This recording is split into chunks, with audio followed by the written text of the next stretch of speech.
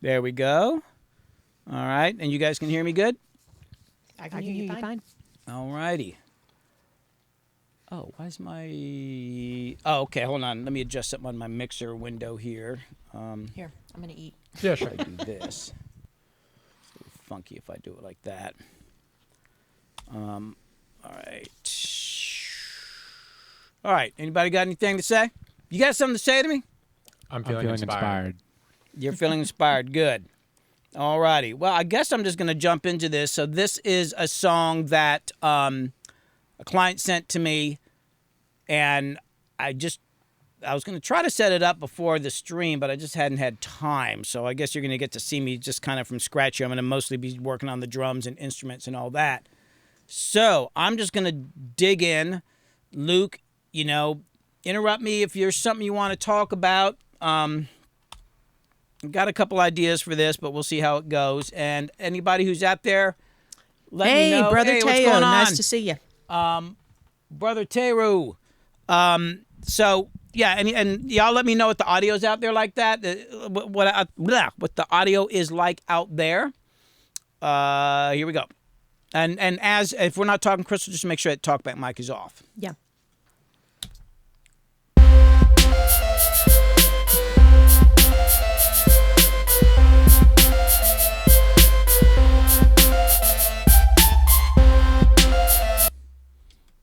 This is always my favorite part, like the initiation of the idea.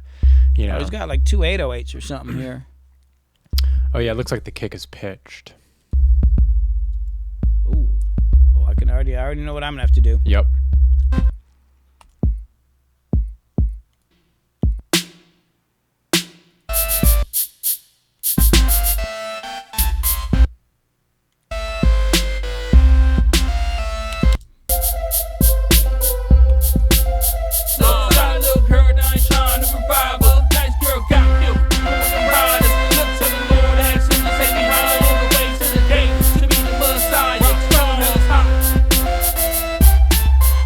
So right now we're just getting comfortable with the tracks, just seeing what we got. I already know what I got to do.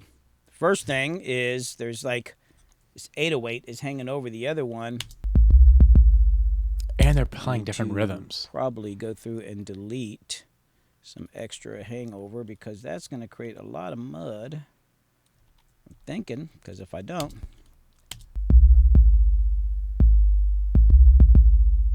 You hear how they warble? I do. Yeah, it's the different pitches that they're at. On this too. So that's part of what he's doing by cutting out some of the in-between? Exactly. He's going to cut it out, the decay of the note so that they don't rub. That makes sense. Yeah, because that will build up and you will hear that. Mm-hmm. So as we can see here, he's going to chop out that little hit. So you'll still get the decay from the other one, but they just won't overlap now. Yeah. Whoa. Shuffle mode. Let me undo that. I just realized I had shuffle on. We've all been there. It's where if you delete something, it moves everything back. So it's like before you know it, you're like, why is everything out of sync now all of a sudden? Shuffle mode. Got it.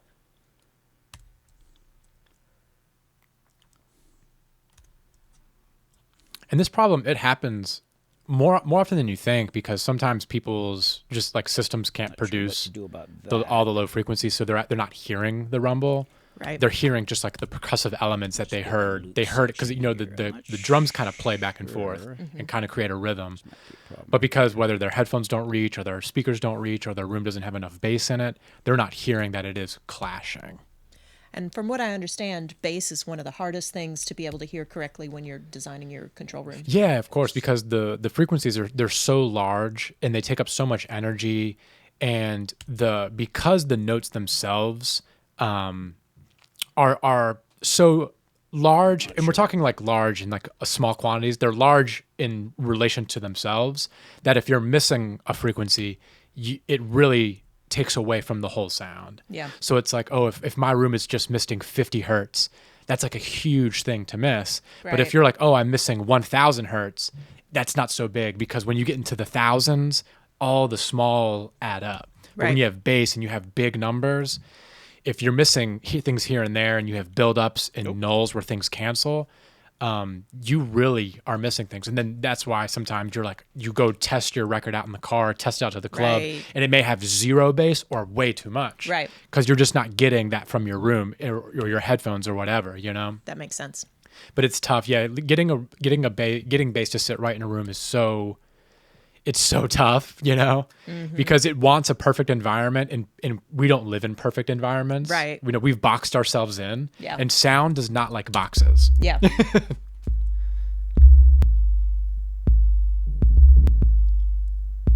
So that's a big help right there, just being able to cut out all that mud in there. But we're still getting the same feeling of the hits hitting at like different times. Right.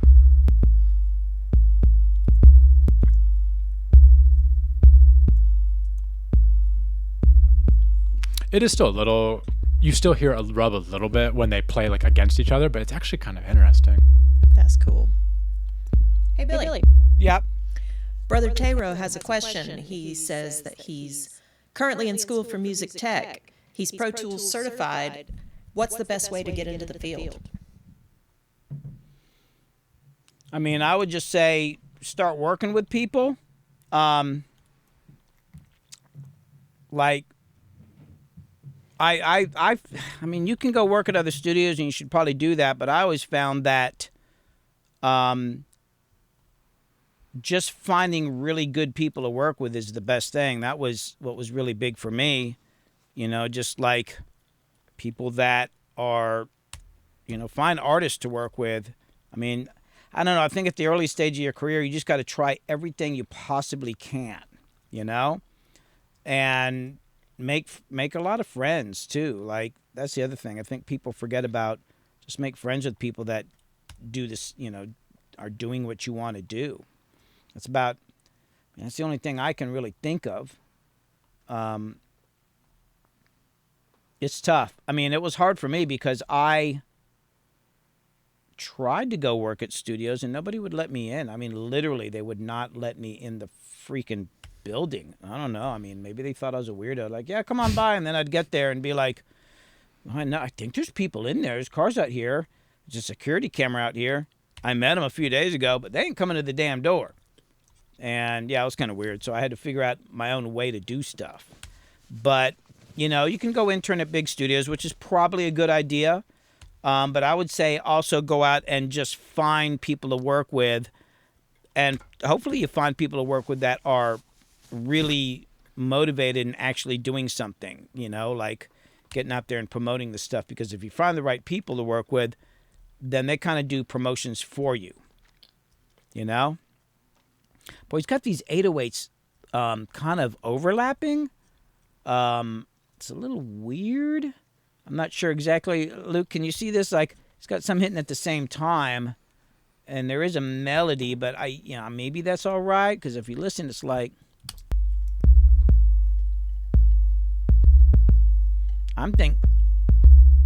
I feel like that top note... Boom, bomb, bomb, bomb. It seems like it should go like this. Should be like... Yep. You know, I don't know if that's a mistake or whatever, but I would never have two 808s playing at the same time. Sometimes a little ring through's all right, but you're going to get a lot of mud down there. I'm going to try this, and I'll make duplicate playlists. I can always go back, but try to not have 808s. And if Big Banks jumps online and says, what the hell are you doing on my mix or my production? Well, he's welcome to do that. But that's one thing about mixing online like this, because sometimes I'm doing stuff and the client doesn't actually know I'm doing some of this shit. So it's all coming out now. Y'all going to hear. No secrets. I mean, I've redone some stuff. That's all I'm going to say. I mean, I don't want to watch the dentist work on my teeth. I just want to know that when it's done, it's I done. feel like this would be the I don't care how he gets choice. it done. I want it done, you know? Yeah, that's right. Do a little loop. So like in that section.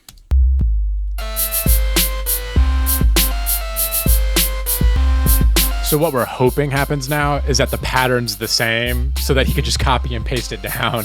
Right. Instead of I mean, look how much time it took just to do that little amount. Yeah, So hopefully we can copy that down. that makes sense. How many bars am I in? Because I think I can loop this. I'm looking at the waveforms and it's looking like, I think I can just actually do 16. Because I think it's, let me go to like about here. Hold on. I'm looking at it and it looks like it's all pretty much a loop. And there it comes. So And there's 16 the loops. Here. So we're going to go to here. Right? Get rid of all this. Let's get these 16 good. Yeah, I'm going to make this assumption. Also, I'm noticing that there's a lot of volume difference between some of the 808s. I might go in and do some clip gain on that because sometimes people will, when they're doing their 808s, whatever they're programming, they leave their velocity control on. You really should turn that off because you really want, especially your 808s, man, like try to get them all this like really hitting at the same volume because you're already going to be struggling with trying to get certain notes. Like you can always go and turn things down later, but like certain notes are going to ring a little bit more, but initially you want all your 808s to be hitting pretty dang hard, man. Like I'm just going to get these 16 here. We'll see what it sounds like. That was one of the things when I opened this up and I noticed it's like, oh, he's got like some of those are really quiet. And if you want this to bang, and we know we want our mixes to bang. Bang, right. We must explode people's ears in subwoofers. It is a must. And if you want to do that, thou shalt have large waveforms. Large waveforms are very important. Oh, hold on. Let me do a preference here so I can see where I'm at. There we go. So I know where I am. I think I got everybody, and I'm going to put some little fades on here in just a second. Got a few people in here. Y'all Let me welcome. make sure. Just so you know, in There's case you another one. didn't Missed that. catch us earlier, this is Luke Campolieta. Yep. Mm-hmm. And he's helping us out here, commentating on Billy as he's mixing. I'm Kit, also known as Kit Mama. Some of y'all may have seen me in the chat. Happy to have y'all here. And so just to like remind people kind of what's going on here is, so we're cleaning up the notes of the 808s so that they don't hit on top of each other. They're changing pitches. Man. And then he was talking about the velocity control. Oh, here hard. And what that means is when you're playing on the little MIDI keyboard, Loop that and see what we it doesn't matter how got. hard you push the button. It'll always play Like at I the said, same I'm velocity. definitely going to have to do some clip gain. That sure helps. Exactly. On some of this stuff. With things like this. Some things you do want velocity control. Right. With something like this, he's looking for something very clean as opposed to more of a live sound. Exactly. A song like this where like the 808 is going to be one of the driving elements of the song because it is so rhythmically busy, which makes it prominent what people are going to respond Yeah, there we to. go. That's It much needs to be the main focus. It needs Herein. to be steady and strong. I think I'm catching. I see what it is. Oh shit. And this editing thing can be so like painstakingly like overlapping just nitpicky, a you know, little like even bit. just look at that small move. Like we're making extremely small moves, but in the end, all these small things there. add up to a big thing. Right.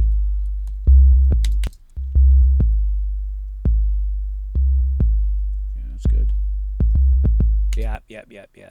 I was being a little sloppy there. Let me. That Yeah, is and one a of lot of Billy's the hallmarks. you know, like a lot of the program, like if you're using like a sample, like what is that, battery, the drum sample player and all that, you can set it so every note you play cuts off the previous note, which is Right. what you want to set your 808s. Always set your 808s so that every note knocks off the other one. It basically needs to be monophonic. Yep. You don't want things holding into each other. There's been a couple times where it was kind of cool, but it's a very rare situation, and you got to really plan ahead to make sure that what is ringing across works, like harmonically and all that. It gets kind of complex. You just can't let anything just hang. And people think, well, more low end is better. I mean, it kind of is in a way, but not always. And I'm going to put a little more of a fade on that. And obviously, I'm being extremely detailed about this, but I mean, so much of the mix is in the low end. If you're not nailing the low end, yeah, fucking forget it, man. Like, it ain't going to matter. I mean, that is so much of a mix. Let me loop that now.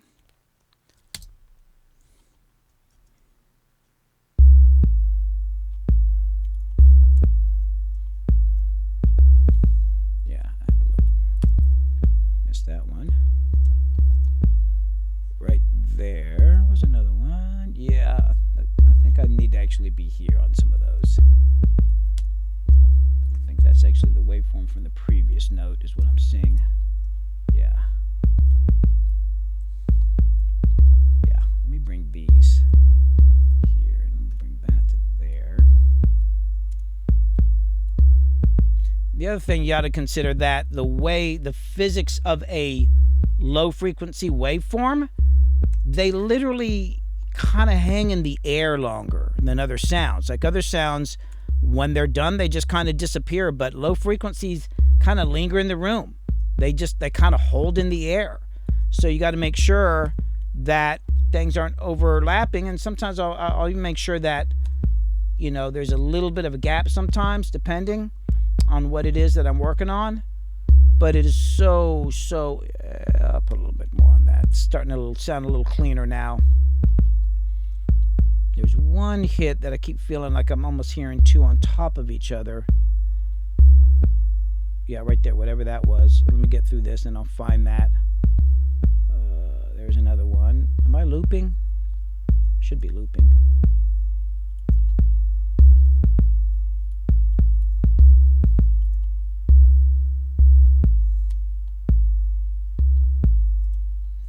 Let me play it from the beginning. I swear I'm hearing one.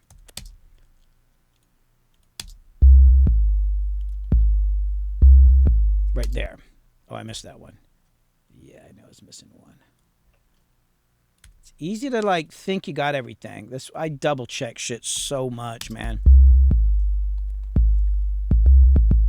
Yeah, right even there. That's not a good clean.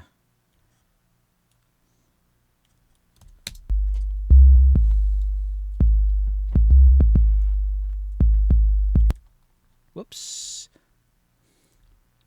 I can also do this too, I forgot. Yeah, see there? Boy. See? You know, zooming in is good. Zooming in is good so you can see exactly what the hell. It's that attention to detail. Yeah.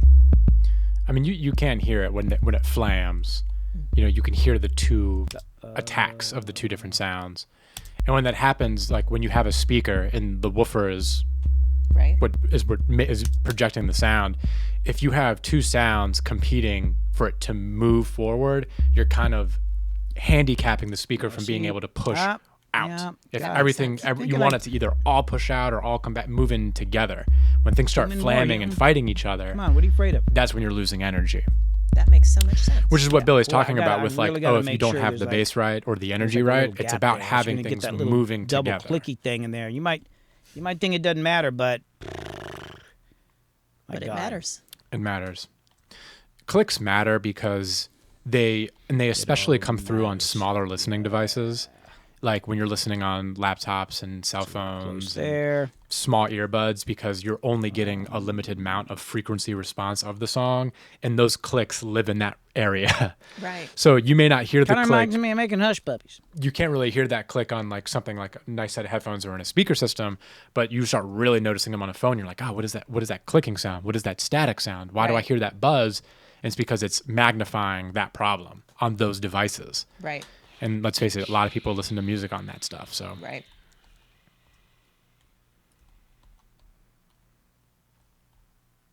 Go back one more check here. Little confidence check.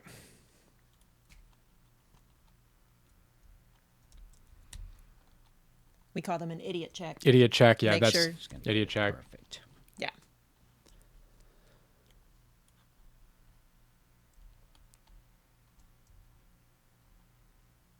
Yeah, you know what it is? It's also like where I'm cutting it off. I'm kind of chopping the waveforms a little bit. That's creating a bit of a clicky sound. If I don't have a long enough fade on it. It's small things like that. It's crazy, man. Like, totally affects your perception of what the hell's going on. Yep, there's another one there. And trust me, that's close enough.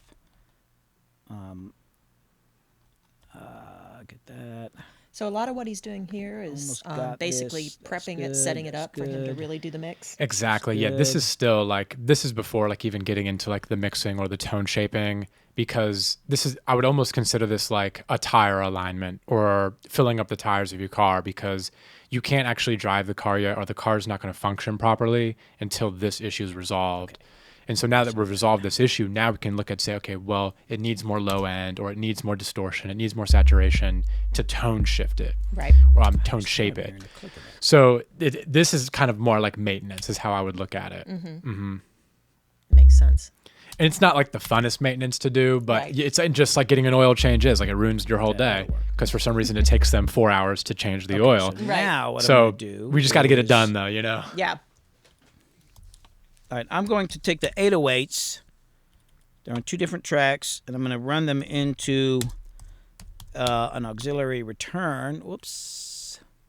It's the class of So 08 I sub. can, because I'll probably treat them separately some, but I also am going to want to, help glue them together, and I can do that by having them go through the same thingamabob here. I'm going to just pick a number. How about 25? So I do this as well. This is similar. When you have 2 different notes that are far away from each other, you kind of have to treat them a little bit differently, because their fundamentals are different. When we're talking about basses, so like we were saying, the numbers are large. The difference between 50 and 75 is really large. So Billy's going to treat the low one differently than the high one, but he's still going to send them down the same line together, that 808 subchannel. They're both going to go there, gain so that he can also here. treat them together to marry them. And here we are like leveling them out. This is all we call it clip gaining in Pro Tools, because these are all little clips, and we're going to gain them so that they match and are kind of even now. Okay.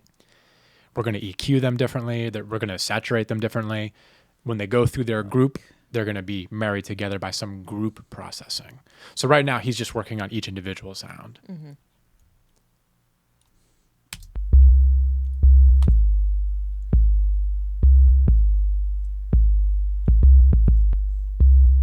Right there.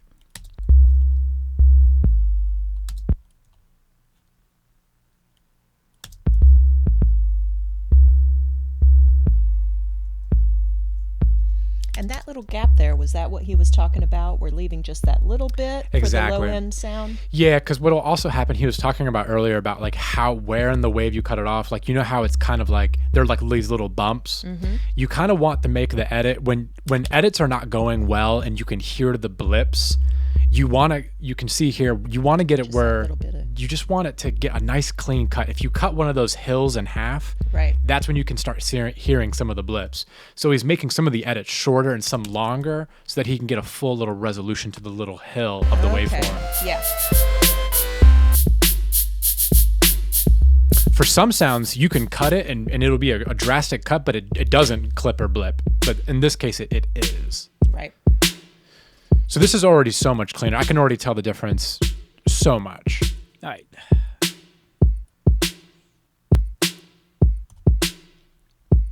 I hear that.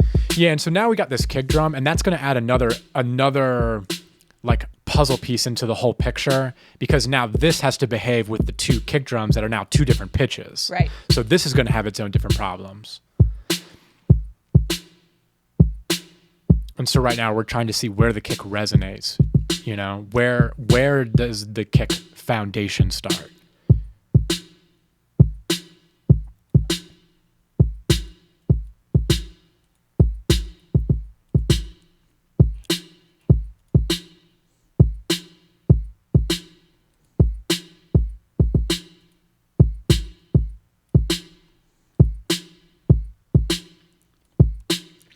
Yo, yo, young eyes, and it's Dandelion.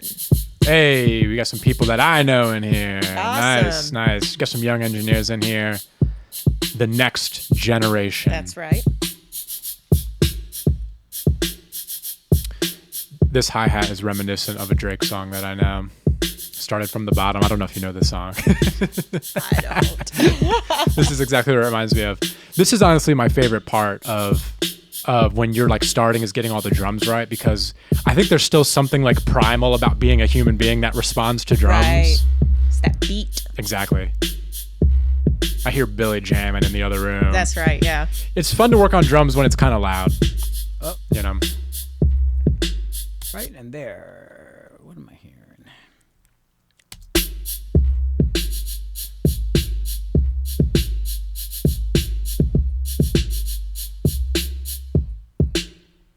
It's getting there.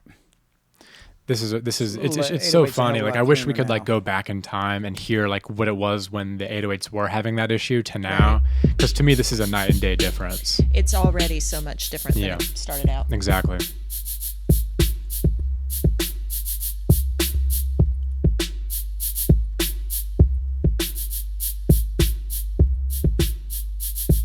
Now, finding this relationship between the kick and the 8, that's the whole battle. That's what everything is going to revolve around that for this song.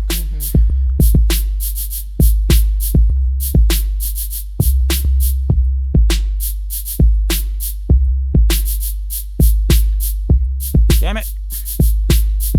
So annoying when you pick on something that you don't want. You have to like go Yeah. back through all the menus.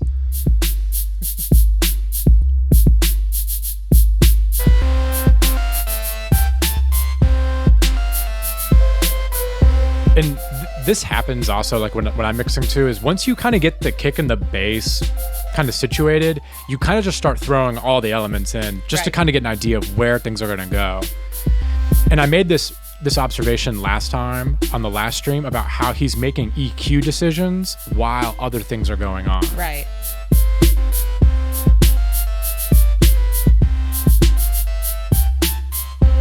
I feel like people always filter too much out of snare drums. You know, the snare drum's like that little clacky Right. one.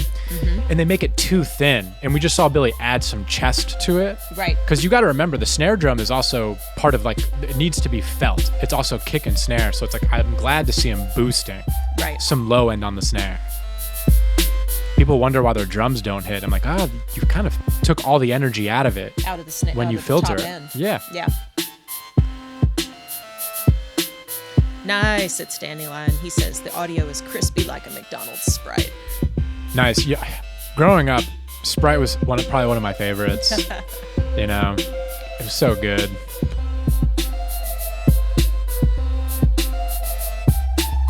This is one of my favorite plugins.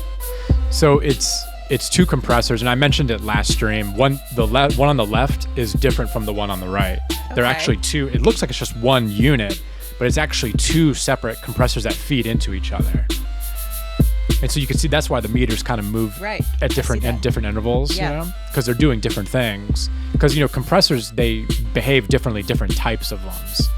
And is he using those on an individual instrument or? That's Yeah, the one track. where everything comes to. Got it. Hey, Sample That. Nice to see you. Welcome. He said sample Sample packs. that. Sample that. Oh, nice. Send us some samples. He says Sprite still slaps. It really does though. I know. I remember. It kind of dates me when Sprite Remix came out. It was like a cultural phenomenon. You know. It was like the different cans and everything. I remember like it was yesterday. I don't know. I was always a ginger ale person. Okay. I drink ginger ale with whiskey. Well, that's good. Yeah, especially to get the really strong kind. It's my go-to. Like if I have to drink a lot at a bar, ginger whiskey.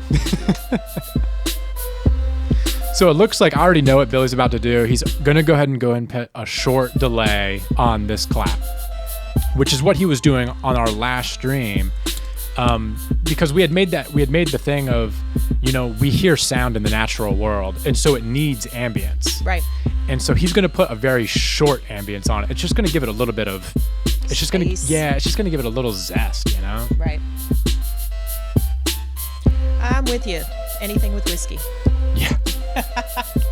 It's true though. Yeah, we had some birthday shots with Jimmy last stream. Oh, nice. Yeah, it was his birthday. And we're going into like whiskey season, so I'm looking We forward are. to it. Get a campfire going. Exactly. So these snare delays, they're meant to be short, and they're going to be tucked. Like right now, it's really loud, Right. as we can hear. Yeah. Because he's just getting the sound right. Also, really cool is he's creating a delay, creating space, but the decay time is different on each side. Right. Which gives it more of a stereo sound. And then he's going to tuck this down, and it's just going to give it the right amount of thickness and space. Look at this. It's a big, to me, this is nice. To me, I'm like, wow, that's amazing. It's great.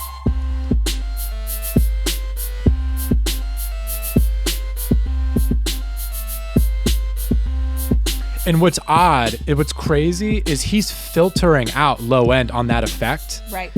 But when it's in, it's making it sound so much thicker. Right. It's such a weird phenomenon. Something with our brains make that happen. So even though there's really not much low end, those are the vocals. I thought Billy was talking to us. Since there's not much low end in that delay, you would expect it to be thin, but it's actually the opposite. It's so strange. I guess it's just part of how everything interacts. Yeah, exactly. All right, so now. But that clap trick, I do that too. It just thickens it up. That's a good thing for people to see. Because where would you learn that? Who's gonna be like, Right. I stole it from Billy. I'm like, oh yeah, I'm about to steal this.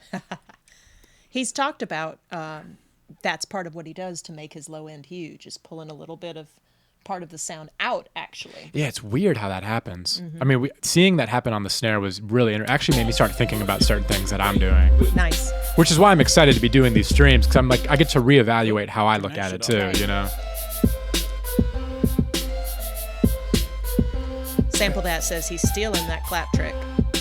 Dude, it's good. It's good. And then you can play with the delay times to get different spaces and different types of width. Right. No, it's great.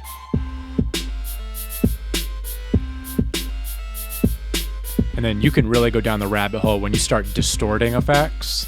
Like if you distorted that delay or you distorted that snare reverb, it creates an even different thing too. And when we do some like country and rock songs, we'll see Billy specifically do that. And it's changed my... I still got to balance out these 808s more. It's changed my view on like snare drum ambience. Right. Which I know is like a really cool thing to say. It sounds good. Right, it sounds cool, yeah. It's Dandelion says mod delay is super underrated. It really is. Like the Pro Tools plugins, they're good. Right. And so mod delay is just like the standard Pro Tools plugin that comes with the stuff. And it's amazing because what some of these advanced plugins can't do is you can't change the wet and dry of the left and right easily. Right. Sometimes you got to go to a multi-mono plugin and change all these things. But on the mod delay, if you have a stereo delay, you can change the wet and dry immediately, and it's underrated. Audio, speaking through audio, what is wet and dry? Right. So like when let's say like reverb, for instance, right? If we put a plugin, a reverb plugin on the snare drum, we would only hear the reverb. Only. It is 100% wet.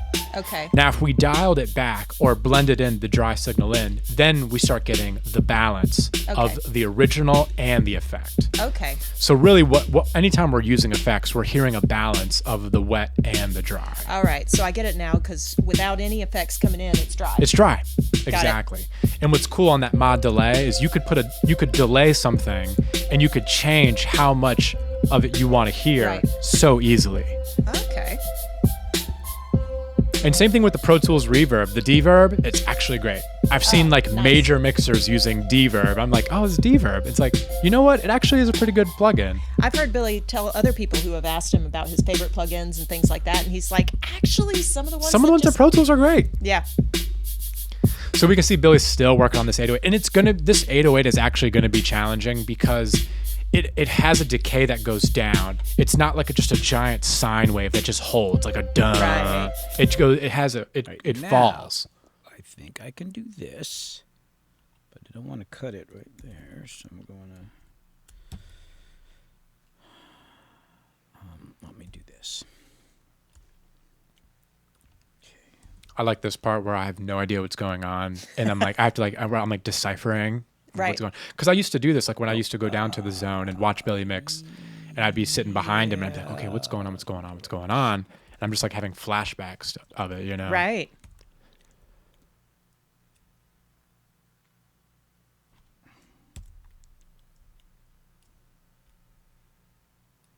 Well, you have a better idea than I do. Yeah, now it's been some time. Now we've kind of deciphered the code a little bit. What is it? Is it the Bible code? We've deciphered the Bible code. Okay, so now we're making the loop finally. The Wizard's Book of Spells. Yeah, I know. Like sometimes, like when we're like in a session and you do it really fast, people are like, how did you just do that? Yeah. I'm like, I can't tell you.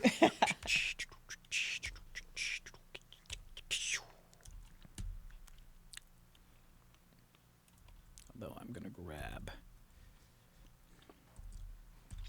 So put it here. Whoops, shit.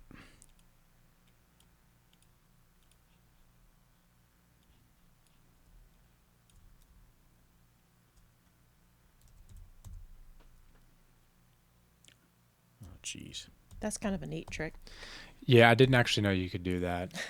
I didn't know you could bump up clip gain like that on a key, like a shortcut. Alrighty. Billy likes his shortcuts. Right, exactly. Yeah. Even that's just kind of cool, just the drums only. It's a great track. Yeah. Okay, so let's see. It looks like. So this is the classic Massey limiter.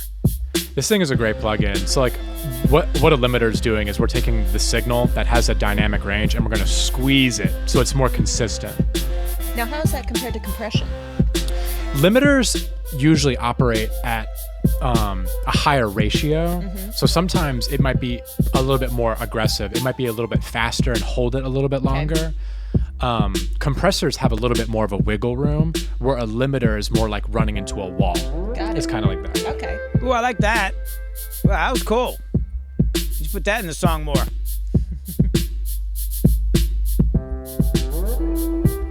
Well, there we go. Thank you. Oh yeah, these Boz compressors, I haven't really used these a lot, but oh yeah, this is cool. That is cool. That's cool. I'm telling you, once you start getting into distortion and like saturation, it like changes the song. I was like, whoa, what is that? Right. So right now, these plugins that we're using are being treated on both 808s. Okay. Now that he's looped them together, he's got Kinda it like all that. ready. And so now we're compressing it. These 808s need compression. They're too dynamic. They have too much decay. We need them to hold a little bit more. I guess that would give it a little more force. It's exactly, yeah. It's almost like if you have a hose and water's coming out of the hose and you put your thumb over it. Got it. It's kind of that effect. Wow. Where it's Okay. like you're taking the signal and you're shoving it through this thing. Right. And it's gonna give it some attitude. Like as we can hear, when it's in, it almost distorts a little bit. Right. And he's making it do it because it's kind of a cool sound. Yeah. But that's the best way I can describe it, as like a hose flowing through water and putting your thumb on totally it. get That's it. kind of like how compression works. Okay. I don't know. That's a little wacky. It's Dandelion is talking about how much trouble he has getting the 808 right. I can relate to that so much because their bass is so different. Right. Like there's so many ways it can be presented, and it's unwielding. You know, it's like a horse. Like you don't just jump on the back of the horse and you go. Right. You got to kind of take the horse and you got to kind of like shake it a little bit. You know, Yeah. like you got to ride the horse. So even to this day, I'll struggle with it because it's just such a dynamic thing in nature, and we're trying to box it. You know. Right.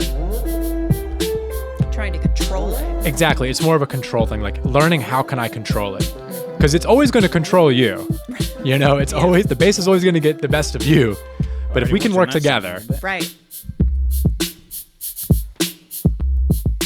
But I'm liking now there's a consistency with the 808, which is what he needed to do. Like you can notice like when the notes change, you don't feel like there's a drop off in energy. It just Right. feels like it's just there now.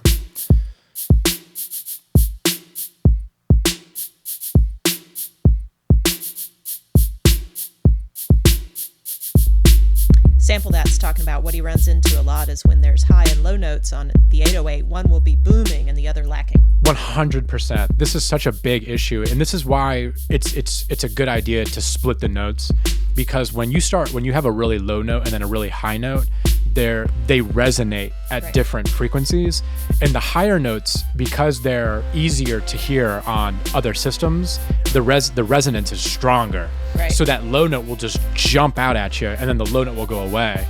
And so I'm always a fan of splitting it, putting it on different tracks, treating it differently, and then marrying them together. Which is exactly what Billy did. Which is exactly what we did here, yeah. Mm-hmm. So yeah, it's Sample That was the name. Yeah. That is such a common problem. So don't be afraid to split those up into separate tracks and treat them differently. Right.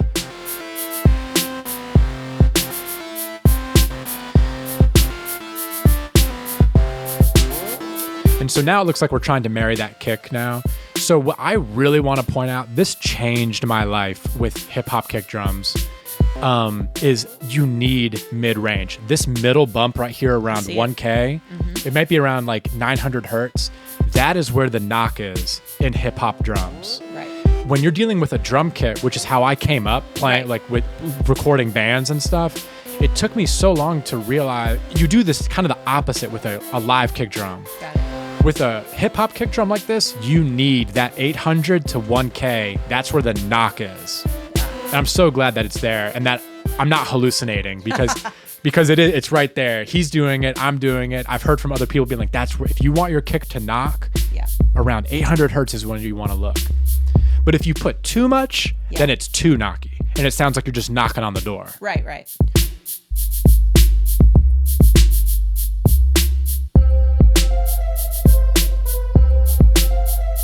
Yeah, I'm so glad I saw that. That was great. Very affirming. Yeah, I know. It's affirming. It's affirming. Exactly.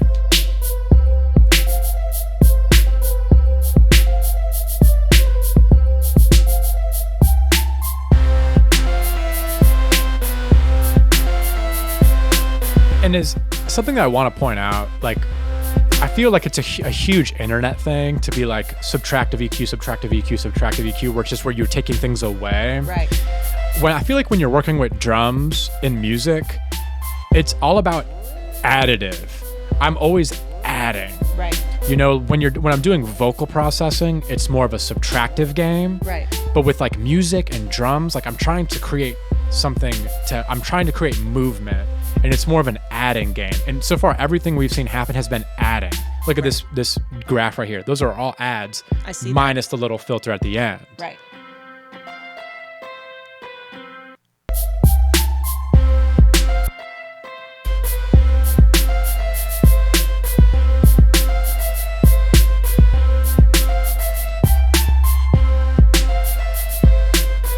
Sometimes you don't have to do anything to hi-hats. In today's world, they're just like so processed. Like sometimes you just don't even need a plugin on it. Like, I mean, even just what Billy did here is this is such a just very gentle. Right. 100 plugins don't have to go on everything. Yeah. You know?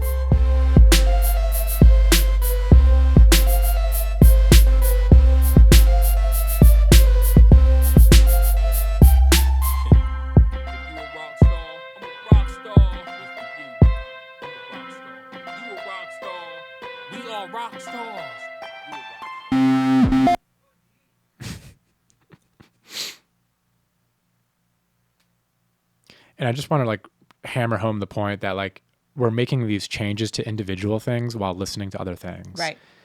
Like when we were working on those drums, the melody was playing almost the whole time. Yeah.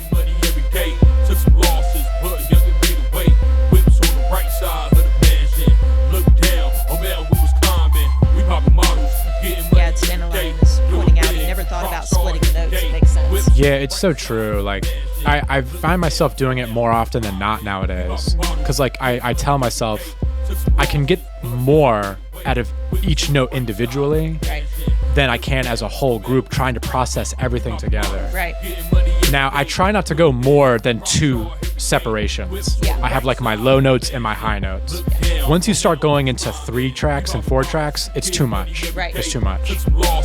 And then you can bust them together and marry them together. Right. Do it big, Rockstar every day. Whips on the right side of the mansion. This is a cool song. It is. I kind of dig it. Yeah, I'm This like, it's artist kind of is cool. Banks. Banks, cool. I can't remember if he's Banks or Big Banks. Should have asked. Big Banks. That's right. Ain't no little Banks. Yeah, he's a cool guy. Look down, around we was climbing. Popping models, getting money every day. Do it big, Rockstar. So it looks like at this point, because he has stacked the vocals 3 times, there needs to be some sort of blend between these, and he's probably just hearing like which one sparks some sort of emotional response Right. to make like the main one. You know? Right side of the mansion. Look down. That's what I do at least. Yeah. You know? We popping models. Hey, Carlin, welcome in. Do it big, Rockstar. Yeah, Billy's been working on the low end so far. Yeah. We've worked on low end, we worked on drums, and now it looks like we really haven't touched the music yet. Right. But we're jumping to vocals. We popping bottles, getting money every day. I'm so excited. Whips on the right side of the mansion. Look, This is probably Billy's favorite plugin. If you guys went on a Newlyweds game and it was like, what's Billy's favorite plugin? I would say Channel Metric strip. Halo Channel Strip. Okay. Definitely Channel Strip. Got it. And so what a channel strip is, for some people that don't know, is it's a channel strip, and it has a gate, a compressor, an EQ, and a level fader all in one thing. So it's multiple plugins in one. Getting money every day. Do it big, Rockstar every day. Whips on the right side of the mansion. This is my favorite kind of compressor. 1176 styles compressor. They're aggressive. Always fast release, always slow attack. It just has a sound. It's the sound, to me, it's the sound of, Right side of the mansion. did you hear it? I hear that. It just feels like it wants to just jump out of the speaker. Right. Do it big, Rockstar every day. Whips on the right side of the mansion. Look down, a man we was climbing. We popping bottles, getting money every day. Took some losses, but younger paid away. And so what I want to point out is there's multiple compressors happening here, but they're all not acting the same way. Each one has its own kind of role or position. This blue one, that's the main tone. That's establishing the tone for sure. Took some losses, but younger paid away. Whips on the right side of the mansion. Look down. I've heard Billy talk about this, where he'll sweep We popping around models, until he getting finds money the every spot. day. Exactly. Do it big, Rockstar every day. He was kind of looking for what was bothering him. Look down, a man we was climbing. But noticed how we did it while everything else is playing. Right. I like literally, I'm however many streams we're gonna do, I'm gonna keep saying that Yeah. because it's overlooked. Look down, a man we was climbing. We popping models, getting money every day. This is just a simple like de-esser plugin, Okay. so it takes out the sound. Look down, a man we was climbing. That's one of the few things that I knew. from We the popping You knew beginning this what one. It does, because DS. it tells you. IDS. Yeah. That is Get rid of my the role S. in life, to DS. We popping models, getting money Yeah, every day. this style of plugin, if I had a Desert Island plugin, it would be a Blue Stripe 1176. I need it. Need it. We popping bottles, getting money every day. Took some losses, but younger paid away. But it has to be the blue one. Right side, That one has to be blue. look down, a man guess we was there's other climbing. colors. There's different colors and different sounds and Sure. revisions, Yeah. but the blue one, that's the one. That's the sweet one. Whips on the right side of the mansion. Look down, a man we was climbing. There's really not much vocal EQ happening. Like it's I really see just that. a little dip and then a little high end. Losses, but younger paid away. Not a lot of EQ on the vocals.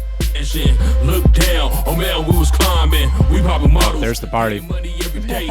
Do it big, Rockstar every day. Whips on the right. Oh yeah, so lo-fi. So someone was asking about lo-fi.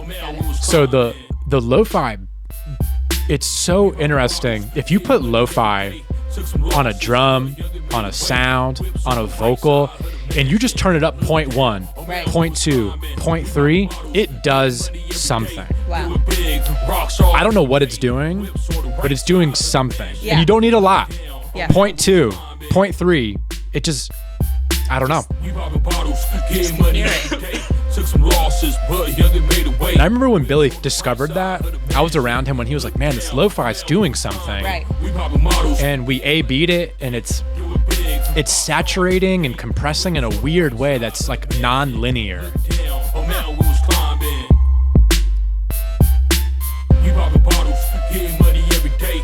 Took some losses, but younger paid away. Whips on the right side of the mansion. Look down, a man we was climbing.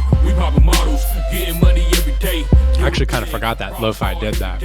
I need to remember.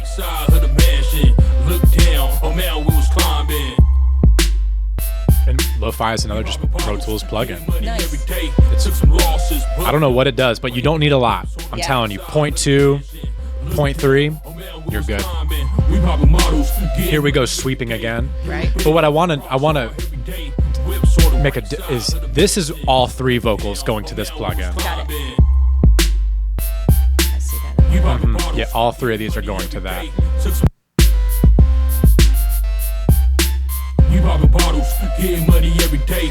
That area is always going to be a problem area when you have group vocals. That 100 to 300, there's just build up there. It's almost like you're talking over like a piece of cloth.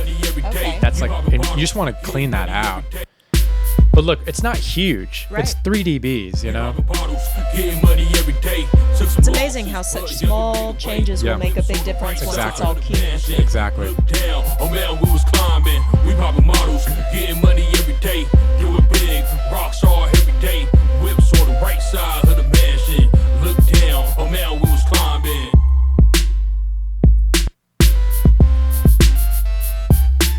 We popping bottles, getting money every day. Took some losses, but young and made a way. Whips on the right side of the mansion.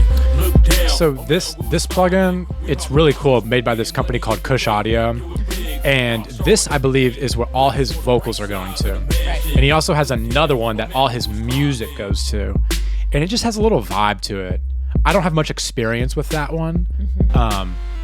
But I know that's why Billy's using it. It just has like a weird glue thing that goes with it, you know? Nice. It's the type of glue you would expect from a company called Kush, Right. is what I'm trying to get at. Yeah. Yeah. So now we're going to get into some music part. Working on the music's always fun because that's when you just feel like, and the vocals are in, Right. you can hear everything. Once you get the music going, you really start to see the picture come together. Oh man, we was climbing. We popping models, getting money every day. Do it big, Rockstar every day. Whips on the right side of the mansion. Really start to hear how it all sits together. Yeah.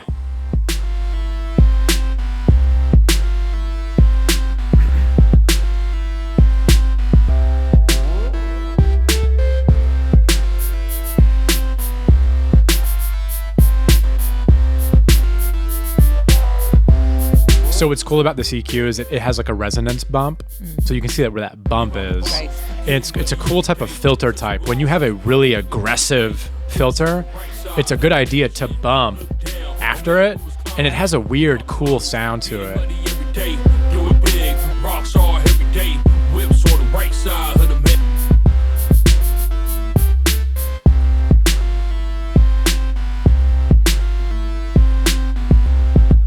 It's another weird thing where like we've taken out a bunch of like low end, but when you bypass it, it sounds thicker almost. Right. It's a weird phenomenon, you know?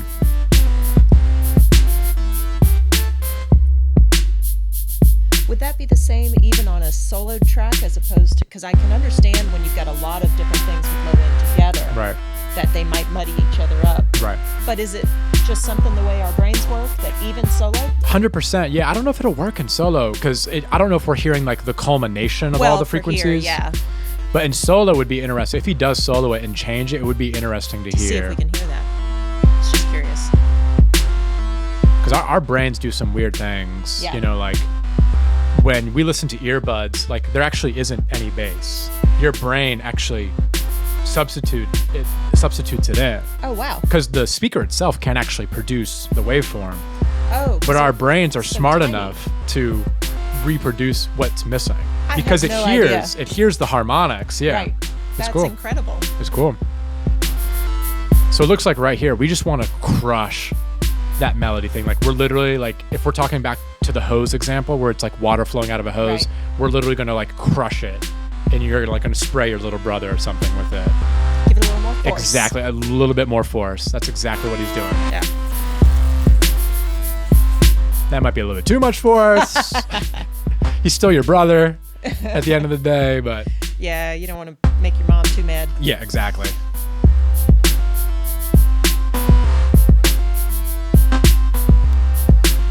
It's interesting how these different modes sound so different. I like the gritty one. Yeah, I want him to stick with the gritty one.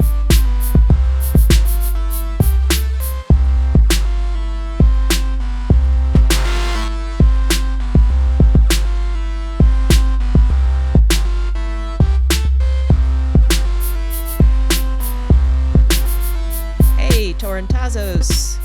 What a dope concept, he says. It really is.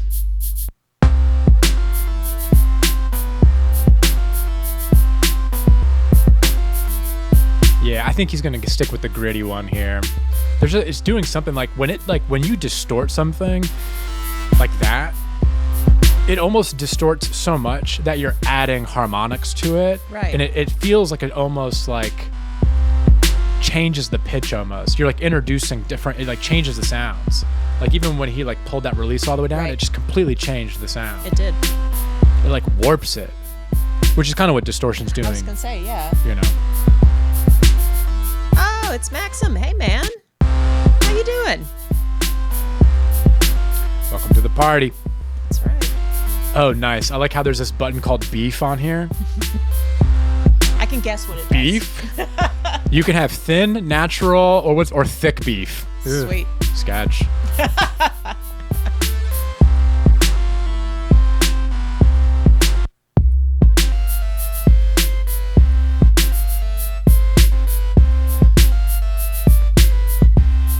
Now we're jumping on to just a different sound.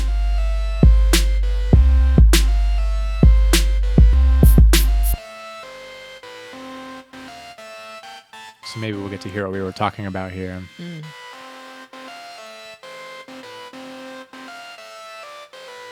It's interesting. I do hear something.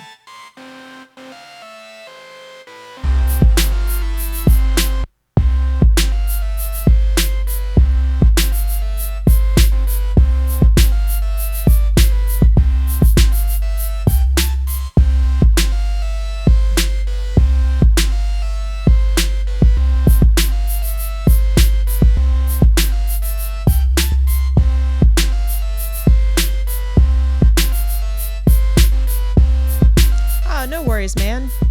We're here. You can come tune in whenever you get a chance. There is no late to the party. So nothing really much going on with that high melody, which could be cool because like when the other one comes in, like that could be like the scene change, you know? Yeah.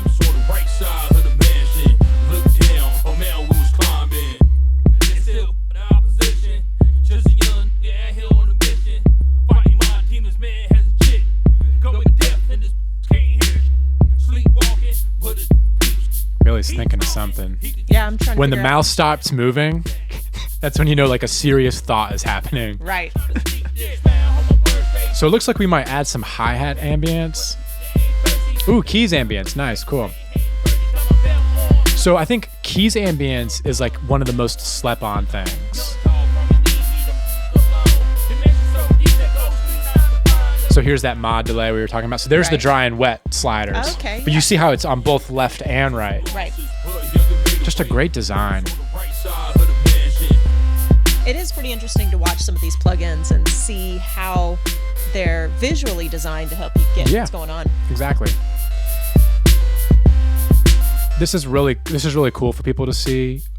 Is what Billy does is he'll like saturate his effects returns. Right. So like we sent this melody to a delay, and then he'll add a little tape saturation to it just to even thicken it up a little bit more. Oh, that's cool. Yeah, it's another thing that I forgot about. I'm like, oh yeah, it's a good idea.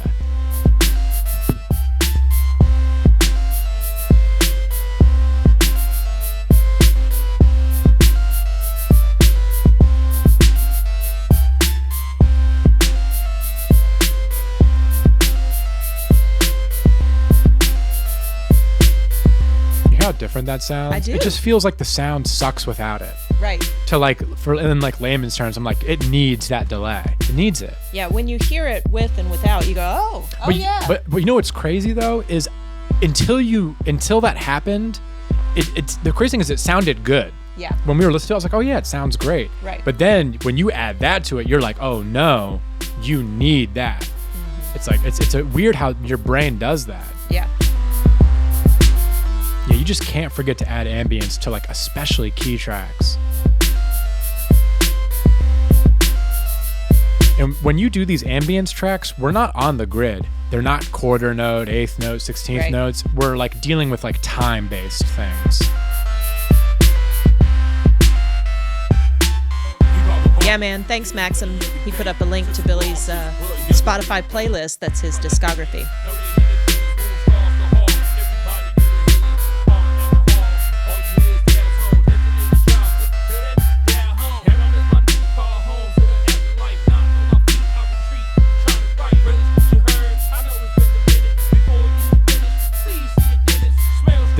This moment kind of reminds me, like on some recording consoles, you can push solo and it'll just like lower everything else, you know?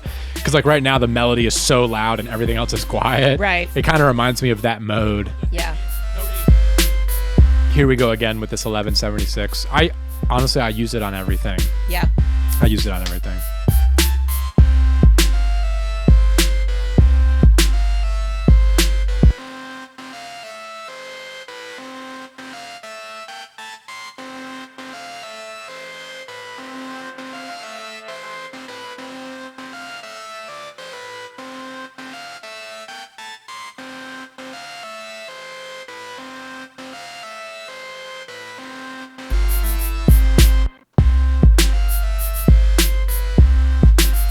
Should we ask Billy what he's doing right here? Should we see what he's up to? Yeah. I'm just curious. Hey Billy. What's going on with the delay on the keyboard? Why were you doubting that decision? You gotta turn your mic on, bro. Yeah, tell him again. Hey Hume. Were you? Because we were just wondering what was going on. Were you like thinking that was a good idea, bad idea? No, I think it's kind of cool. I don't want to use reverb. There's already reverb on some of these sounds, and I just want everything that it's like. There's not a lot in the track. There's like a few parts, but I feel like it needs to be really impactful. And reverb softens up things, where I'm just putting a delay on it to kind of give it some bounce and like more of an attack, and also to make it a little wider. Seems like it'd be, I don't know, I just want it's almost like a very subtle room sound on it, but I've just been turning it up and down. Why, what'd you think? We love it. Oh, cool. Yeah, I think it's kind of cool. It's like, I don't know if most people here don't know, but I went for years where I hardly ever used reverb on anything. I think I went over 10 years where I never used reverb on vocals or anything except hand claps on rap songs. Everything else with delays, just delays on everything. And I have a whole kind of complicated way of using delays for vocals to create, like, I've got a couple videos on YouTube about it. I think it's called I Didn't Use Reverb on Vocals for 10 years or something like that. Crystal, if you can look that up. But, I mean, I use reverb now. I think the reverbs are a little better. There was a lot of reasons why I didn't do it, but I just feel like you can get a cleaner mix by using delays. You can kind of create like a room sound with a couple delays, and it's way cleaner than trying to do it with a reverb. Right.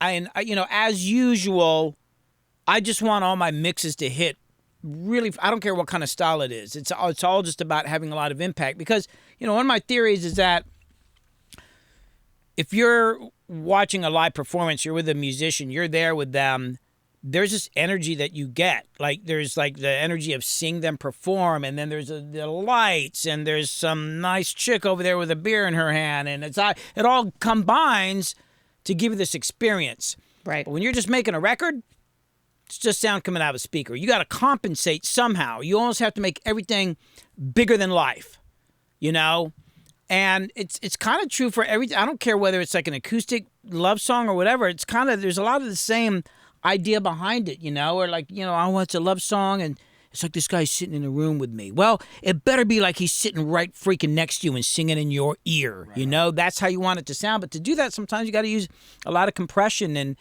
things. And I know I'm getting off subject here, but I was just trying to make these keyboards kind of have their own sound. And also, since there's a similar sound between all the keyboards, he's coming in on octaves, I'm giving them different EQs. I'm going to send these two main ones to that delay, but I think one's going to have a little bit more than the other. And then the other ones, I'm going to probably do some longer delays. There's a couple sounds in there I wish he had in more spots in the song. And, oh, hey, Access Deny. How's it going, man? Nice to see you here. How the chickens? But I still don't have chickens, Axis. I don't have time. I don't even have time for hardly anything. So I think we're putting off chickens for a couple years. Yeah, I've got enough to do with my bees. But yeah, I didn't use reverb on vocals for 10 years. Yeah. So, but yeah, that's why. Any other questions? I'm sitting here working. I noticed chat going by. Nobody's interrupted me. I figured you're answering all the questions over there. Oh, dude, we're having a blast in here. Oh, good. I'm kind of having fun too. It's like this is actually, before the stream I was stressed out because I'm trying to get all these new overlays. Mm-hmm. And Chris, I'm not even looking at the freaking screen. Like, are you switching scenes a lot and stuff? I am. I've got to learn how to do it proactively. Oh yeah. Got to learn how to do it proactively instead of. Yeah, and I was gonna say too, like, there's this camera on my right and on my left, and it might be a good idea to show people my beautiful profile. Look, this one's not bad, man. But anyway, yeah, I was really stressed out just trying to get everything going, and this is a complicated technically. With you guys sitting in the other room, being able to hear you talk, I can't hear you. The communications, and it's working out. But I've been working on this for like weeks, and then this is actually the first time in a while I was able to just like actually concentrate on one thing. How long have we been going now? An hour and 8 minutes of just concentrating on one thing for the first time in weeks. So I'm kind of having a good time. Able to hit your flow. Yeah. Also, this jelly, like Griffin put a lot of jelly on this peanut butter and sandwich. It's really good jelly. It's like the best freaking jelly I've had in a long time. It's blueberry. Yeah, man, access denied. Oh, yeah, there's a heavy echo on that mic. That's the one technical thing I haven't figured out, Axis. There's something looping, I haven't figured it out, but I thought it sounded kind of cool. So I'm freaking leaving it, man. Yeah, that stadium Echo's feeling. Cool, right? We have to do it like All right, here we go. Hey, get back to work. Can't beat a PBA, PB, freaking. Hey. What? Get back to work. I'm getting back to work, man. Don't yell at me. It kind of made me feel like one of those guys at like the warehouses, like, hey, no smoke breaks. Yeah, that's our intercom mic. Yeah, exactly. Man, I just wish there were okay. I don't know if, oh, by the way, Big Banks, hey, Chris, hold on. I might forward you an email. Actually, let me do it on my phone. He's supposed to send me, I realized I was supposed to like put his social media stuff up. Hold on. And right before the stream, I was like, oh, okay, here we go. Chris, so I'm going to forward you, oh my God. I was like, hey man, can you send me some links? Move the sound, wait, hold on, he's texting me now. Now, dude, come on, comment publicly unless you're like saying something really terrible. So Crystal, Big Banks, if you could put some of this up on the chat, he's got some links here, and Banks, okay, I'll look at your comment here. Maybe you're saying how terrible this mix is. Move the sound around in spots you think ES, thank you for the follow. Around in the spots you think I'm watching the Twitch. Man, what? Thanks, Max. I have no idea what you're saying here, Banks. You move the sound around in the spots you think I'm watching the Twitch. Maxim, thanks for the sub. All right, you got to get on Twitch. But anyway, I feel like you should have hand claps on the snare drum, man. All right, we're back in it.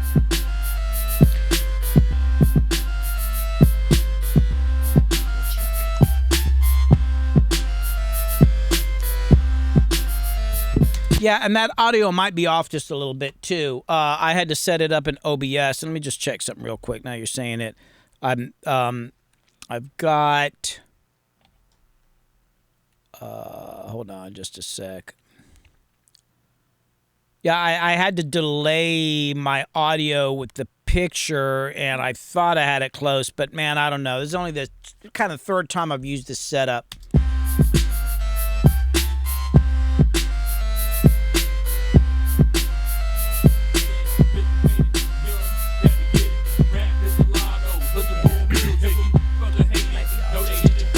Yeah.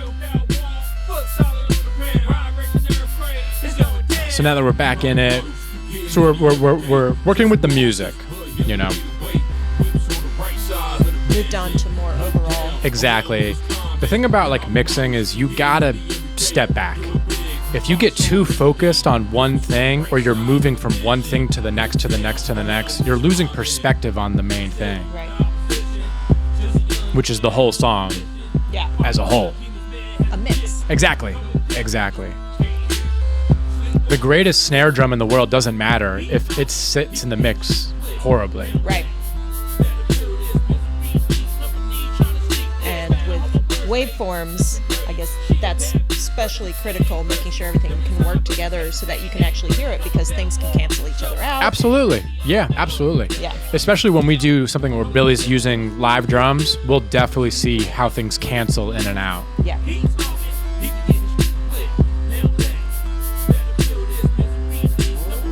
Yeah, Max, he's been working hard on this. He's got these overlays going. He's really working on the cameras. He's, Billy's a producer. It's got to be right. Yeah. And it needs a little bit. You have to have some sort of psychosis, like an obsession, that I envy. Yeah. Like when he has an idea, he goes for it so, like with the psychosis, and I love that about Billy, The focus is The focus, yeah, it's incredible, incredible focus.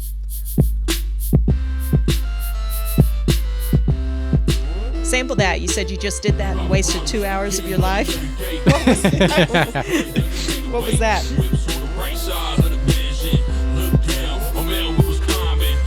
So Luke, Yeah. it's Dandelion is wondering how you two got to work together, you and Billy. I used to work at a studio in New York called Avatar, and I had mentioned to the owners that I was going to move to Atlanta, and he was like, "Oh, that's so crazy! I just spoke on a panel with a guy from Atlanta. You should link up," and gave me his email. And I emailed Billy, and I was like, "Hey, I'm moving to Atlanta in about 2 weeks. Yeah. Do you mind if I come hang out?" And he was like, "Of course." And of course, he ended up like emailing me like the day after. He's like, "Hey, are you here yet? Can you come right now?" I'm just like, "No, I can't. I'll be there in 2 weeks. 2 weeks." And then that was over 10 years ago. Yeah. And there was a question earlier, like, how do I get started in the music industry? And one of the best things you can do for getting started in the music industry is aligning yourself with people whose work you like. Right. And it's like when I first moved to Atlanta, I found all these people that I wanted to be associated with, and Billy was one of those people. Right. And I learned so much from Billy about like working with bands, country music, bluegrass, rock music, rap music, like so much stuff, So I'm forever grateful to you as well. Yeah, that's one of the things about Billy that sets him apart is how many different genres of music he can work in. Exactly. And know exactly what's appropriate. And that's what I get now. I from working on all the country music to like crazy trap or R&B music. People are like, how do you do it? It's just like you just have to expose yourself to it, Right. So let's That's see. right, Axis. What do you say? He said hyperfocus is both a gift and a curse. It is. Mm-hmm. It is.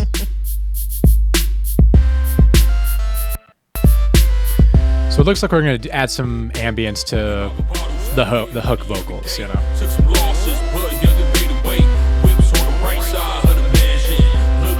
little space. Exactly. You need a little space. Because we don't hear vocals like through a microphone. Like this sounds unnatural. Right. Yeah.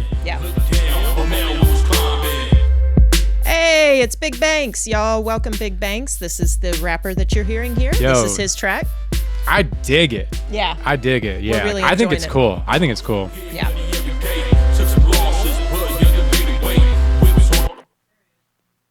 There he is, Big Banks. There he is, man. Came on the chat. Okay, yeah, I might do. I want to throw a little hand clap sound behind that snare drum if that's cool with you. That'd be awesome. I want to give it a shot. I like the snare drum. Cool. I just feel like the beat could be a little more aggressive sounding. So I'm going to try that in a minute. And I've got a couple ones I'm going to try. So, but glad you popped in, man. By the way, I'd also like to say publicly here that I appreciate Big Banks paying me very quickly. As a matter of fact, he paid me before I downloaded the files. And it was a very nice thing because some people take goddamn forever to pay. Yeah, man. Now, Banks is very respectful, very excited about this. He's about his game, and I can't get into any detail. He's been setting up some stuff back where he lives in his life to make sure he can do this. That's why he had to disappear for a while, but it wasn't because he was quitting. It's because he's getting his crap together. We had a good talk the other night, and when he hit me up about mixing it, I'm like, it's like the dang WeTransfer files were in my email, ready to download. He's like, boom, I'm talking to Crystal. The payment came in like literally in the middle of the conversation. It was like, oh, this guy's serious. That's right. right. You know? And I do this because I love it, but, it certainly damn helps when people are on top of it instead of like a client I had recently who has amazing music that it took me literally, I don't know, it was a month or 2 months to kind of get approval on the final mixes. And I don't think they're like trying to do anything weird. I think they're just slow. And it's like, well, if you're not excited about it, why should I be excited about it? Like, seriously, right. I don't want to be more excited about your music than you are. If I'm more excited, there's a problem. All right, back to work. Thanks, Banks. Yeah, it's nice when you get those interactions because like it's the same thing with like, and it's everything in life. Like if you have someone coming over to paint or you have someone coming over to do plumbing, like if you want someone to do a good job and you're paying them and you take care of them, they will take the extra step. I know I would do if people like were help. I'm like, man, like this guy really cares or he knows how to get it done. I'm gonna make sure that this is 100. It's like. It's how you get people to bring the best out of people. That's right. And specifically when you're working with artists too, Absolutely. if they're into what they're doing, Absolutely. then that means that this might have some legs. Exactly. Look down, oh man, we was climbing. We popping models, getting money every day. Do it big, Rockstar every day. Whips on the right side of the mansion. Look down, oh man, we was climbing. Yeah, I like the ambience on the hook. It needs it. It's obviously a little bit too much right now because he's still getting the effect. Right. Sometimes when you're looking for an effect, you might have it kind of loud just so you can hear like what it's actually doing. Right.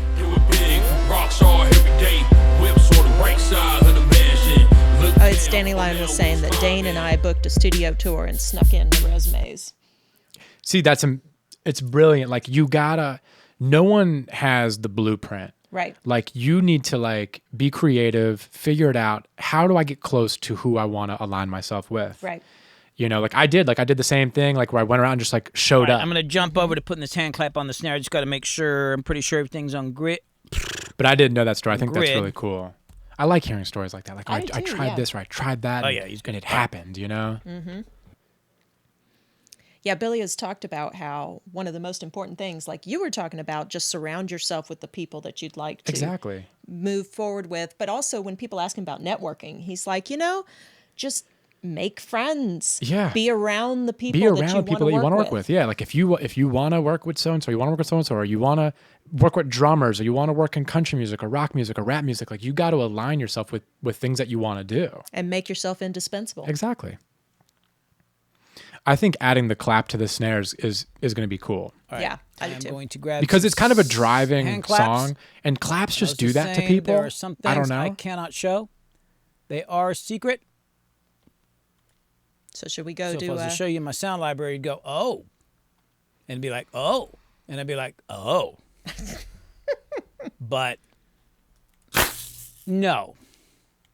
Oh, here we go. The whole like looking No. for the right sound for 2 hours. No. I know which one I want to use. I want to use... Hey, man, sample that. Thanks for the follow. Hold on. Yeah, he's saying, like Billy said, sample Oh, where that, is started it? Where buzzing is it? on Where is it? doors, Where is it? getting Where is left it? in the Oh, there. cold. But if you just booked Okay, the this studio is kind tour, of, they might let you You right might in. just let you in, and now you're in, and now because like once you're like, oh, if I just get in front of somebody, I know Right. I can figure it out. in my mind. Yeah. You know. Oh, no, hold on. I need to go back to... Ah, nice. What am I doing here? Esta Santo, thank you for the these. follow. And Banks, Eh, thanks, man. Suck. Where is it? It's so funny. I was on Instagram the other day and I saw someone post. It was I think it was Depeche Mode, old band from like I think Oh, 90s I or saw them 80s. live. Oh yeah, nice, sick. And so they have the keys player, who's a famous keys player. I can't think of his name, and he was like, "This is my brand new synthesizer. It just came out. I don't know if it was like a Moog Voyager or something or a Yamaha. Like it was just." And he's like, "Yeah, I'll just sit at this, and sometimes it takes 2 hours to find the right sound." And I'm just like, "Wow!" Like literally 30 years later, we do the same thing. Same thing. Like we got look for 2 hours for the right sound. You know. Yep.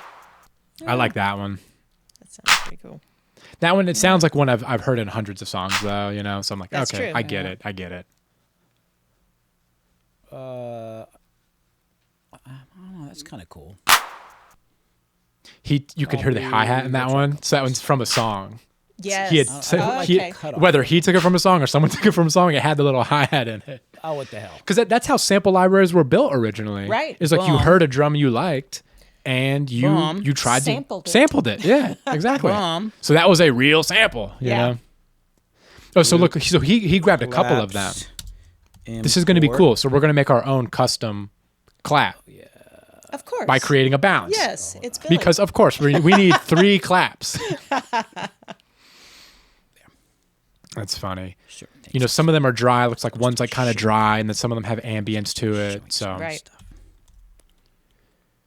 Yeah, Danny Lyon's saying he just got to play the Juno 106 and he fell in love with that. Oh yeah, I mean that's like when you're like, you know, like when you drive like a classic Mercedes, like a classic Jaguar, where it's Right. just like a perfect machine, Yeah. like no like GPS or Bluetooth. It's just like the car. That's what like those devices are Does like. what it's supposed Does to what it's do. supposed to do, and it sounds so good. And it's just like there's something nostalgic about the sound. It's just, it's great, you know. Hey, Luke, do you remember your first professional sample library? Yes, it's the one that I stole from Billy. I swear to God it is. Because I remember asking him, because like I saw him doing things like this where we would replace drums, and we were never replacing drums. We were always supplementing them, adding a sample. Like right now, we're not changing the snare drum. We're going to supplement it with some claps that have some ambience. And I remember telling Billy, he's like, "Oh, I don't have any samples," and he gave me a bunch of stuff, and that was like my first real library. Nice. Here. You know. All right. And I still use to this day. Yeah. I still have sounds that are from that library that I still use. Probably Billy, too. Yeah. Oh yeah. Once you find a good sample, it's invaluable because you know what you need from the certain sample. Right. Like I need low end, I need high end, I need attack. I know what sample I need. Now look, these claps, they're not going to be loud. I like that one. That one's going to be nice tucked in there. Right. Billy the Source. Yeah, man. Yeah, he is the Source. That's a good nickname, the Yeah, Source. the If it wasn't the Source. name of a magazine already, Oh, it would be a good yeah. nickname. That's true. Yeah. Billy's got quite a collection of nicknames. I know, I'm envious. Bone is Bone Crusher. He's definitely an originator.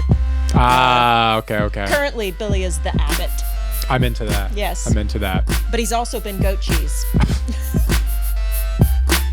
You poppin' bottles, getting money every day. Yeah, so I feel like these claps are just going to add a little bit of movement. Right side of the mansion.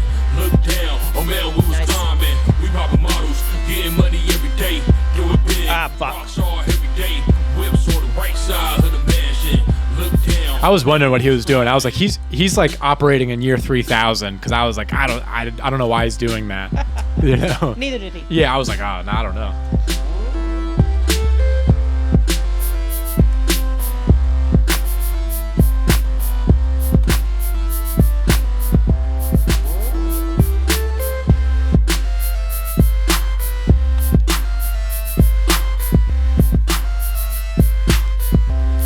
Yeah, it's interesting how like all 3 are just very diverse and different, you know?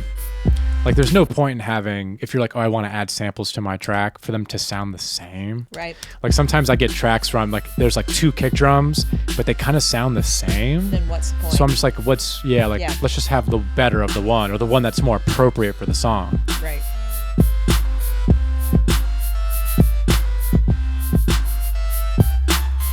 Yeah, but if you have different sounds, they can complement each other. They can, yes, exactly. Sometimes I feel like people boost too high on claps and snares, Right. and it gets into like the hurt Yeah. area. But if we look, he boosted in the mid range, but it wasn't too high. Yeah. But it gave it the right amount of presence for it to pop. Yeah. And if you EQ it too high and you turn it up, it hurts. Yeah. But if it's down a little bit, you can turn that clap up nice and loud, and it's not going to feel like it's like hurting you to listen to. Right.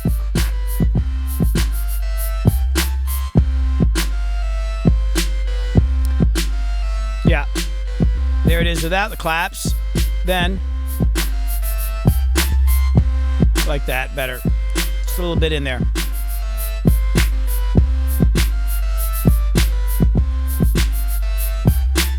We popping bottles, getting money every day. Took some losses, but younger made a way. Whips on the right side of the mansion.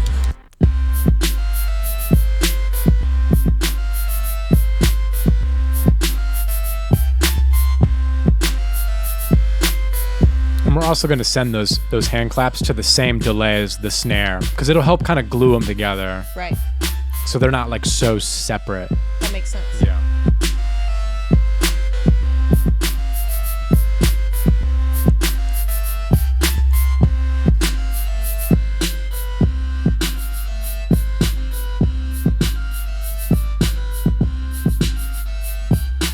We popping bottles, getting money every day. Took some losses, but Hey, Luke, are you on Twitch?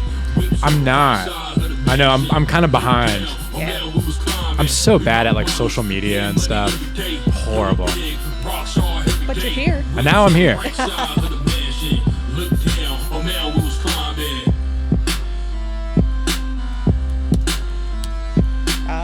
Maxim K is telling you it's time. I know. I need to grow up, or I guess not grow up, but grow down. Grow down. I need to be younger. Right. You know. It's a state of mind. It's a state of mind, exactly. I need to get on the Twitch. So it looks like we're actually going to add some verb. Some verb.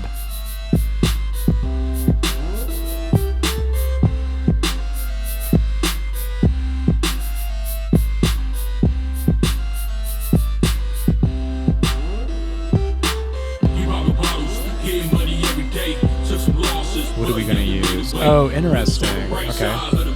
Look at this. Classic D-verb. There it is The Pro again. Tools D-verb. That's right. Oh no, use the D-verb. Don't change it.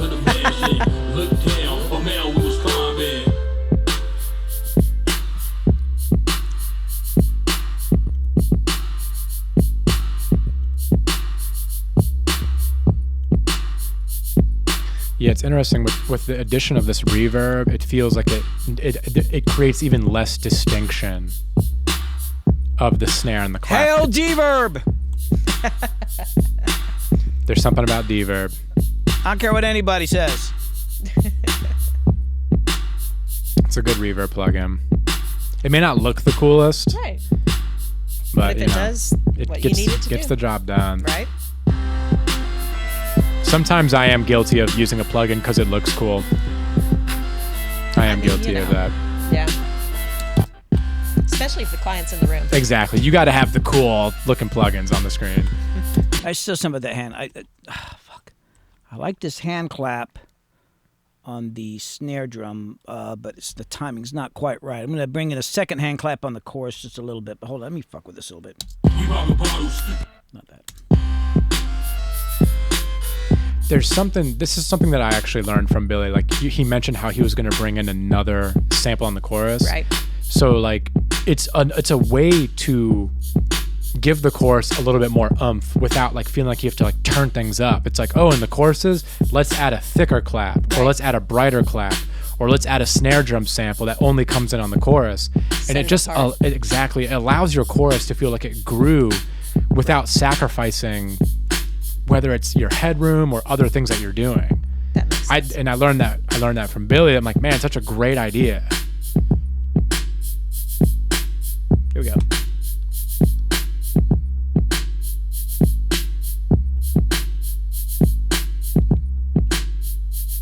Because then when that clap or that thing goes away into the second verse, it just allows that second verse to just feel open again, you know? See, look how thick that sound. That's just a 1K boost. Right. You don't need high end. What you need is mid range. Yeah. It's like, wow, that immediately came alive. It did.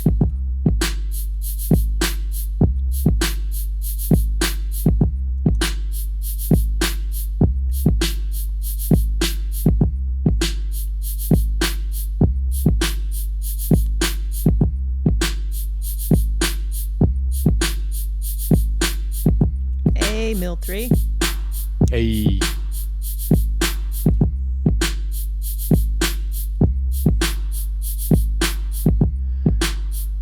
I love the breadcrumb reference. Yeah. Because as like an Italian person, Yeah. like breadcrumbs are very important to me, and it's so true. Like, there's something about like the basic plugins being like it's like being from like the Bronze Age to the Stone Age. So they're like what we built upon, you know? Right.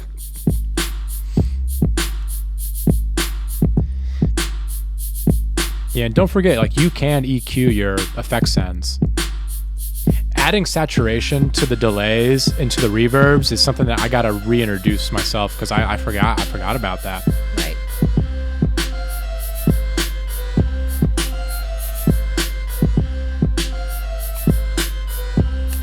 Okay, I'll go with that.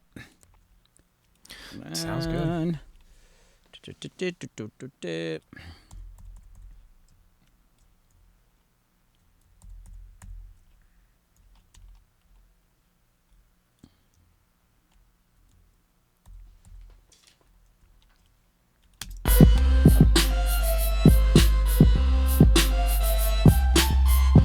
Yeah, man, Billy's been working on this, getting the layout Hey, Mill just 3, right. thanks for man. I appreciate like the new layout. I've been working on this like crazy. Getting it together, man.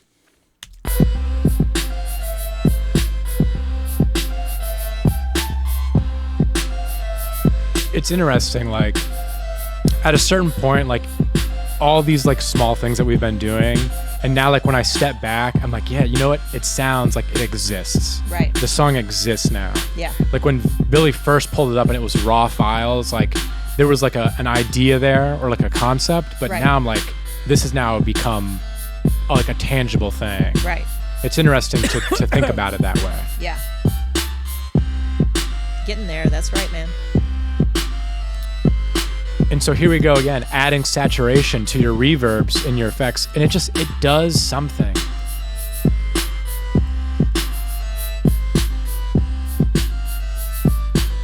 And some plugin developers have gotten hip to this idea, and some of them have built in saturators figure out where into these their hooks are reverb at. plugins because they realized guys were Beginning. doing this. Yeah. So I'm like, oh, if I'm a plugin guy and I can put a saturator in my reverb plugin, it may give me an upper hand.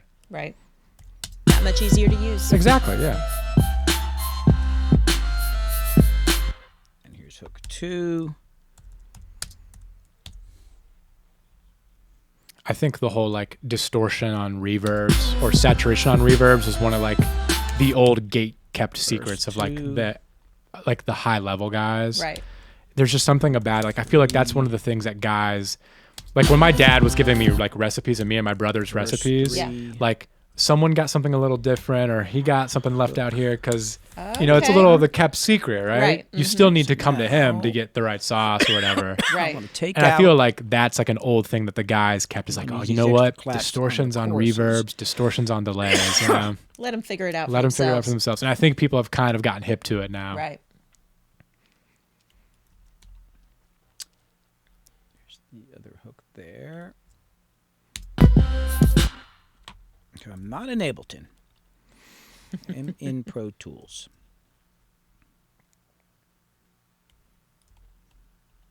Okay, so I'm going to mute these claps. Hits Stanaline verses. says sometimes he's guilty of And we're not going using a to plugin make because it looks too cool and he's the whole scared. pop. Yeah, like sometimes I'm not You look- worthy. I'm like, this looks way Pop. too awesome. I'm not ready Yeah, for that's this, right. you know? So it'll be like, Sometimes they do look too advanced and you're like, nah, okay, I'm stepping back. Like, Yeah, I don't know what's going on. yeah, it's too many moving lights and buzzers. It's like you're at a Dave and Buster's or something, you know? Yeah, just back to the Exactly. basics.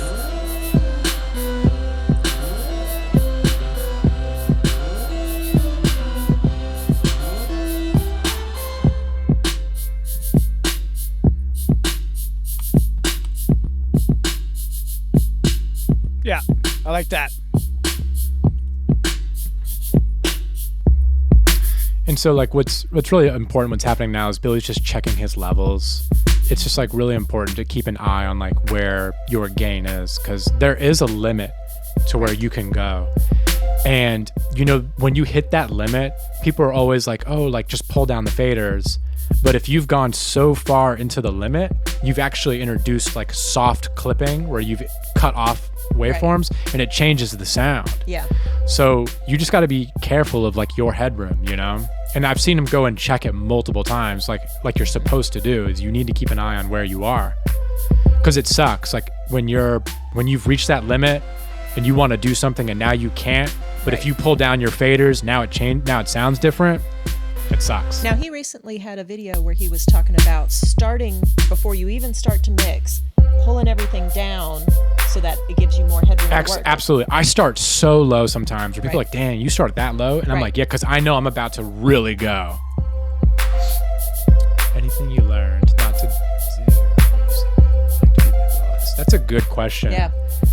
From Max, he's asking if Luke has anything he learned not to do, but he secretly likes to do anyway. Like it's almost like a taboo to do. Right. Ooh. Man, I gotta think on that. That's a great question. Like something that you're really not supposed to. Right. But I do.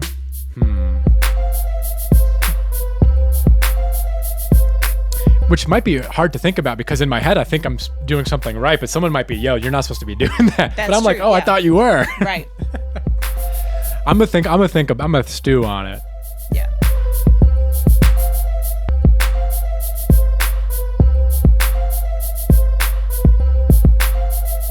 So this is really interesting that if no one, so right now we've entered like automation world, which is where you're like programming the computer to do tasks at certain times. Right. And what he's done is he's automated the decay time of the, see now you rarely hear it. It's like really dry. Yeah. And now so I think this is the verse part or something. So he's changing how the delays act in different sections. You can really see it there where it comes down. Exactly. That little spot where it comes down, the delay is going to go down. Got it. And so that's one thing sometimes I'll do, like when a chorus hits, I might like extend my reverbs a little bit, or extend my delays a little bit, or turn up all my effects a little bit, just so you feel like something grows or changes. Yes. If nothing changes, it's just a static mix. There's no dynamic. Right.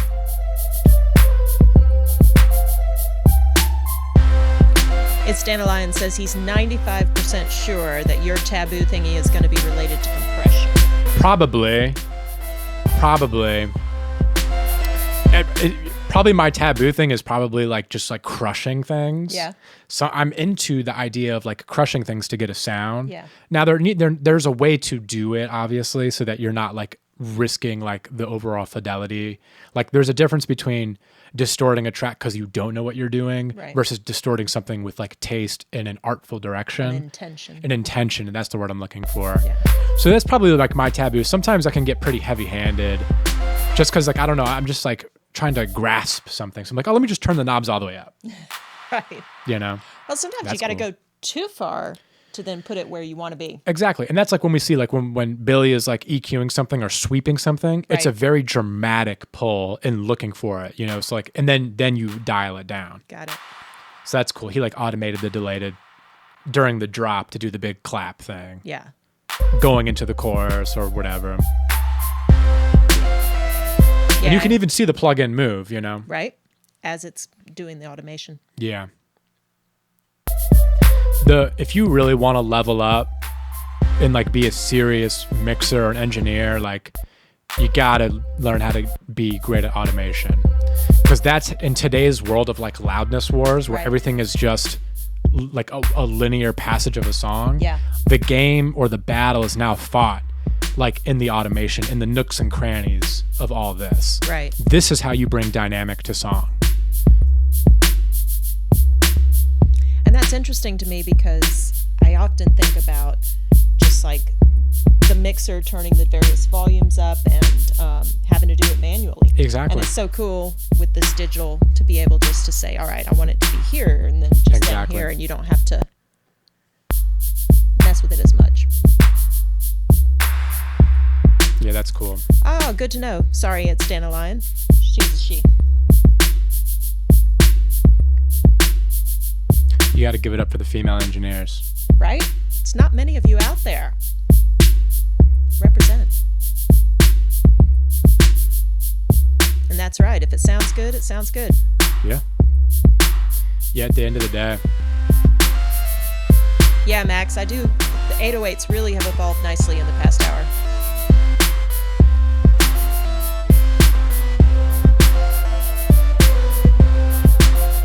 Until you get in the car. It sounds good until you get in the car. Right. And that, man, that opens up such a can of worms because I've been there where like I was like mixing in my apartment or in headphones and you think you nailed it. Right. You are convinced you nailed it and you go out, run out to your car and it sounds so bad that you actually like reconsider whether this is for you or not. Right. You know? You're like, maybe I should have been an electrician or something, you know? But that just goes to show you how important it is to treat your room or have a right set of headphones so that when you are making the decisions that they do translate. Right. You know, so now that I've found myself in rooms that are like tuned and now I find myself going to the car less and less. Or when I do go to the car, it is right, you know. But I've been there. Yeah. We poppin' models, getting money every day, do it big, Rockstar every day, whips on the right side of the mansion, look down, oh man, we was climbing. Oh, gosh. Yeah, Maxim's saying, or your client's checking it on laptop speakers. You know what? Sometimes you have to have that conversation with people. Right. They're like, oh, there's not enough bass. And when you know there is, sometimes it's like, oh, you know, like, what are you listening on? What are you listening back to? And sometimes you get like, oh, it's on my phone. And I'm just like, and sometimes you just have to have that conversation, It's you like, know? man, it's not the same. It's not the same, you know? So I've been down that road before. And it's really just about like, you can't get defensive about it. Right. You can't be like, no, you're wrong. Because at the end of the day, how something sounds to someone is going to be personal to them. But just having an open dialogue, being like, hey, like, do you want to come over and check it out on these pair of headphones? Right. Do you want to like meet up? Or if you are long distance, like it would be worth being like, hey, you should go like rent a studio for an hour and go listen to it in a studio or something, you know, like offering solutions, not being like, oh, well, there is. Well, Even though you know there is. Right. Also, Billy's talked about how, you know, he got these huge low ends in the early 90s in a lot of the rap records that he worked on. And that gradually this started to happen to him. Yeah. That people are saying there's no bass. And he's like, what are you talking I about? know. And that he's just had to adjust to the idea that people aren't listening on the same kinds of systems that they used to be listening Exactly. onto. And so he's just got to change how he does things. Yeah, no, it's true. The media, we do have to remind ourselves that we are creating music for the mediums that are being used today. Right. There is some, like I'm not trying to be the old guy shouting at the clouds type thing. Analog's better. Yeah, I'm not trying to be that guy, Right. you know? So you do have to have some sort of conscious about, okay, there are people that are going to listen to this on headphones. There are people that are going to listen to this on the phone and make judgments. And should I check my record on those mediums? Absolutely. But am I going to sacrifice my standard and fidelity for it? I'd have to think about it. Yeah, Maxim's saying we always call it shit control. Yeah. Oh, that's Basically. nice. Yeah. Oh, Young Eyes, I'm not sure. What headphones are we rocking? Listen, these Audio Technicas, yes. I would recommend them. They're not super expensive. You can hear the full spectrum. I've heard multiple engineers talk nice about them. Yeah. The thing is they're comfortable. You can They wear really these. Yeah, like I can wear these forever. It's never gone in, brought down one too many times, so then painted, young, had to get it. Rap is a lotto. The thing about headphones and what makes a good set of headphones valuable is that it does not change no matter what environment you're on. I can go outside and the headphone is not going to change. Right. So it takes the room out of the equation. Right. So if you don't have a room, I would try to find a good set of headphones. Because treating a room is a puzzle. It's a puzzle. Yeah, Billy's actually got some great stuff on his Patreon if you're looking to set up a room. Oh, sick. Yeah. He's got a that's lot great. of good information on there. It's a science. Yeah.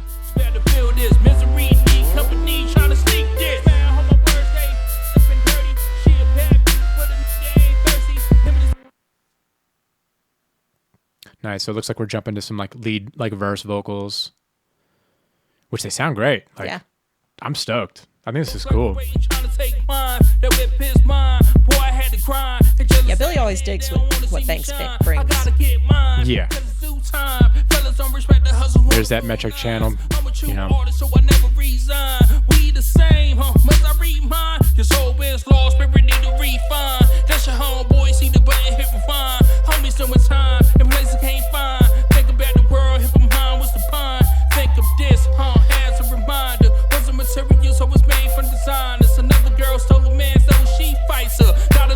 There's something about that compressor that just does something to a vocal.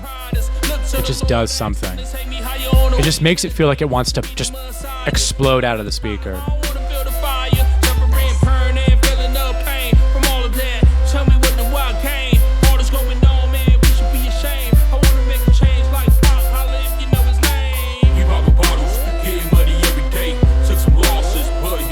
And thanks, Maxim, for the gift sub. Welcome, Nevada 2000. Hey. It's a good time to like jump in the stream right now, because like the song's like being built up now. Right. We've like got done with like a lot of the nitty gritty.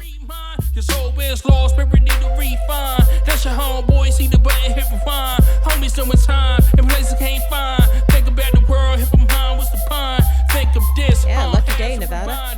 Material, so it's made from design. It's another girl stole a man, so she fights her. Got a little girl, I ain't trying to revive her. Nice girl got killed, fucking with them riders. Look to the Lord, ask him to take me higher on the way to the gate to be the Messiah. Tell him hell is hot, I don't wanna build a fire. It's interesting how much that vocal ambience is adding to the sound. I'm so glad that he added that ambience. I wanna make a change like Pac, holla if you More know of a it's performance. Yeah, it makes it sound, yeah, like it's got some energy now. Right. And it's not time based.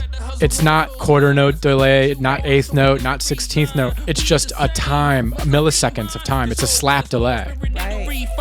That's your homeboy lurking, waiting, trying to take mine. That whip his mind. Demons man has a jit. Going deaf and the can't hear shit.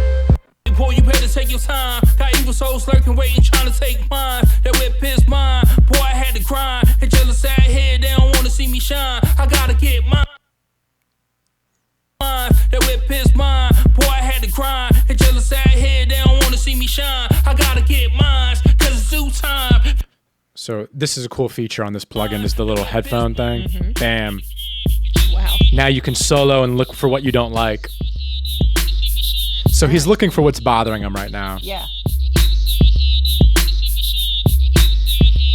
So sometimes I've heard engineers call this the Pro Tools whistle. It's always around 3.8, which is actually where he's around. Yeah. He's at 3.9. But that little 3.8 to 4K, sometimes it's just a bit too much. The Pro Tools whistle.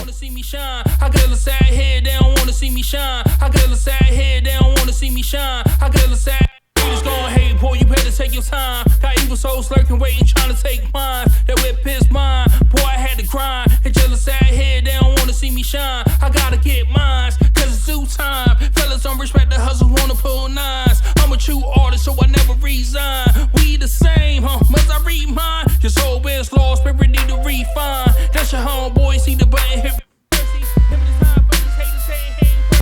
Going deaf and the can't hear shit. Sleepwalking, but a piece. He talking, he could get his split. Now I'm back. Spare to feel this misery, need company, trying to sleep. Getting this lead vocal to fit in it's such a nitty gritty process, like, because the lead vocal is, at the end of the day, is the star. Right. Like that's the main, like that's the song. Yeah. And so if there's something not behaving with it right, then it has to be adjusted. Vision painted. This from within, so it's never gone in. Brought down one too many times, so Say that's pretty much the two most noticeable things are going to be your low end and the lead vocal. So If I had to die on a hill of like, if this mix is got to get done, like the vocal and the low end are what resonates with people. Right. Like, wow, the vocals sound great, or wow, that bass is amazing, you know? And then it's like all the nerds, they're like, oh man, that distorted synth sound, Right. or that delay. But all those things, They all people work hear together. them. People hear them. Yeah. But they have an emotional response to it. Right. You know. Tell that down home. Damn, I miss my call home to the afterlife. Knocked on my feet, I retreat, trying to fight. Really, you heard? I know it's been a minute. Before you finish, please see a dentist. Smells from under your breath. Saying I ain't it. Not a chick in this club that I can't get. Real power walk, foot solid on the ground. Vibration earthquake, it's going down. We popping bottles, getting money every day. Took some losses, but young and made away. Whips on the right side of the mansion. Look down, oh man, we was climbing. We popping models, getting money every day. I really like the hook. It's cool. Whips on the right side of the mansion. Look down, oh man, we was climbing. It's still the opposition.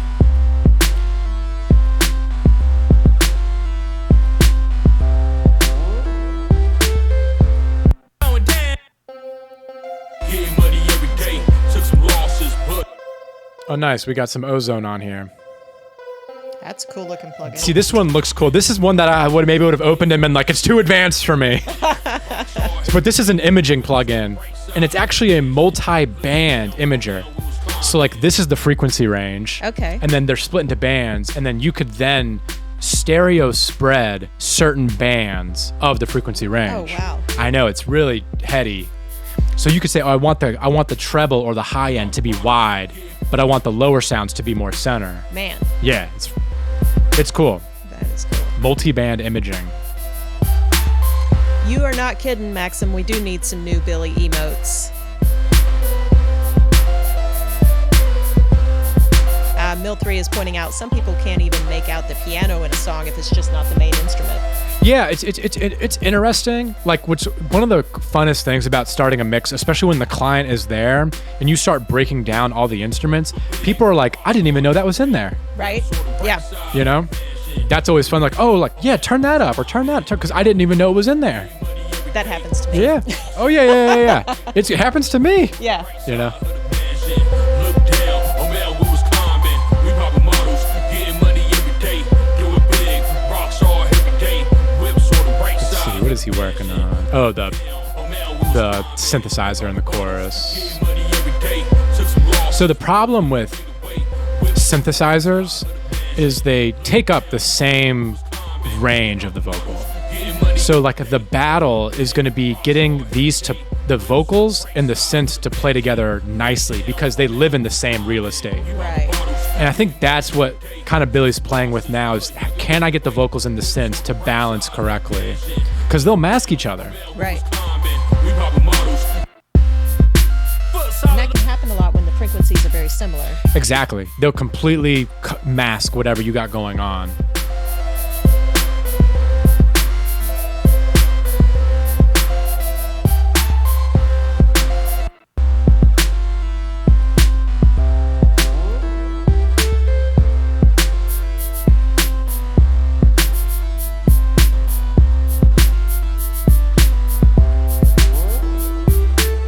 Good old EQ7, classic Pro Tools EQ. A lot of your basic Pro Tools plugins. Yeah, they just work sometimes, you know? Thanks for the follow, man. I says. I think I pronounced that right. Where Oh, I'm. are we at? So. Oh, what are you looking for? Oh, there's a question that says, at what point do you say the mix is finished? That's a good question. Oh, I Because missed that. the problem with technology is you can mix forever. Right. And I think there's a famous quote, I think it's Joe Walsh of the Eagles. He said that if he had made Hotel California on Pro Tools, he would still be working on Hotel California because there is no end line. Right. My personal end line is when I'm afraid to mess up what I have. Right. When I'm like, I really like what I have. And because we've all been there where we're working and then something happens and it snowballs. And now you're like, man, I wish I just had it how I had it. Right. When I get to that point of like, I'm afraid to mess up what I got, that's when I'm like, okay, I think I'm done. And I think it's time to send it to somebody. Right. That's when I know You I'm can done. always tweak if they There's you to always tweak tweaks. Always tweaks. But I guess that's one of those things that experience teaches you. Exactly. Because you When to gotta stop. go too far sometimes. Everything is adjustable, and that's the problem with technology, is because everything's adjustable, you can adjust forever. Right. And I've had clients that want to adjust forever. Yeah. It happens. But personally, when I feel like I don't want to mess up anything that I've done, that's when I'm like, I think I got it. Right. And also when I can get up and do something else Yeah. and listen to the song and not notice anything. I call it like there's like active listening and passive listening. Right. So like I'll get up and like check my email, or like I'll start straightening papers, like doing something, because you'll hear the song differently. Right. You'll be like, oh damn, what was that? Something jumps out. Something at you. jumps out at you.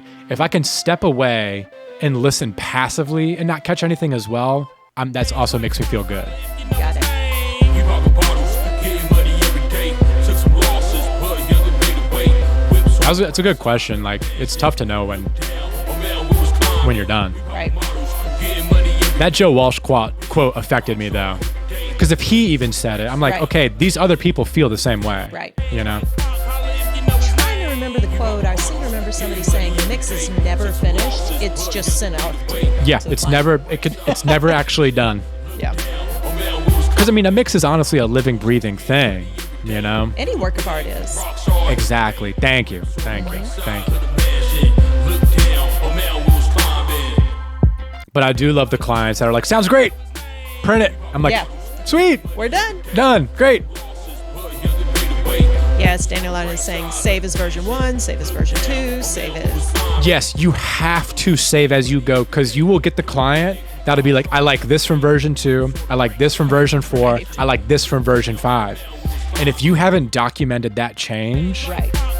it is a battle to go figure out what you did. Right. So if I close a project and I open it up and it's a new revision, it has to get renamed. Yeah. Because I learned my lesson the hard way. Someone was like, oh, I like this from version 4. I like this from version 2. I like this from version 5. And I was like, shit, I didn't rename shit. Right. And I figured it out and everything worked out. But that's when I learned my lesson, that every change has to be saved. Billy obsessively names things. Yes. So that he can look back and immediately know what Exactly. he needs. And sometimes you need that hard lesson Right. to be like, okay, like, Don't do okay. that again. yeah. It's like, oh, if I'm close to empty, I think I can make it, and you run out of gas, you're like, damn, okay, next time I'm gonna go ahead and get Right. gas. Which I gotta get gas. I waited to coming up this way though, it's cheaper up here. Is it really? It's so much nice. cheaper up here, yeah. I saw a place that was under $3. Ooh, I was like, what? I would love that. It's going down. We poppin' bottles, getting money every day. Bill 3 saying, do you know about the Donda player? What do you think of it? So I've heard about this, but I haven't read enough to like make a comment about He it. says he thinks it's kind of dumb. Well, then I'd be willing. I trust our viewers. I trust our viewership. It's probably dumb. Yeah. You know, I'm always weird about new mediums of media. Right. Now there is a new media coming out where they're making vinyl records, but they're using the material they used to make CDs. So apparently you have a new vinyl that is like a hi-fi vinyl record. Wow. And it's really cool. They're going to be expensive, obviously, because CD audio was like our highest resolution medium at that time. And now they're taking that and making it in a record size. It's going to be cool. Is it going to be used on a vinyl player, like I with think a so. needle? Yeah, I think so. I think it'll be used on a vinyl player. It'll be used with a needle, probably a different kind of needle, maybe. I have to read more about it. It's I was still a wondering, new or thing. a laser, because normally you would use a laser. What's the guy's name? He did the music for the Hunger Games. Oh, I wouldn't know.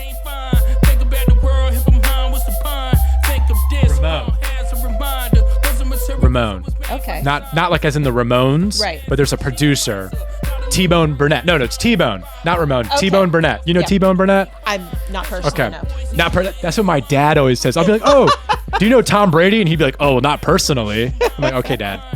But yeah, so T-Bone Burnett has been the face of this new medium that people should check out. I'm excited for it. Maxim says he thought it was dead already.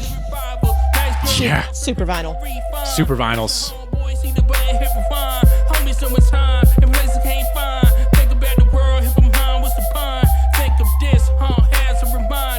Material, so it's made from designers. Another girl stole a man, so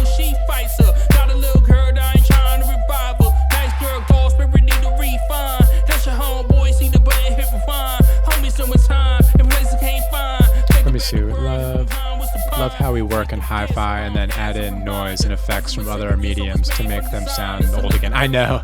And it's so weird. Like, humans can't have what they want. You know, like, when technology was old, we were striving for hi-fi, and now that we are in hi-fi, we're striving for old, fucked up sound again. I know, isn't that because funny? we can't have it now, you know? So interesting. It is kind of cool, though, how the resurgence of vinyl has actually caused people to buy music again. I love listening to music on my vinyl because it allows me to stop what I'm doing, and it takes the screen out of my face. Right. I'm not in the car. I can just sit on my couch, have a tea or whatever, and just listen to an album. Right. And it's an experience that I can't get. Exactly. And I think people get that now when people, like, I was actually reading an article, it may have been Forbes or CNN, where they're talking about millennials are investing their money not in things and cars and houses, but in experiences. Yeah. And I think that bleeds over into the experience of listening to music on vinyls. That makes sense. I'd rather invest $30 Yeah. to have this experience than just like go on Spotify and like rot my brain, like I do every day anyways. But ooh, sorry for getting off topic for everybody. It's all right. So we're looking at this EQ curve. Don't be afraid to have weird looking EQ curves.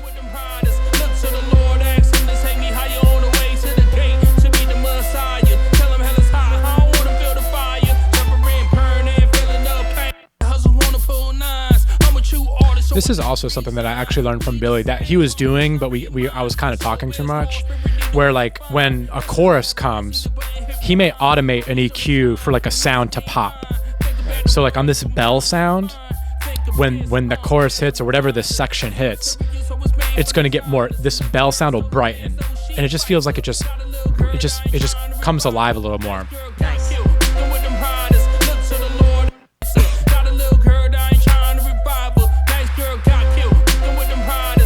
Hey, Big Banks, I see your comment. Yeah, sounding good. Glad you like it.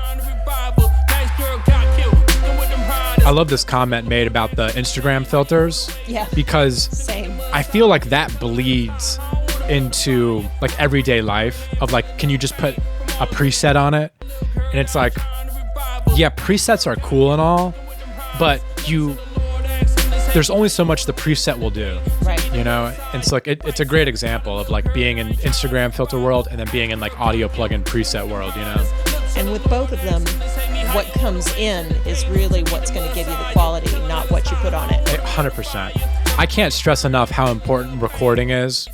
Even over like mixing's important. Right. But if I had to like, you know, sacrifice something, I am not going to sacrifice on the recording. Right. It's one of the things Billy's talked about with his Grammy with the infamous String Dusters, that yes, there was a lot that went into how he recorded it, how he mixed 100%. it, but they're also some of the most fantastic musicians as Oh, well. yeah. So, Oh, yeah.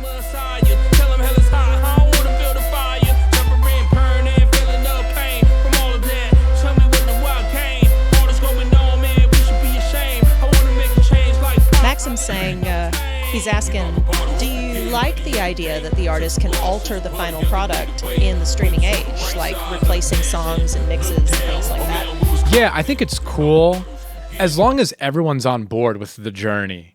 You know, like sometimes it gets really stressful if like a label or someone executive is like, listen, this is the deadline, but the creative process is challenging that deadline, and then it becomes stressful. Right. But if we're like, oh, we're going on this experimental journey and we're going to make changes and we're going to change things in and out, as long as everyone's on the same page, it's honestly a fun way to work. Right. Because you can see it develop over time.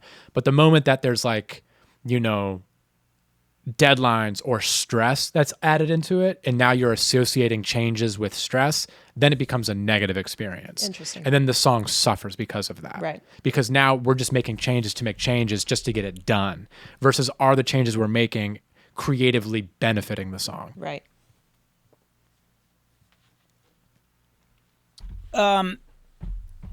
Hey guys, I'll go to over under.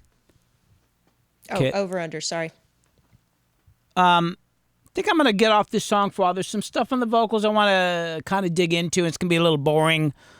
I've also spent a couple hours on this. I think I'm gonna switch over to that Slade song that I was looking at earlier. I'm kind of been itching to work on that. But we got some people watching. This is cool, man. Yeah, it's been a good stream so far. I mean, I hadn't really been looking at the screen so much, but this is awesome. I'm glad we started earlier today. Hey, turn on the talkback mic, guys. Check. Oh, there we go. So, I have to stop and think because I'm still hearing dun dun dun dun dun dun dun. I think the drums sound pretty good. It's starting to get the vocals there. I'm going to jump off this one for a minute. I'm going to jump over something completely different. I'm going to run upstairs and heat up my coffee, and then I'm going to jump on this other song. I noticed on the chat, though, you guys are talking about album format and stuff. Like, are y'all in an argument or something? Like, there's some heated stuff going on back there. No, not at all an argument, but definitely talking about vinyl, how it's an experience, but also talking about the ability for listeners to kind of change things in the streaming age. Yeah. So I don't know if you can see a couple of the questions there. I mean, whatever's going to happen is going to happen. You know, it's like, you know, I mean, I was telling you, like, when I was a member of the Recording Academy, I was the head of the producers and engineers wing for the Southeast. Not that I was able to do much with it, because every time I came up with an idea, they'd tell me I couldn't do it. Or the lawyer said you can't do it. I'm like, geez. I wanted to hold meetings in bars. I thought, well, we'll get a lot of people come out if we're in a bar. But they said, oh, no, the lawyer said we can't have our emblems up in a bar. It's like, whatever. But anyway. It's like you're the music industry, man. Yeah, no, I had this, I had like a conference call with some legends in the music business, like people who were making hit records decades before I didn't, but they're all older. And it was in the early 2000s, getting into the mid 2000s, and they're complaining about, you know, home studios and people making records in their basements and all that. And these are guys who had been working in major studios. And I'm on the call. And I'm like, oh, I was one of those guys who was doing a studio in my basement and making hit records out of my basement. So I was kind of being quiet about it. But they're like, we need to try to convince people to go back to studios.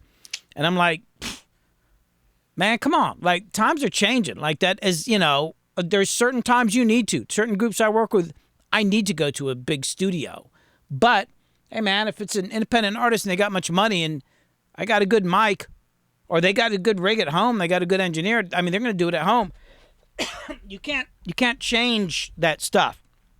And there's a lot of people talking about this and Atmos and, you know, the album format. And I'm like, whatever, man. Like, you ain't going to, like, force anybody to change that. I think you just, you know, the other difference in music, here's the big difference. In the old days, the way music and the industry is formatted, you had very specific music formats. You had country, rock, you know, R&B, heavy active rock or whatever. And so you had to try to fit into a format. You had to try to make your music fit these formats that were controlled, these gateways and these conduits. So you would go try to make your music fit an audience.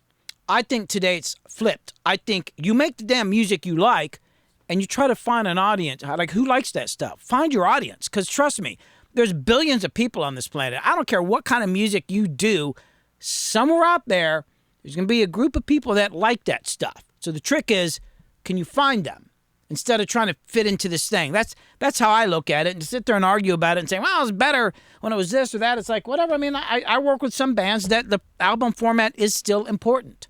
And their fans will go out and buy vinyl and listen to the whole album.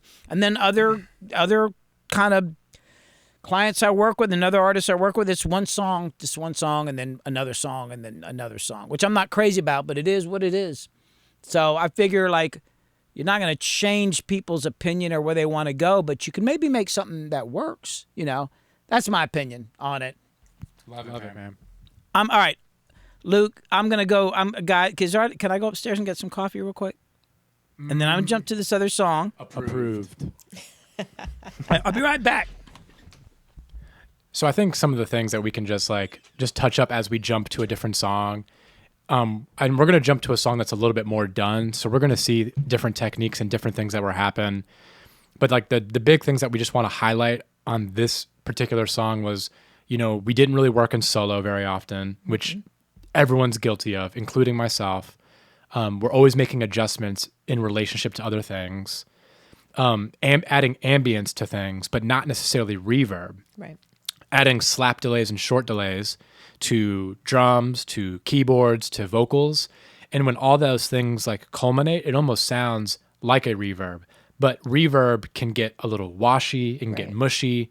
Not that it's bad, because I love reverb, but with a song like this, the short delays work much better.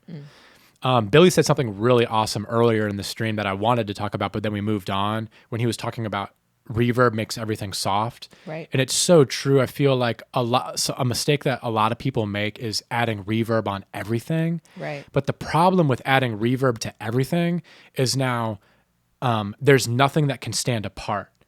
It doesn't make anything sound special if everything has reverb on it. Right. Because now it's all washed. Yeah. So only selecting what should have the reverb or things that need the reverb make the reverb more impactful Right. than having everything in it. And now nothing stands out as being special. Yeah. And I wanted to highlight that. So that's a thing that kind of went in here. We talked about the 808. This was a really interesting 808 because it had like a big decay on it. So we needed to tame that. It had big notes between them. So we needed to marry a low note and a high note together. And I think we did that amazingly, because now when we're listening to the song, we just listen to it as it's going by. Right. I'm not hearing like being tossed around like a bouncy ball with the low and the high note. Right. And those are just some of the things I took away from this song. And I'm looking forward to whatever he pulls up next, because I don't know what he's going to pull up next. Yeah. The song that he's going to work on, I think, is with Slade. Okay. And, Cool. Yeah, and that's something that a lot of our listeners here have seen develop from the very beginning. Got you. Because there was one of Billy's session shows, which is usually Wednesday evenings. Cool. And Slade came over, and they just started from scratch. That's cool. Yeah, it's pretty Okay. cool tune. Yeah, I'm looking forward to it. I'm having a good time. So Yeah. I'm not used to talking this much. I'm gonna lose my voice tomorrow. Yeah. Yeah, usually the silent engineer. I know. I'm not used to chatting. All right, the man is back. We'll load up a new session. See what we got. Yeah, Maxim's saying autotune is having this role now. I'm guessing evolving into the future. I'm thinking. Autotune it's such an interesting plugin, and it's like I've kind of rationalized autotune in my head as it being a modulation effect than being like a pitch correction effect. Right. I think like, that is how it's moved. Yeah, like it has it does something, and I don't know what it's doing, but it's doing something, Yeah, it's funny, like hearing other people say, like, as a tracking engineer, I hate it and I love it. And then I love how Danny said that she's a Melodyne person, because like Melodyne is such a powerful tool, and now with the new Pro Tools update, it's built into the system. Oh, sweet. So Danny, if you haven't seen that, check that out. Engineers are used to being quiet but have a lot to say. Yeah, I guess that is true. That is true. That is true. Right. I guess I just have all this built up, like, since I don't talk a lot, I now have all this like time to talk. Well, it's cool too, because Hey, can y'all put on your talkback mic real quick? Yes. You there? no, that didn't. Oh, hold on. You Hold got on, it. I'm gonna make a talkback track on here. I gotta find out another way to. I thought I already did this. Gotta find a better way to Sample that says y'all are screaming silently in your mind. communicate between you guys and me in here. That's such a fun thing to think about. I think it's input 4. All right, try your mic. Yo. There we go. So anyway, I'm back. I'm gonna move over to the song "Live Fast, Die Slow" with Slade. I thought he talked about coming today, but anyway, one thing I wanted to bring up, Luke, and we can talk about this online, and that is kind of a schedule, because we're doing this on a Friday, and I wasn't thinking about necessarily doing this on a Friday. Devin was supposed to come by and just hang. He's another mixer, Devin Johnson, and he hasn't seen this yet, and hadn't been out here on any of my streams, so he's going to do some of the same thing you're doing, but on the days that you're not here. Cool. But he couldn't make it, and he messed up his schedule. But Wednesday nights are the best for him. But I do these session streams on Wednesdays, but then it occurred to me, like, what if I go every other week on Wednesday nights, I'm doing a session stream, and every other Wednesday night, I'm doing a mixing stream. And then there's a day, like today, where we're starting like at 2 or 3 or something like that. But that only is every other week. And then every other week, I do that same one at night or something like that. I don't know. I'm thinking about mixing it up because people that are in Europe, I've got some people out there who want to see this stuff, and I always am starting too late. So I don't know. Any comments on that? Yeah, let us know what y'all think about the timing of these things, these broadcasts. I'm not hearing you. She was talking to the people.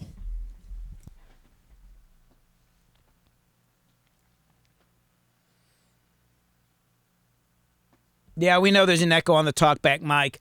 It's one of those weird things that I didn't get right. It's kind of wrong. I kind of liked it when I heard the playback the first time we did this mixing thing. I was in a rush. I was like, I don't know, the echo sounds kind of cool. Maybe it's irritating, though. That also might depend on it probably has something to do with the latency. It's kind of complicated the way I'm doing this. It's kind of has something to do with the latency of this shit. I don't know. But, hey, if anybody's got any comments on the best time to do these streams, I'm just curious. I've been doing research on Twitch, like when's the best time to do certain things. So I'd like to know what people thought. 3 p.m.? Danalion's saying that engineers know no time. So well, that's part of the problem right there. That's right there is part of the issue.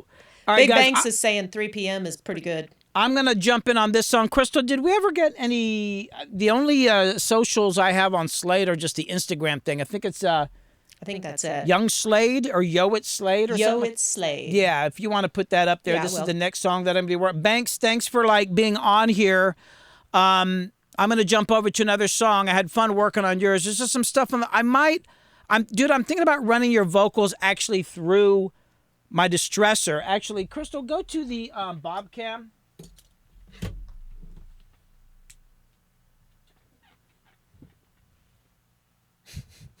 Oh, there it is. So, Banks, thinking about taking your vocals. They need a better sound. I think I can do something better with these guys. This camera looks like hell.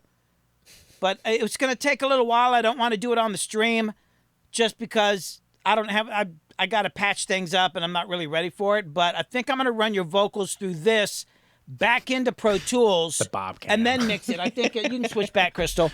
I think it'll just be a better sound. I'm not quite getting what I want out of the plugins. I'd rather use this stuff and go through a good mic pre. I think I want high end and I want warmth at the same time, and I'm gonna get that better out of my Neve clone or just a couple other things I got here in the distressor. So I'm gonna do that. Hey, Jimmy in the house. And then I'll work on the mix some more. Jimmy's in the house. Huh? Jimmy. Oh, Jim. Sorry. Oh, Jimmy's in the house. You mean on chat? Yeah. Oh, I thought he was here. Oh, Jimmy. Yeah. No. I'm thinking. You mean Jim Botsford? Yes. Where is he? Oh, there it is. It says Tokyo. Yeah, it would say Tokyo Teens. All right. Well, actually, since he's here, you know what? Maybe no. Well, I'll tell you what. In that case, you know what? And Jim's been bugging me about this. Let's jump to a different song. Actually, change of plans. The Hell Slade. Where is it? Yeah. You know what? I actually kind of in the more of a mood to work on this. Where is it? Death Becomes You. Yeah, let's do it. Yeah, Mix One Live, desktop PC. I'll open up this one, whatever the hell. But I'll go ahead and work. I'll work on this one just because I was working on it. I think that was the thing. Actually, that's when it crashed last time we were trying to do the mix stream. It was this song, and I was just starting to get into it, and I was doing that thing where That's right. I had originally mixed this with the guitars up kind of loud, and I hated it, so I'm kind of going back towards a keyboard thing, and that's what I want to do. And I think, Luke, you might remember, this is where you crashed last time right here. You're like... Yep.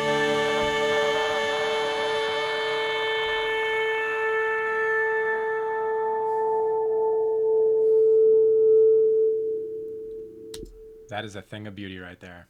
Oh, I can't hear you, Luke. Like, if you're going to talk to them and me at the same time, you got to use both mics. We got to figure out a better talk back. But I'll tell you what, I'm just going to get on with it, man. All I know is that I recorded the part of the last stream, and when I did this, you said, I'm so glad I got to see that. It's true. And it was just like, man, this guy loves this shit. Yeah, wow. it's true. That's kind of crazy. That's the sort of thing I'd say. So anyway, I'm going to get to work, guys. If anybody's got any questions, just interrupt me with that echoey talk back.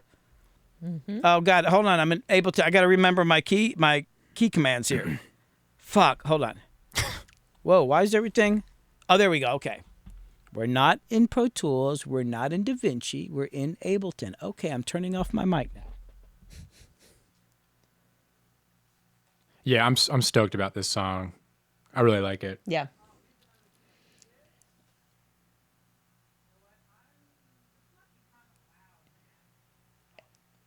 Hey, Luke, guys, Crystal, check There the you are. audio and everybody listen, because this is this mix is way further along and it's a lot louder. I want to make sure I'm not distorting the output into OBS. So everybody let me know if the audio is cool. Yo, yo.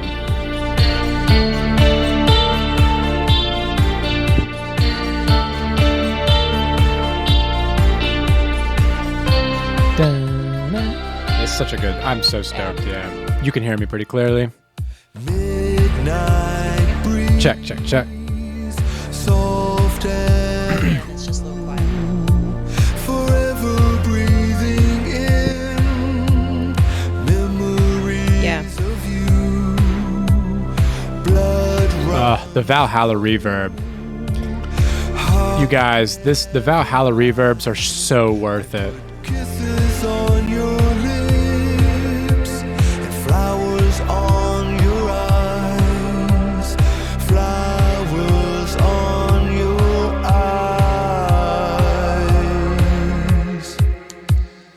Whisper in the wind, tell me how does it feel? 6 feet deep in a sunflower field. It's so interesting hearing this song because my problem with headphones is I can't hear the width of the song, but I can tell this song is wide. Yeah. Deep in a sunflower field. Like those backgrounds are so wide. Dance tonight. Just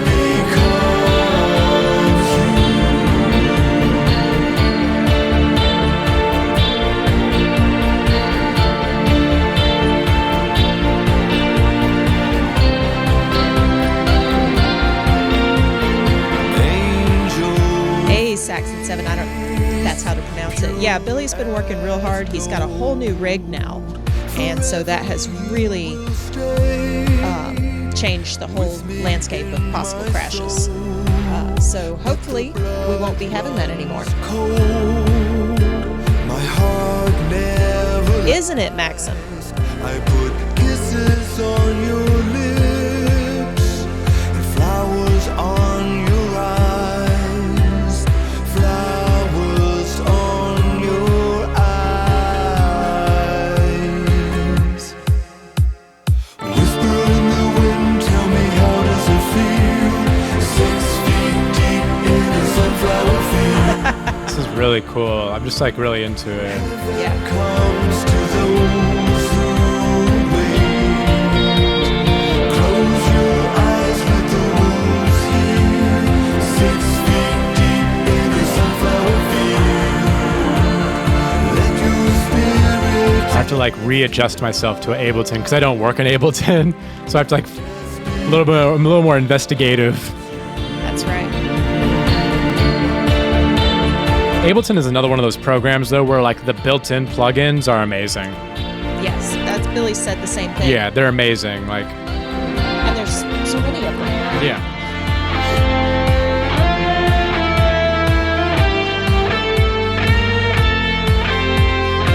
Yeah, sample that. You should check out Tokyo Teens. He's already got one single out. Talk about some songs that are perfect for spooky season. Yeah. Actually, yes, Maxim, you do hear Billy on the backing vocals. Yes, it's cool. A good, really good observation. Yeah.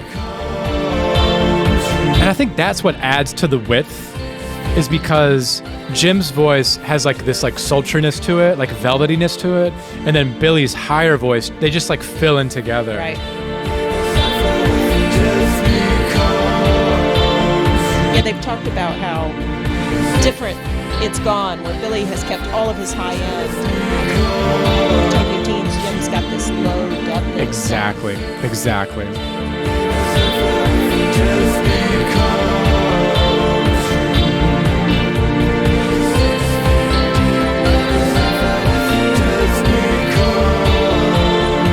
Here we are in automation land. When a mix gets to this point where it sounds like a song, the moves are going to be small, and we're going to be doing like panning.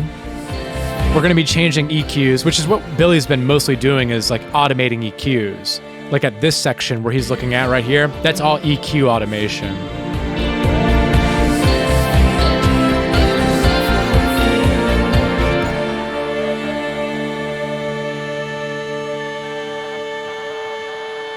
And let's just watch and see what happens here.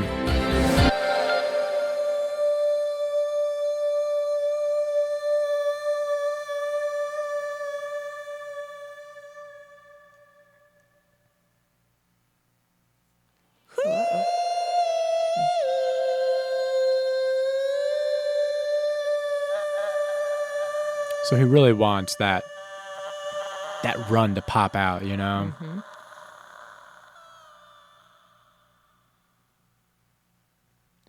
Yeah, this is what separates great mixers, is like this, the attention to detail, to the automation.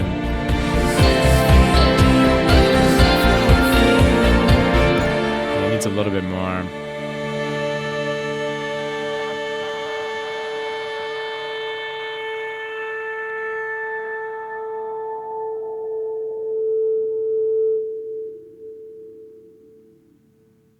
What a finish. Yeah, All right, I it think I like got a game plan leaves here. something to the imagination. Well, There's I'm like, excited about this song, man. I know I keep mixing it. It's probably like the fourth time I've worked on a mix for this damn song. I got this other idea, though, in the bridge, Jimmy. I'm thinking, why am I calling you Jimmy now? Why do I call you Jimmy now? What the hell's going on? But anyway, on the guitar solo, okay, this might not just be a mixing stream. I think I got to add another part to the bridge, and I was inspired by what we did Wednesday night, where I headed off in this direction and you got really quiet. And you're like, should I say something? But in the end, it turned out to be incredibly fucking crazy and cool. All right. So anyway, I'm going to do a little EQ on the guitars, going to work on the synths. Then I'm going to jump over and do, so what'd you say, acoustic guitar, synths. Then I might work on this bridge thing. So it's not as obvious in Ableton what I'm doing sometimes. Plus with these plugins down here and shit, you know, it's like everything's down in this fucking corner. So, all right, I'm going to work on acoustic guitar for a few minutes. nice. Here we go. Yeah, Maxim, he can't help himself. He's got more ideas. What a great recording. Heaven comes to those who wait. Close your eyes, let the wounds heal. The acoustic guitar is playing such a major role in this song. And it's not a big part, but it's adding to like the rhythm. Like it's like the wheel that's like churning everything.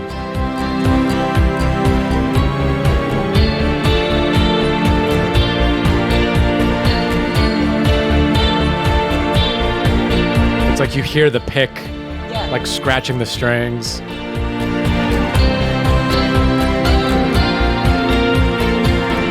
the top is important. Exactly. Recording.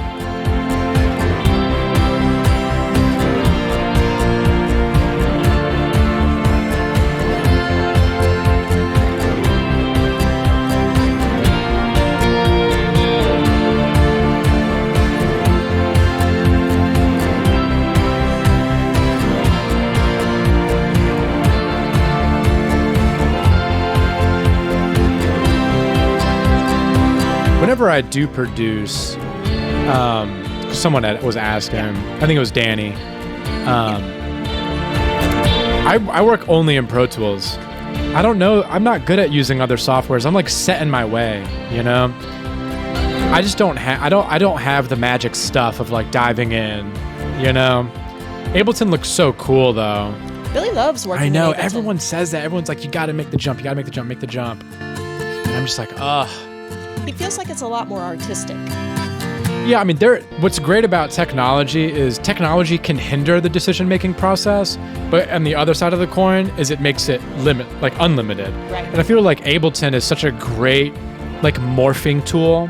It's almost like taking like a piece of Play-Doh and you can just like make it form in whatever you want to form it into. Right. Where other softwares can't do some of the things that Ableton does. Right. It's kind of interesting because it was originally developed not as a studio piece of DAW, but more for Exactly. DJs. And she mentioned that the MIDI in Pro Tools, no one has ever gotten used to the MIDI in Pro Tools. It is one of the most bizarre engines ever written. It is so hard to work in sometimes.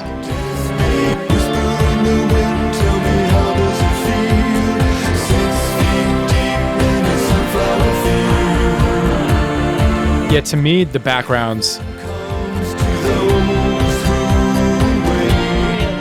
Yeah, to me, it's just, I don't know. It like just blends in with the synths.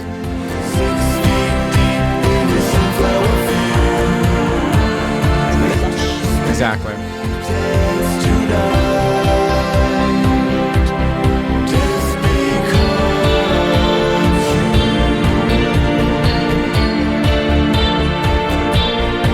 Spawn 7, yeah, definitely the GOAT, Harry Mack. That's how he found What's Billy. that? Harry Mack, you ought to check him out. Amazing freestyler. I gotta check it But out. that's how he interviewed Billy. So that's how he Got you.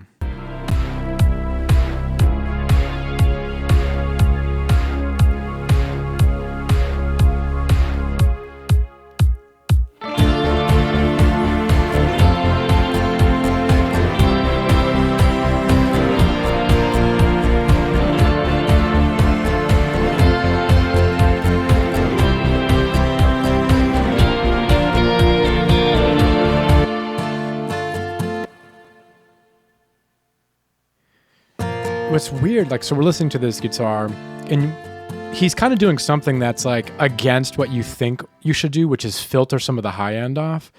But sometimes when you filter something like a guitar, it actually like inherently kind of boosts what's in front of it. So you kind of get like a focused sound. Like sometimes when you have a big blaring electric guitar, sometimes if you filter out some of the higher top end of it, it kind of cuts through more because that filtering and that phasing, whatever the phase change is happening with that filter happening, it makes the guitar feel like it's poking out more. It's really interesting. And I think that's what's going on with the acoustic guitar part. He wants it to kind of poke through more, but instead of adding top end, he's kind of filtered off the top, which will make the mid-range kind of poke a little bit more. Oh, that's interesting. It's kind of anti-intuitive. It is anti-intuitive. It's weird how it works. It works really well with electric. Like you hear it really well with electric guitars.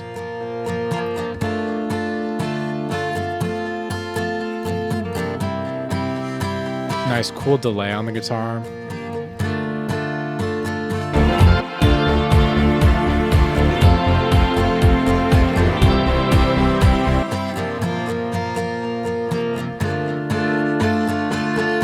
Acoustic guitars is one of the hardest things to mix. It doesn't like compression. Right. So sometimes it's just hard to tame. And what's really going to make or break an acoustic guitar sound is how it's recorded. It is so dependent on the instrument and the player. Right. Acoustic guitar. Billy actually just had a couple of videos about miking acoustic Oh, guitar. perfect. Yeah. Like if I had to pick one instrument that was like the recording is of the utmost importance, it probably would be acoustic guitar. Right. It just doesn't like a lot of processing. You know, even the compressor he has on it now is only doing a very slight amount of work. Right. It just doesn't like it, you know? It's a complex instrument because it's a rhythmic instrument and a harmonic instrument. It's complex. Yeah. And it's simultaneously filling in both roles. Exactly. I Lovesick Dracula.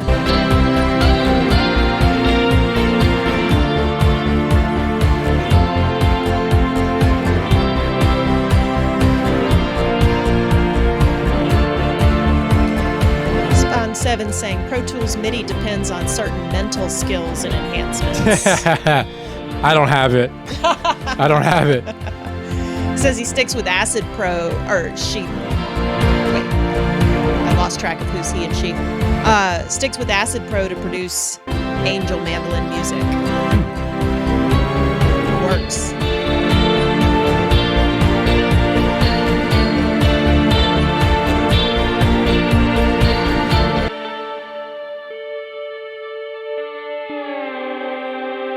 It's interesting when you solo the thing, like you don't realize all that stuff's in there until it's soloed, but then the culmination of all the things just create the soundscape. Right. And I think that's what I like most about the song.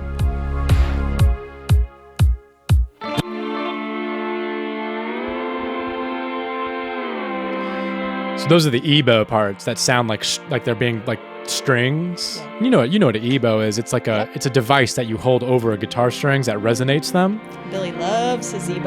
And they'll ring indefinitely. Anyone that doesn't know what an EBO is, you should it's hard to explain. You just have to go watch a video of what an EBO is. Several of Billy's streams where he's recording, he's demonstrated the use of the EBO. Exactly.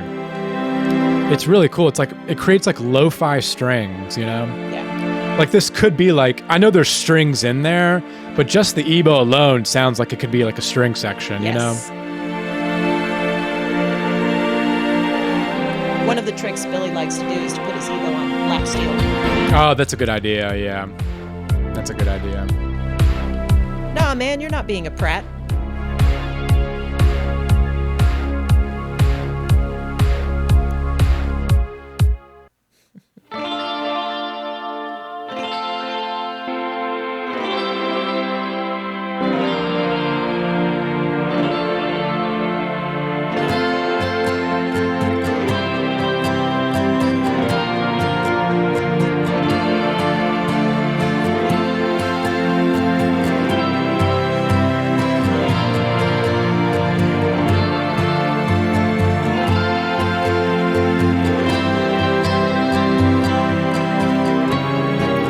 Still just focusing on this acoustic guitar, y'all. It's the same issue that we were kind of having with the other song, where all these things live in the same frequency range. Right.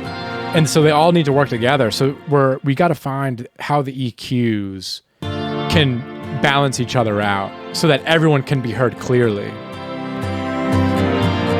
And so here we see Billy's working on the low end of the guitar.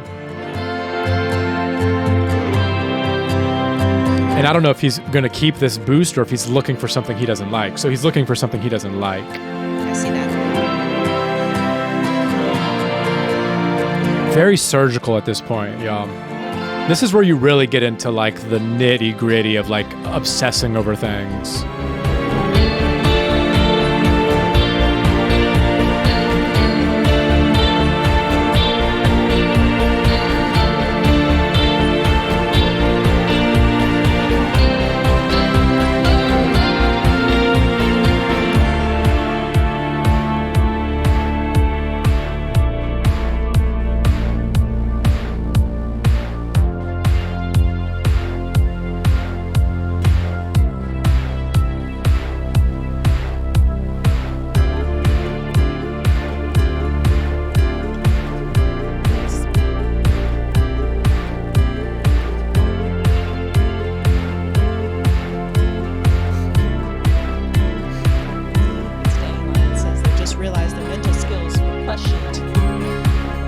I question my mental skills every day.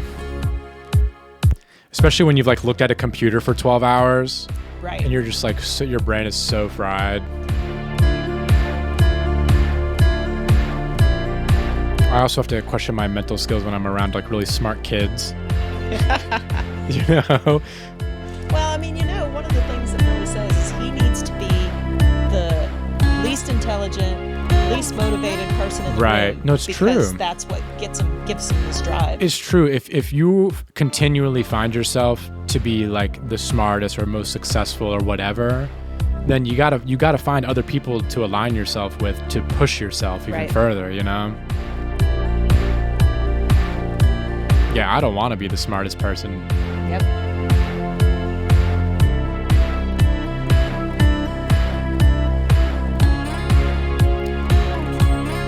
Yeah, I feel like it's good that we're working on this little melody part, because like the music breaks, so something's gonna have to be like that hook that hooks us, and it's this little like arpeggiating or like ostinating. It's not even a word, but like an ostinato is like a repeating thing. Okay. And this is going to be what's going to kind of hook us down, because the drums don't really change for the song. Like it's remaining that same beat. Yep. But this gives us the counter to that. And then bam, everything comes back in.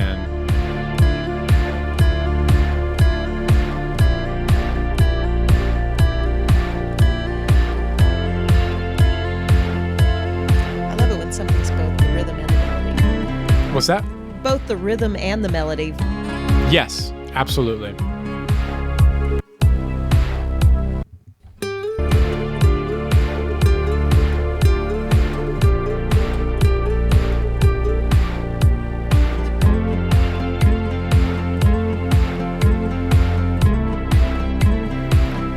I like songs where like the drums don't sound like traditional drums.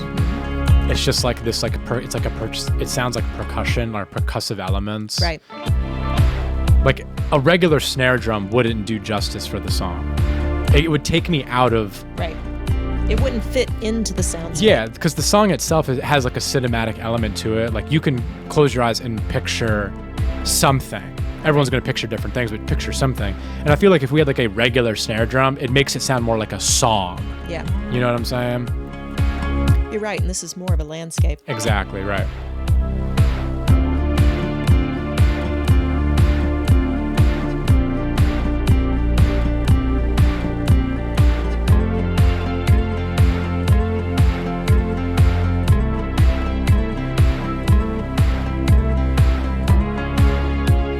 Oh, that's an interesting chord.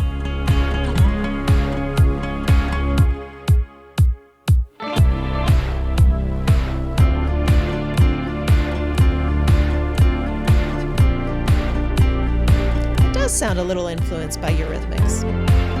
I like Eurythmics. I do too. Yeah.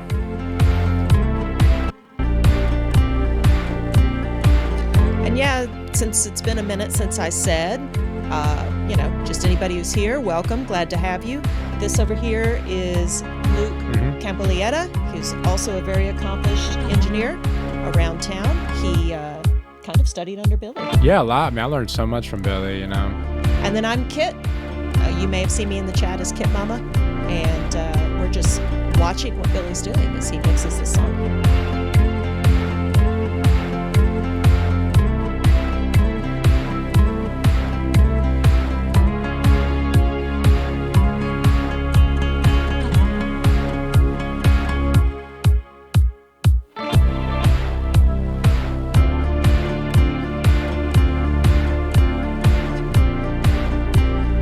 Editing acoustic guitar is challenging. It doesn't like compression. It doesn't like processing. It also doesn't like being edited. Right. Which is why sometimes you'll see just cuts in the track and there won't be anything overlaying it, because it does not like it. It clicks, it pops, it makes weird sounds. It's just the instrument itself is so interesting. But to me, when an acoustic guitar is recorded right, it's probably one of my favorite things to listen to. Right.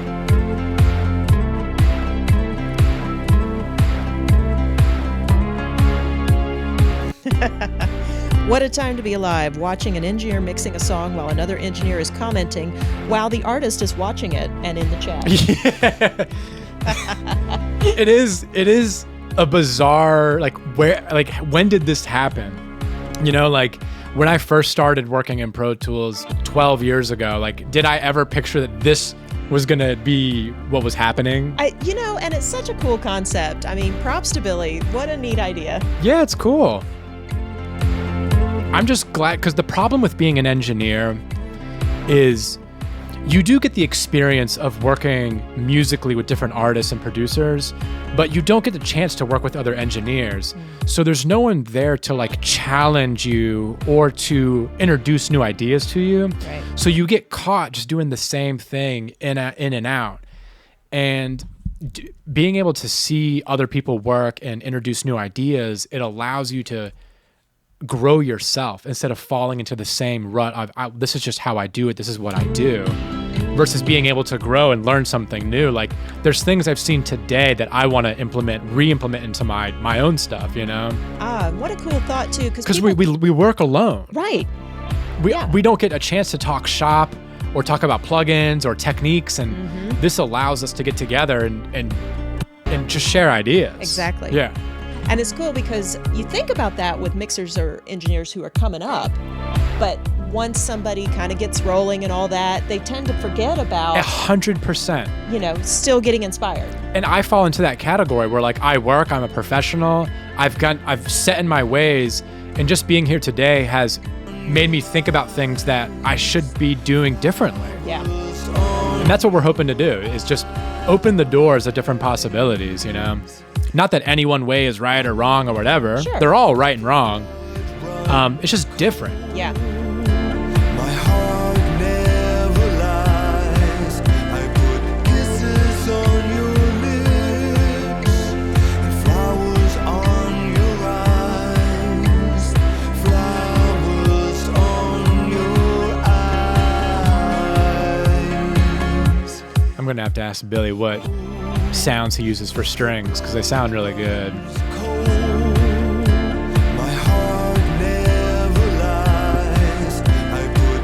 I won't bother him. You don't want to bother him? Sometimes, like when you get into this nitty grit part, Yeah. like this is the moment where time stops existing, and then you look up at the clock and you're like, damn it, it's been 3 hours and I've been Right. staring at these acoustic guitars, because you just get lost in it, Well, I guess especially with something like the acoustic guitars, because you were talking about how you have to finesse it just right. I know, and they have to be precise, because if You know what this is?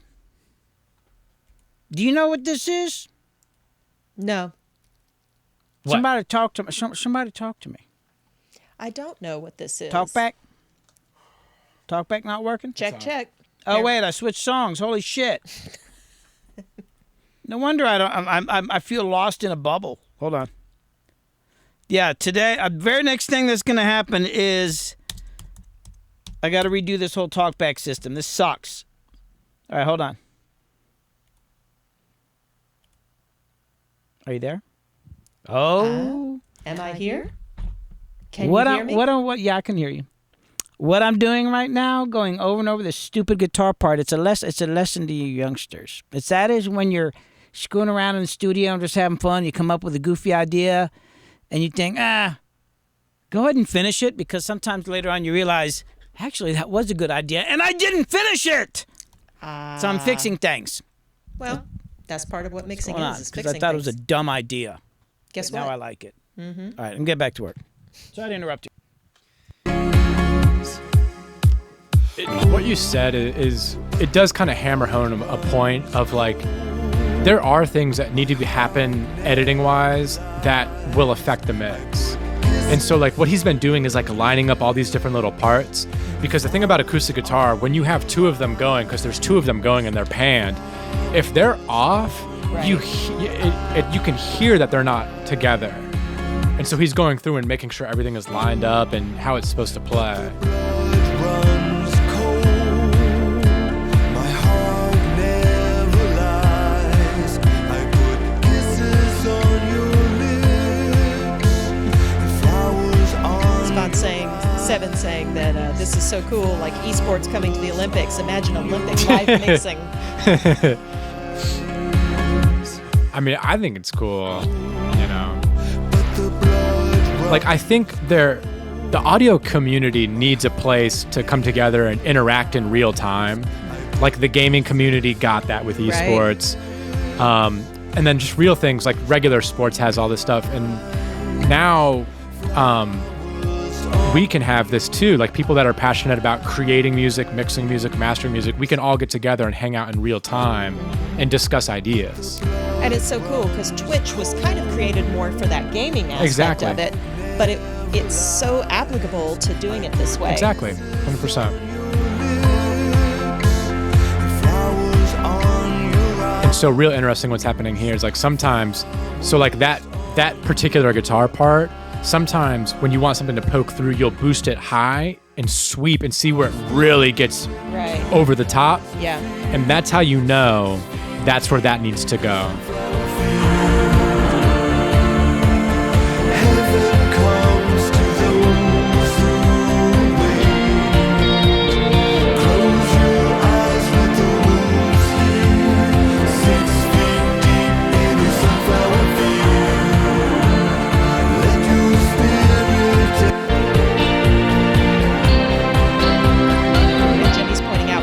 Tambourine on Wednesday night, and Billy pushed it behind just a touch to stretch it out.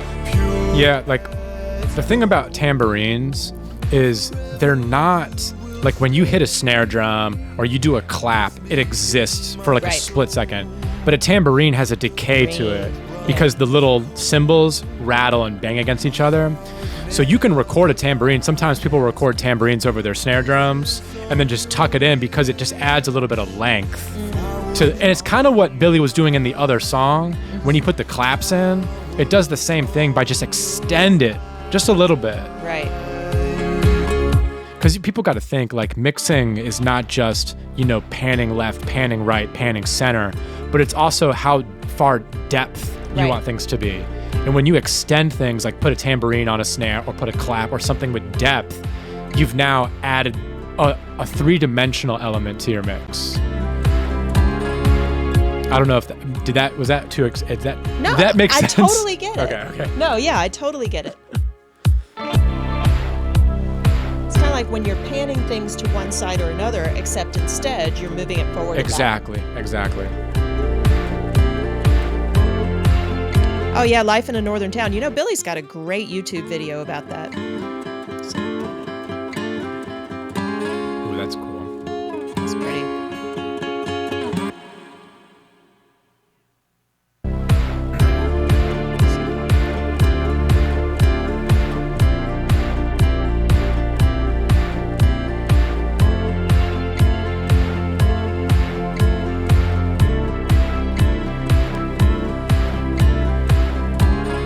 Little production trick for all you guys. Like we noticed that there's two different guitars being played. If you're gonna play the same part and stack it with a different guitar, stack it with a different amp, with a different plug-in, just something that'll make it sound different from the other one. For some added depth. Just added depth, added difference. Like sometimes, like if I want a stacked guitar part, on one side I'll do one guitar amp, and then on the other side a different guitar amp. Nice. Or a different pickup or something that'll make it different.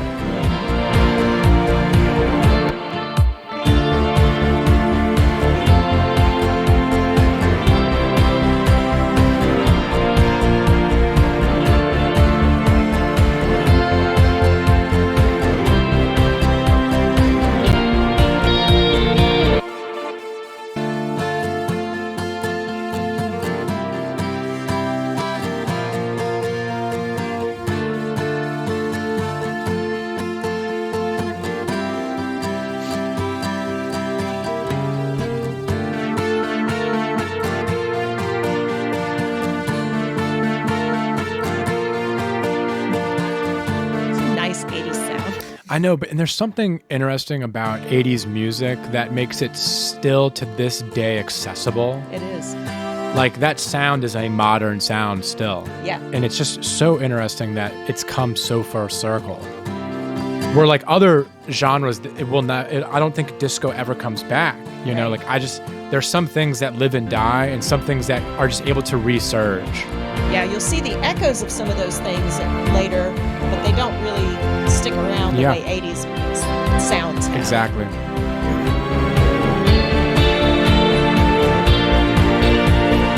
Any opinion on mixing Dolby Atmos? I think Dolby Atmos is really cool. Like, the only problem that I have with Dolby Atmos is in order to fully appreciate it, is you have to have a Dolby Atmos system, which is like, Right. you know, the 9 speakers, the 2 Yeah. in this, or the 4 in this, was it 9 speakers, 4 in the ceiling, and then 1 or 2 subs.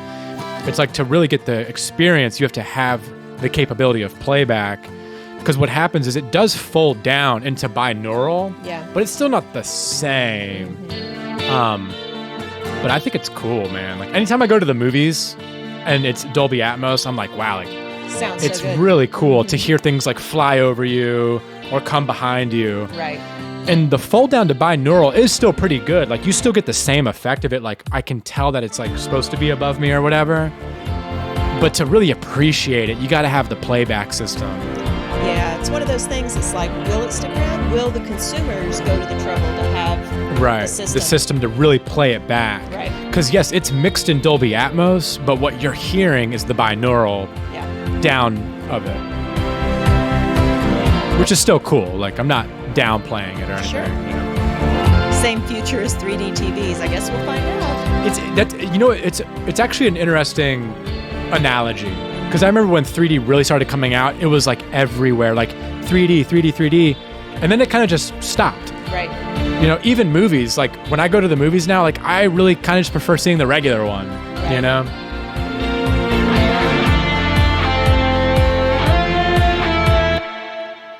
But yeah, I didn't even think about that. It is very similar to, like, I remember that specific moment in time when like 3D TV was like the big thing. And it just stopped, you know.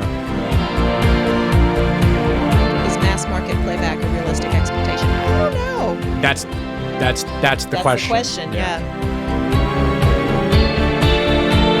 Maybe movies and podcasts. Now, podcasts, what a cool application for this 3D sound. The podcast would be sick. And so you're getting a lot of the binaural in podcasts, because like if you're listening, and also not just podcasts, but audiobooks. Right. So you're getting, like, if there's like a battle scene, you can feel the environment of a battle. Or if there's like some scene where we're lost in the woods or we're lost in nature, the environment becomes a little more real. So I think, yeah, podcasts and movies for sure.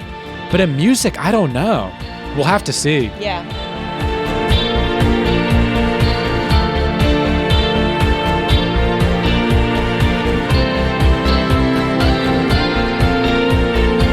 You might be right, Spawn 7, saying 3D TV was limited, though.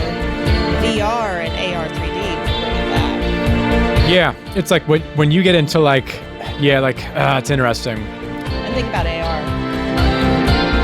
I feel VR. like games will do better That's in that world. maybe that'll be what to watch, the gaming community. Yeah. I think I'm missing some folks' comments.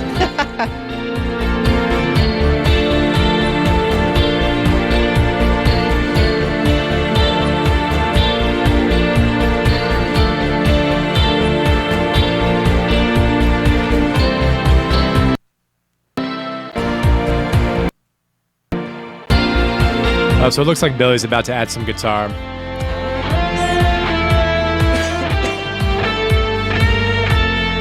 Let's see, I can't tell which one he's got.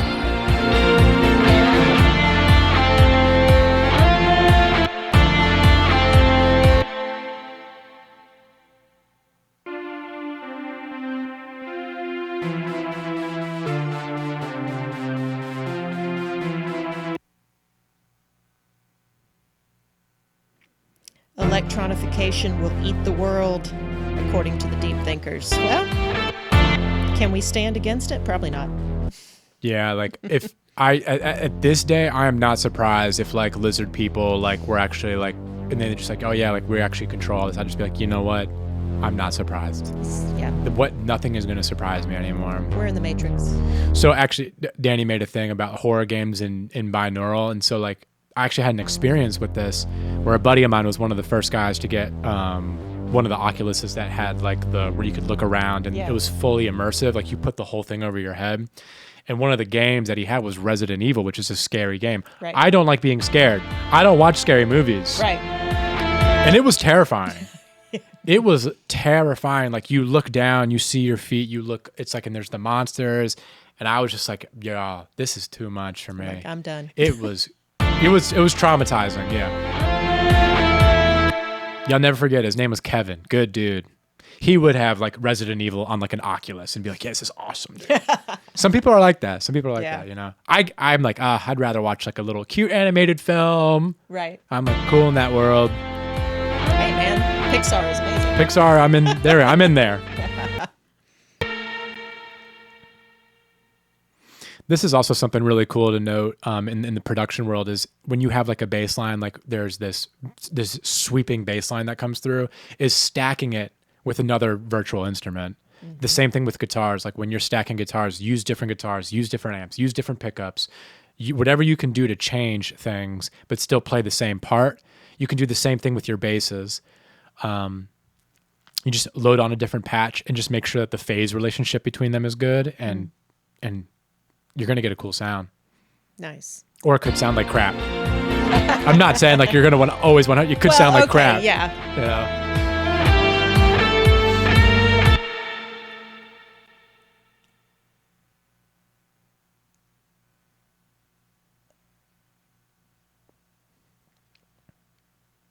First rave I went to, I thought the DJ was an AI, as it was so, oh my God, it did not stop. The future is maybe kind of AI overlords and DJs. I know. Maybe honestly, maybe we are AIs and we don't even know it. That could be. Like maybe I'm an AI and I just don't know it.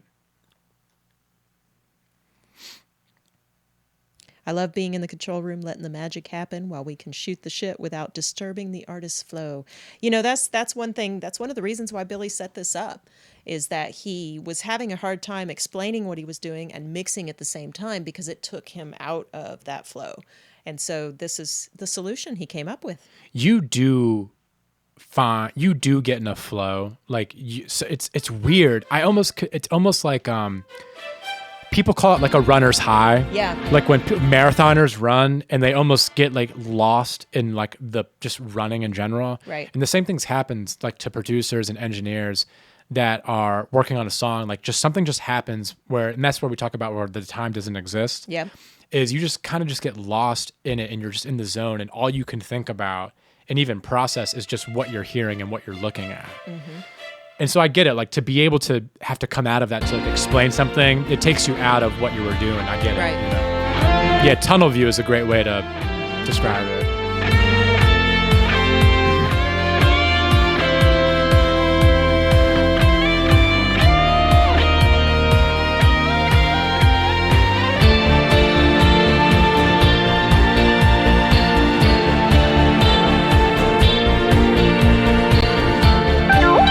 Oh, yes.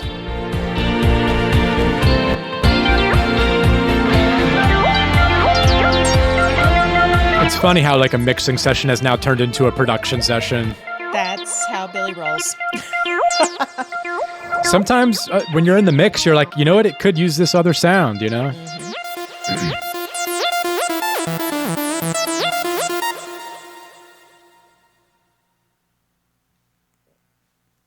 This is a really cool synthesizer plugin.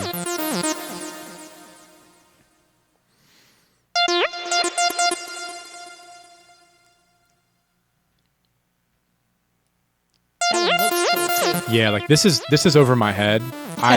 When I get into this world, I'm a preset guy.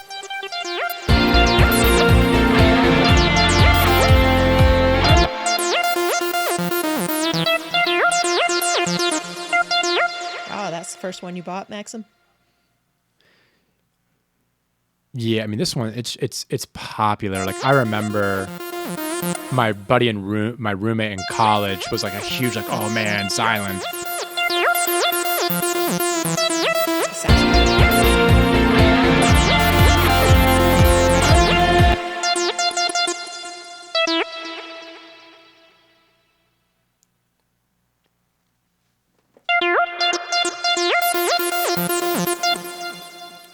Yeah, we just have to find the right.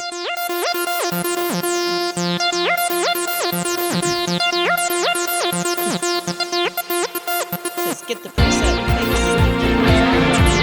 Yeah, I mean that's kind of like what cooking is, you know. Like That's true. if you have a recipe for or someone gives you a recipe and you make a little change, it's kind of now yours. Presets are kind of like guidelines, you know. Yeah.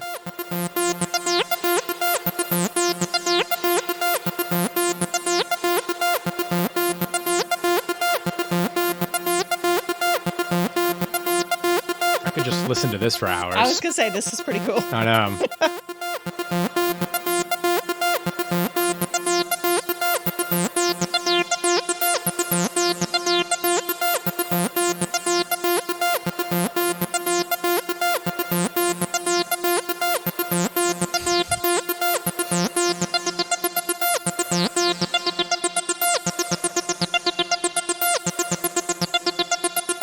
But it could be the music. Now he's finding just the right thing to put in there. And I just want to like, it's just so weird that we're all like just sitting here watching this. I know, isn't it?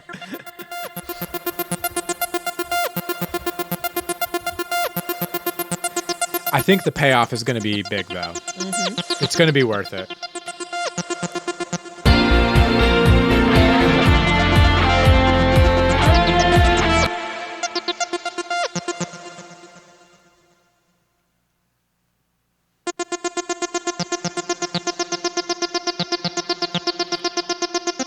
Musicians do hear music and everything.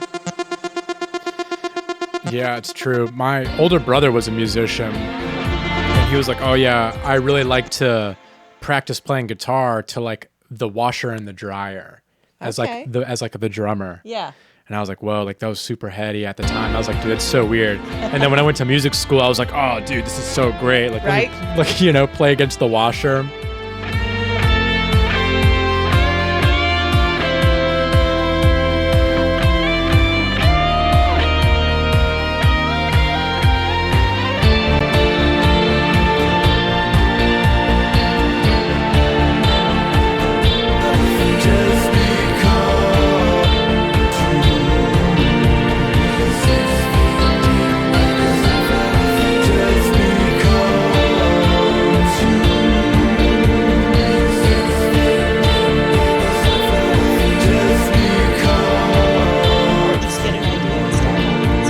Dude, yeah, that could happen. You're just like, oh, like you stumble on a patch and you're like, actually, this is a whole birth of a new song.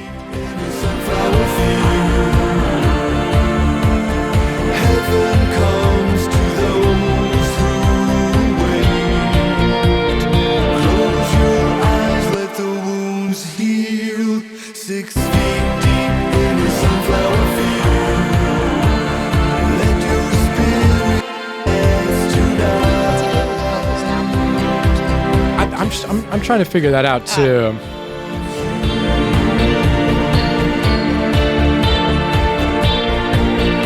So what it looks like, what's happening is he's panning. He's doing panning automation. Got it. So when it gets to this section, it's going to move in the space. Nice. Sunflower field.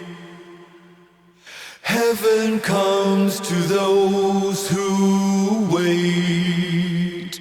Close your eyes, let the wounds heal. 6 feet deep in a sunflower field.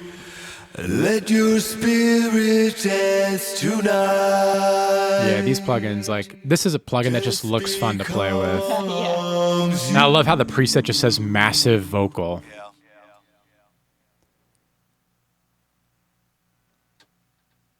Whisper in the wind, tell me how does it feel? 6 feet deep in Yeah. a sunflower field. That's a good sounding reverb.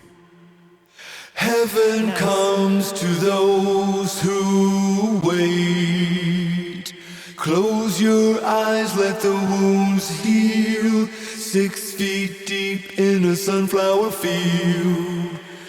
Let your spirit dance tonight.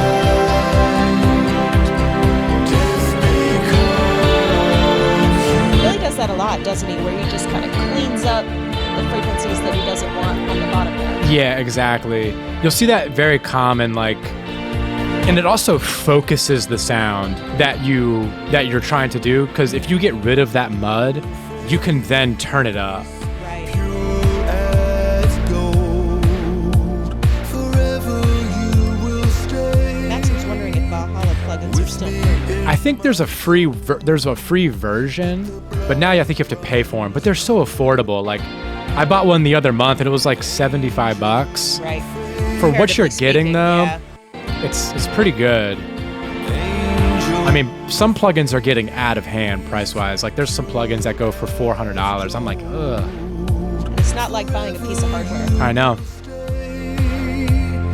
With me in my soul, but the blood runs cold. Oh, Young Eyes says Supermassive is free. Oh, that's good to know. I need to get that then. Because I don't know if I have Supermassive. Angel face, pure as gold. Forever you will stay with me in my soul, but the blood runs cold. My heart never lies. I put kisses on your lips just because you.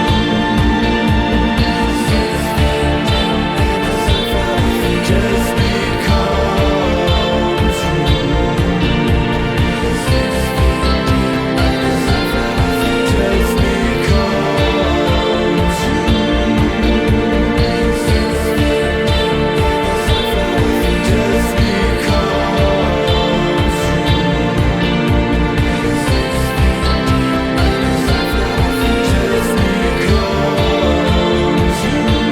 All right, so Luke, what is an expensive plugin you own but rarely use?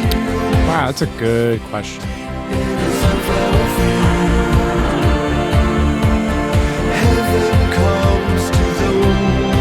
You know, I bought some expensive, like, guitar modeling plugins that I ended up just, like, not using. Yeah. Because, like, they seem... I think I bought them too early on in, like, the simulation world. Right. Because now amp simulators have come a long way, and some of them sound really good. And when I bought these simulators, I think it was just too early in the technology, and I spent, you know, a couple $100 on these amp simulators, and then I was just like, ah, damn, like, I don't use it. They just sit there, you know. So I'd probably say that I probably bought some simulators that I don't use. to those who wait. Close your eyes, let the wounds heal. 6 feet deep in a sunflower field.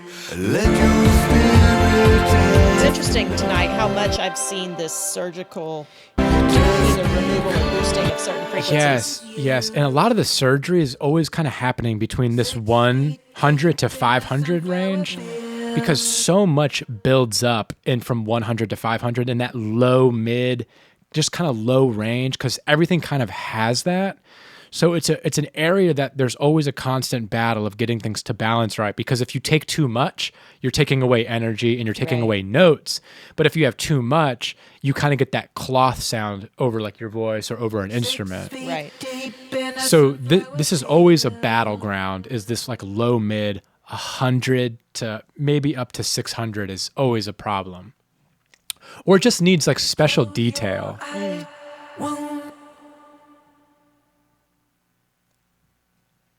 6 feet deep in a sunflower field. 6 feet deep. I will pass that on, Sven Sevens, Saxon 7. He's saying just, you know, on the layout here, putting our names under our symbol. That way we can change Billy's names to whatever we want. Yeah. No, that'd be great, actually. Whatever, we can just flip different nicknames, try different things. Hey, maybe that'll be something where there's a list of possible names and subscribers, you know, Yep. do a few bits and Yep. you get to change Billy's name. let your spirit flowers on your eye. Whisper in the wind, tell me how does it feel? 6 feet deep in a sunflower field. Heaven comes to those who wait. Close your eyes, let the wounds heal. 6 feet deep in a sunflower field. Whisper in the wind, tell me how does it feel? 6 feet deep in a sunflower field. Whisper in the wind, tell me how does it feel? See, we're in the same area, that same low, super low area. Whisper in the wind, tell me how does it feel? 6 feet deep in a sunflower field.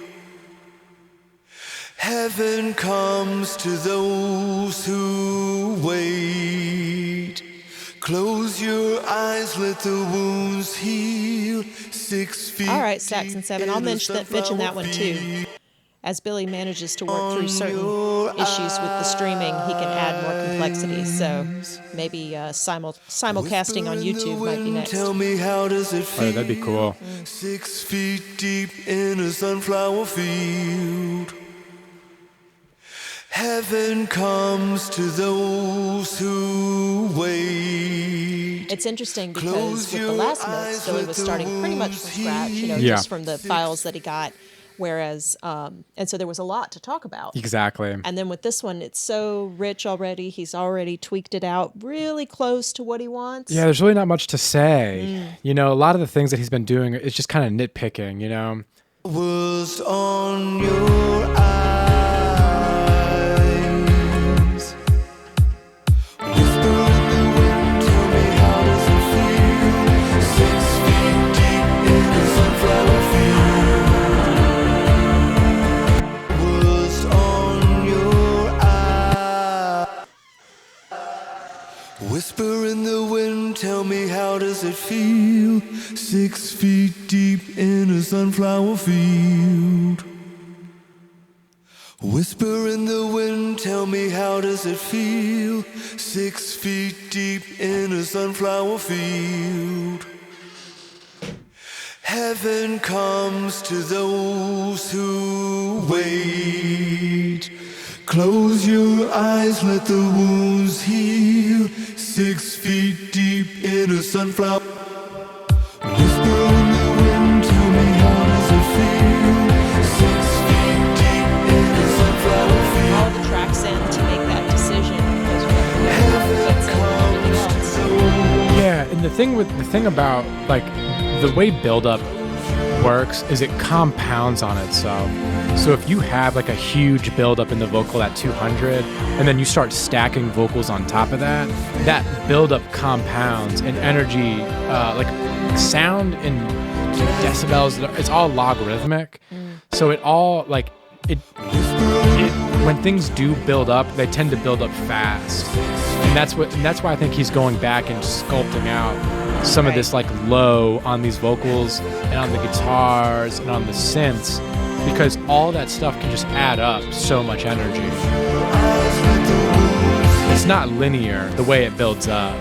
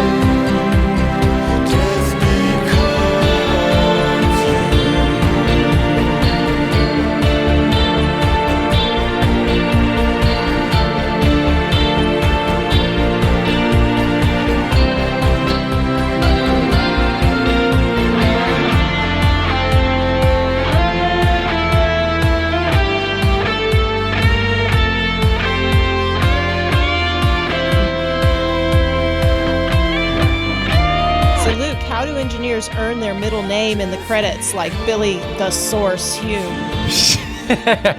You know what? There used to be a time when nicknames were earned. Yeah. You had to earn the nickname. It meant something.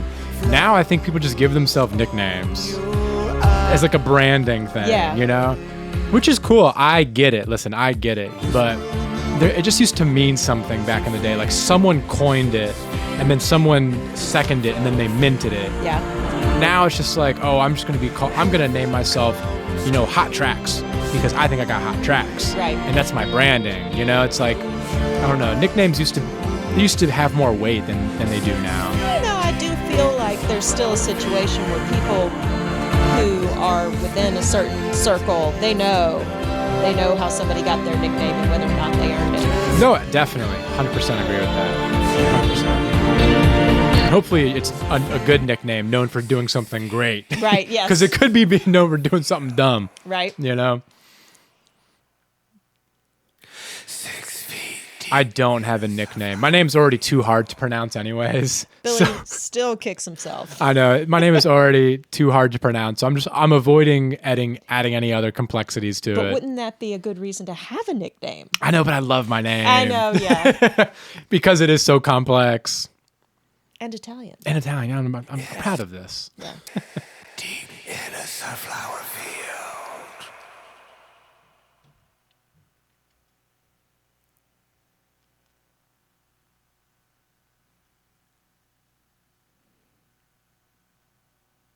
6 feet deep in a sunflower field. Oh, that's good, Saxon 7, because I wasn't sure if I was doing it right. I've said Saxon, I've said Sven.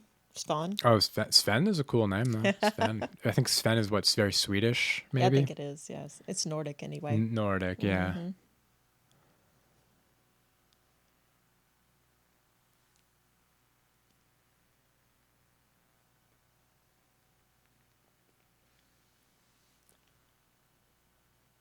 So he's still just cleaning things up. Yeah, so like these breaths, they're like really loud. Like he turned the breaths up, but there's these like breaths before the whisper, and you hear that come through. So he's cleaning those breaths up. Again, just like really like it's all minute, you know. But it all adds up, you know. If you have 8 tracks and everyone's breathing like.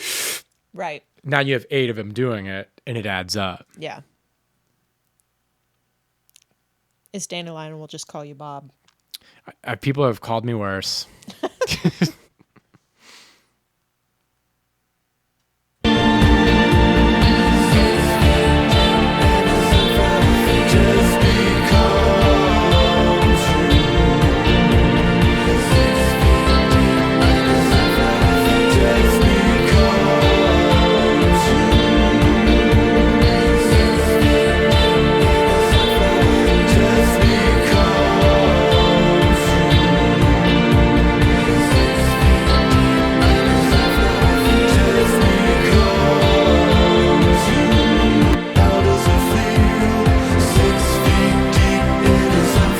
Whispers make a difference. Don't they? Yeah. It's very atmospheric.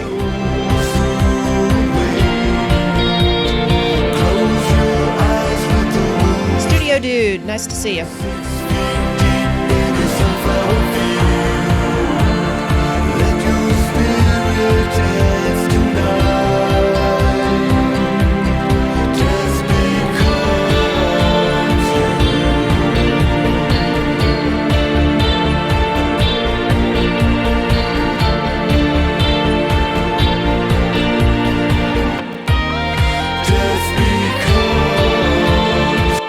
I like how Billy used the word refrain, and it's such like a classical, like it's like a musical term used to like reintroduce like the main theme towards the end of a passage, and it's so fun to see it in this mix. I think refrain is used a lot in like musicals. I was gonna the say, refrain scores. Yeah, exactly. And I like how he has it in here, like this is the refrain.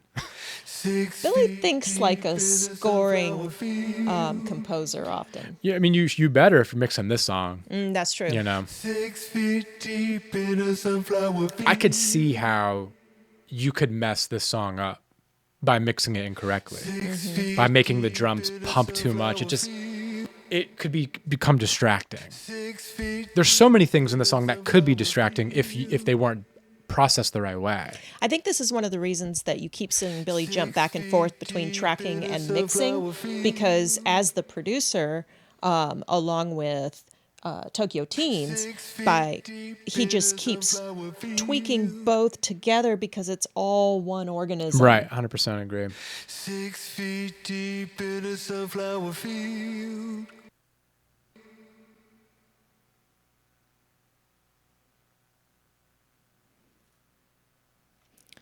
Saxon 7 saying one way to put, like, when you're listening to the loops in the production, it's like hunting in the jungle for just the right thing. No, it's true. And sometimes it's like when you go fishing, sometimes it happens quick and you catch a fish right away. Sometimes you're like really sitting there being like, yo, where are the fish at? You know, like, where's the sound? Sometimes it's just, you get it and you're like, yes, I got it. Sometimes you're really looking. Sunflower field. 6 feet deep in a sunflower field. All this stuff matters. All this little editing matters. Like, and sometimes I'm guilty of doing this too. Like, I just want to mix the song. So I once I get it to a certain point, I start mixing. And then once I feel like I've got the song pretty much done, like 90% done, I'll kind of go back and clean up some of the breaths, clean up some of the noise, just clean up things that I just didn't want to waste my time doing because I just wanted to mix the song. And we can see that happening now where he's just like cleaning up breaths here, cleaning up noise here. It's not like super flashy stuff, nothing super fun, but you got to do it. Right. Like all these little mouth noises at the end, he wants to get those lined up. He wants to fade those in and out. 6 feet deep in a sunflower field. 6 feet deep in a sunflower field.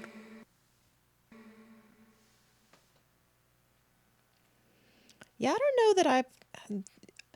Maxim's asking, have you ever been in the situation where the label messed up and released an MP3 version of a track on the final product? He's remembering it happened a fair number of times in the 2000s and was such a disappointment. Well, we have to remember, like, during that time, and like when you're talking about 2000s, especially early 2000s, there was such a dramatic, like, technology grew at such an exponential rate that I think people didn't have a chance to adapt to it, especially people like in administrative roles at labels that maybe weren't as tech savvy as the people using the technology. So I'm sure mistakes happened, and because it was all new. Like, what's an MP3 to someone who like the internet was really only just being used on a mass level in the late 90s to early 2000s. So like, I'm sure that mistakes were made.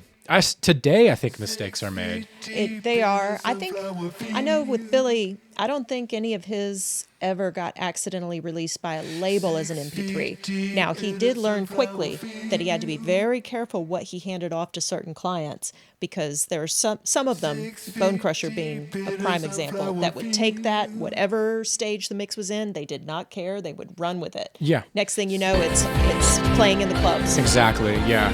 I will not send something that I will not send anything that I'm not comfortable having other people listen to Right. a client. That's how Billy feels And too. I will come up with any excuse I need to come up with until it is I am comfortable with it myself to be heard, you know. Yeah.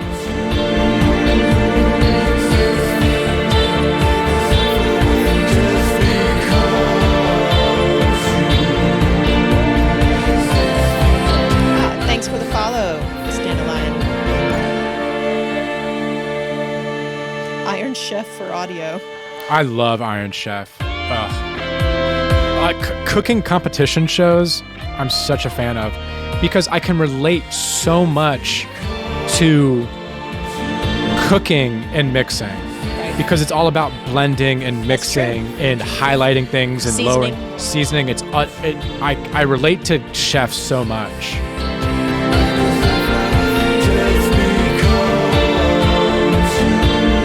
And I get it, because like not everyone's gonna like your food, or think it's too salty, or think this or think that. Everyone's gonna have you don't have to be an expert to have an opinion on food, right? And that happens with mixing too. It does. Where people are just like, I think this, and that's just what they think. That's just how they feel about it. Yeah, that's how they feel about it. Their feelings don't have to be based in fact.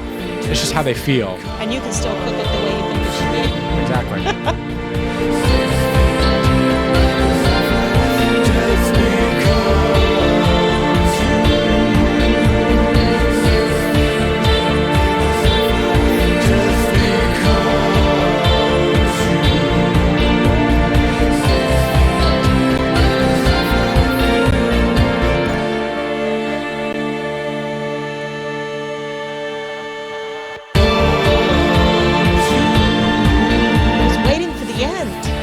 I know, it's coming. It's coming.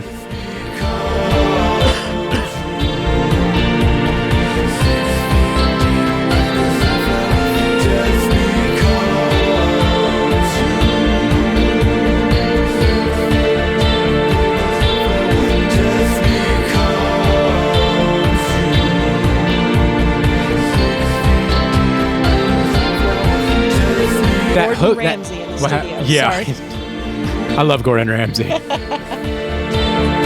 But I was just going to make a comment about the hook of this song is so great. The little melody part, this, because the feeling is so different. Like the song is very like melancholy, dramatic soundscape, and then there's this nice bright melody that just comes out of nowhere and just hooks you. That's my. It just. I kind of feel like because it's 6 feet deep in a sunflower field, so you've got that darkness of 6 feet deep, but then you've got this brightness of the sunflowers. Exactly.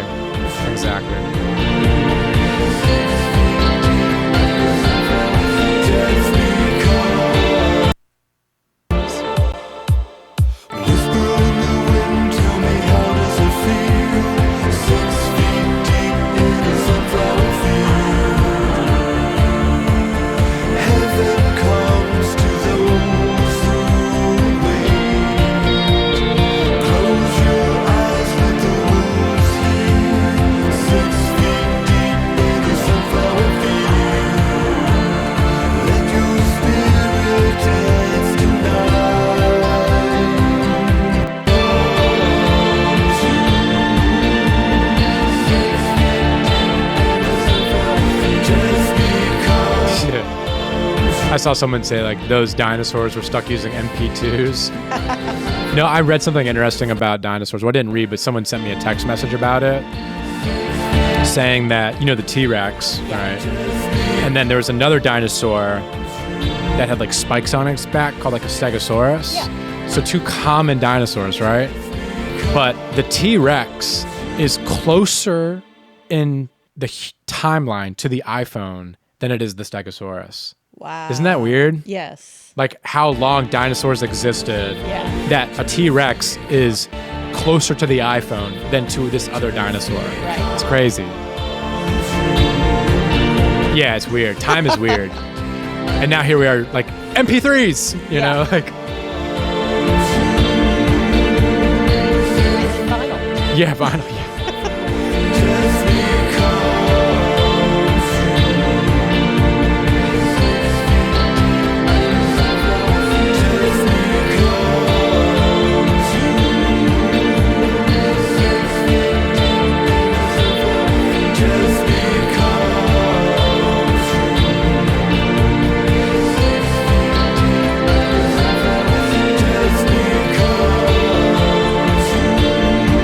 Comment on the format? Are you talking about when we were talking about like vinyl as opposed to other formats, or what do you mean, Maxim?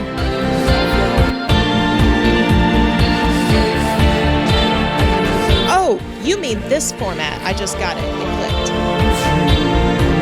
I will ask. Yeah, we'll check in with him in a minute and see if he feels like he's able to really dive in and zone in. I think he is, just based on watching.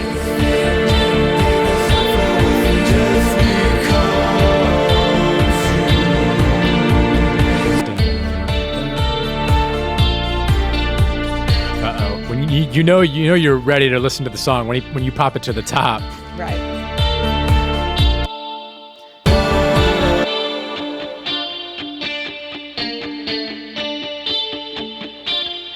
So something that I noticed, like with this effect, is even though the guitar is panned kind of right, I still hear some of the effect in the left. Right.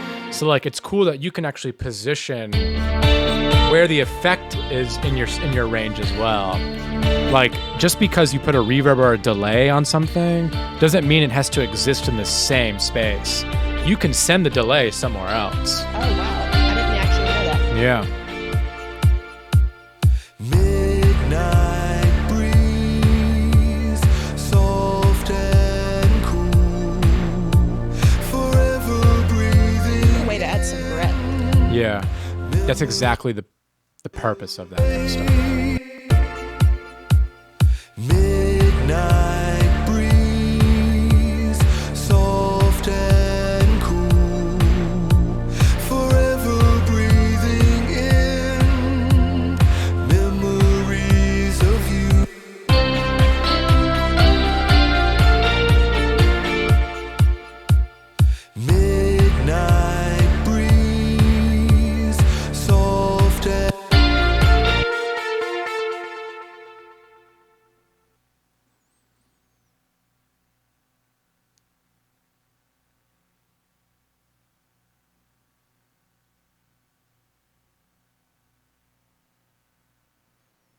What's this?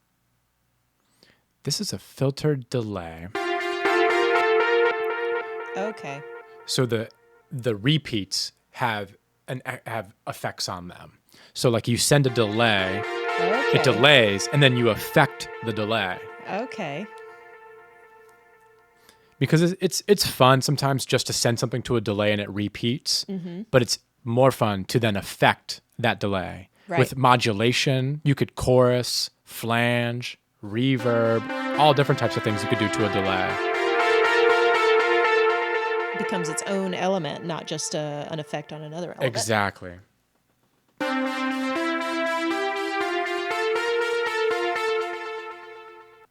What happened to the silent idea? I think he bailed on it.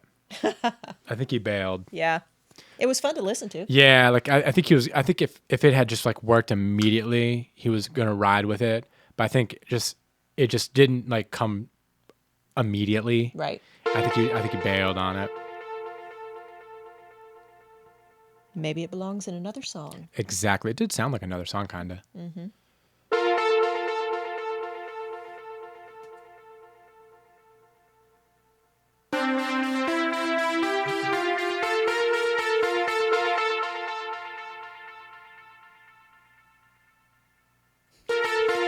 Man, Saxon 7, I'm going to have to go back through and find all your suggestions for the stream and then pitch them to Billy one by one. You've got quite a few.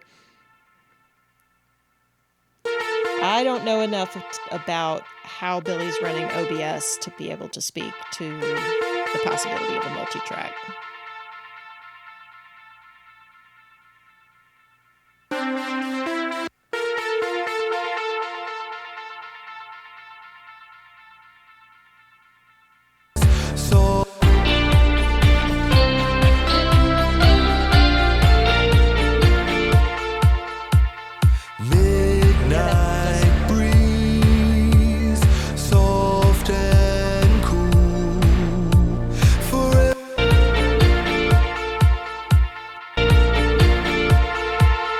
Thanks, Maxim. Good job. Oh yeah, thank you. Soft and cool. Midnight breeze, soft and cool. Forever.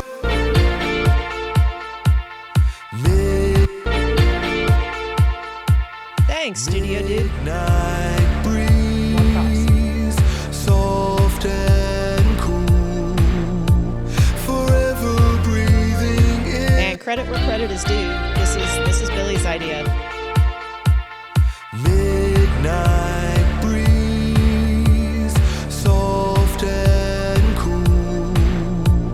Forever breathing in. Midnight breeze. And the track is Tokyo Teens. I just linked the Instagram. Midnight. He's got a single out that he and Billy worked on, so make sure to check that out. Forever breathing in.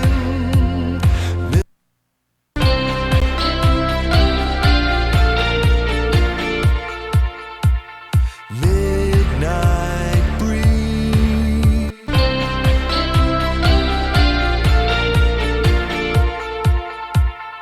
Midnight breeze, soft and cool. Forever.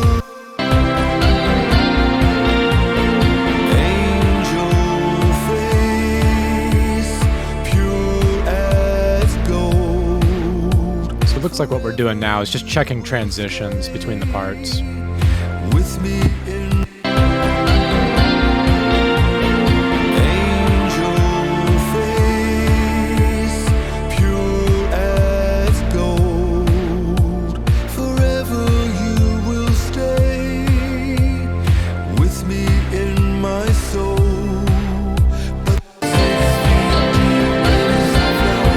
Man, thanks for tuning in, Saxon 7. Oh, wait. You're telling bye to Tokyo Teens. Yeah, man. See you later.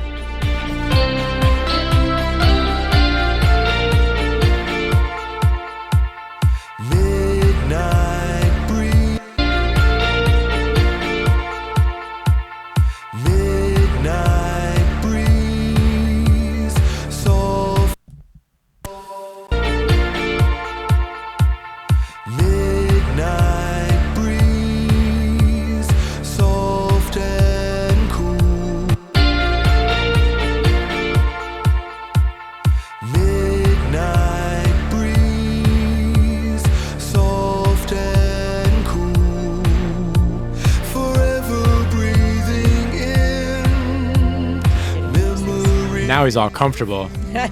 Now he's sitting back. Yeah.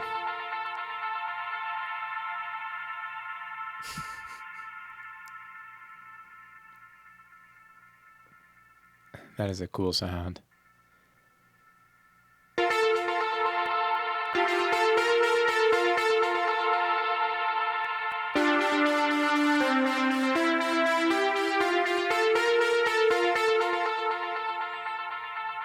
Nice. Yeah, and he's using this effect as a transition. So between the parts, this delay happens to usher in the next part. Night breeze, soft and cool, forever breathing in. Oh man, Maxim, thanks for hanging in. It's almost 1 a.m. in Germany. Oh, wow.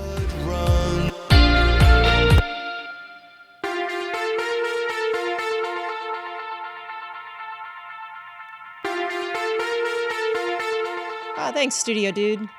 I mean, I don't know that. I guess I ended up having more things to say than I expected to. I mean, that's the thing about music and audio is everyone can talk about it because it's about how it makes you feel. Like, why does that sound cool? Why does this make me feel happy? Why does this make me feel sad? What is that? You know, it's, Right. I think it's easy to explore, you know? And it's low pressure because it's music, you know? Right. Blood runs cold, heart never lies. Billy's feeling it. On your lips and flowers on your eyes, flowers on your eyes. Thanks, man. In the wind, tell me how does it feel?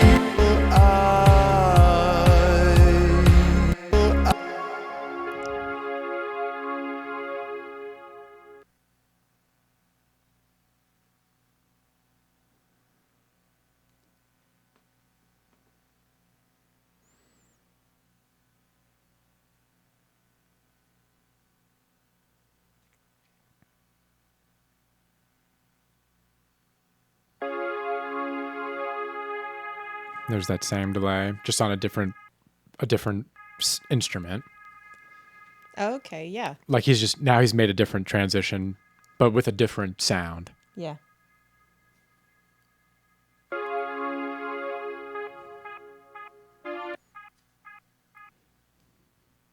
Can you talk a little bit about doing edits of the same song, like if you need to do a radio edit or a clean track or something like that? There is a method to the madness to this, and because again, have learned the hard way, especially if you're working with someone who has a lot of edits, it can get extremely confusing. Keeping up with everything, so you have to keep. So once I feel like a mix is done and I know they want other versions, I'll go ahead and make a new session and just bring over the final mix. No extra playlists, no anything, just the final mix, the final tracks, and that's it. And I'll have a brand new session. And from this session, I will say, okay, I'm gonna need a clean, I'm gonna need a radio, I'm gonna need a DJ radio, which is a different type of radio edit. I'm gonna need an extended version, and I'll make them off this new one. And then anytime that you make an edit after the fact, like if someone's like, okay, I've bounced all these down, but I want to turn this ad lib up, or right, I want to change this guitar part. You want to do it in a way that you make one edit and it affects all the different versions, so that otherwise you have to go back and do it 5 other times, the same edit, because the edit needs to go across all the different versions. Right. So if you have a main version, main, clean, show track, instrumental version, a cappella, that'll be main version. And if someone makes an edit, I'll edit that. And then if there's extended or short versions, you need to make another version for those and make that same edit, because now the timeline is different. Right. So you can see how it can get really confusing really fast. So at that point, it's like you have to really pay attention what you're doing and take like copious notes. Like the moment that we're making edits to like multiple versions like that, I have to write them down and then check them off as I go. Right. Because sometimes you just get stuck working and you're like, oh shit, I didn't do this to the clean version, the radio version, this, what did I do? Right. And now you got to go figure out what you did. And that could be a problem. So it's really important when you get to that level to just write it down and take it step by step, because doing it once right will save you so much time than figuring out what you need to, where you messed up. Mm-hmm. And he says, what's a DJ radio edit? So a DJ radio edit is an extended intro. Okay. So that when DJs are doing a live, they're on the live, they can start spinning the song in with the extended intro, so that when they're ready to pop it in, it's right as the song starts. Nice. Because some songs will just start, but the DJ needs some time, so you'll put some instrumental before the song even starts, so that they can get it in their system and then they can cue it up and go. Oh, cool. So it's called a DJ radio version. Are there still radio DJs? There's a few, because I mean, now on OBS and stuff, people are like DJing live. Yeah. Like they'll have like listening parties and guys will be DJing and stuff. But it's way less common. Yeah. Although to be fair, I found some actual DJs on Twitch, and I like to listen to this. It's like tuning into a radio show. Exactly. And so those guys are going to need those tracks. But that's what a radio DJ version is. Got it. He says, is it still a thing to do all these different edits? And I'd say, yeah, it's still a thing. Yeah. Yeah. Definitely still a thing.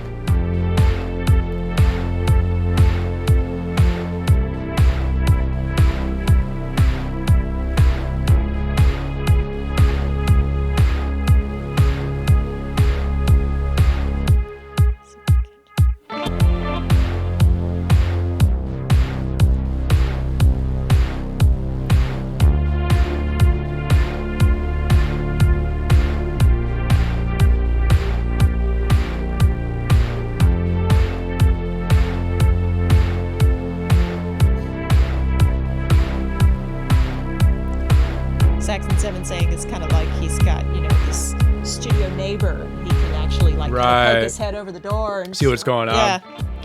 Yeah, so what's going on now is kind of the same thing that Billy's been doing. Like this is kind of the part of the mix where you kind of get to pretend to be the producer.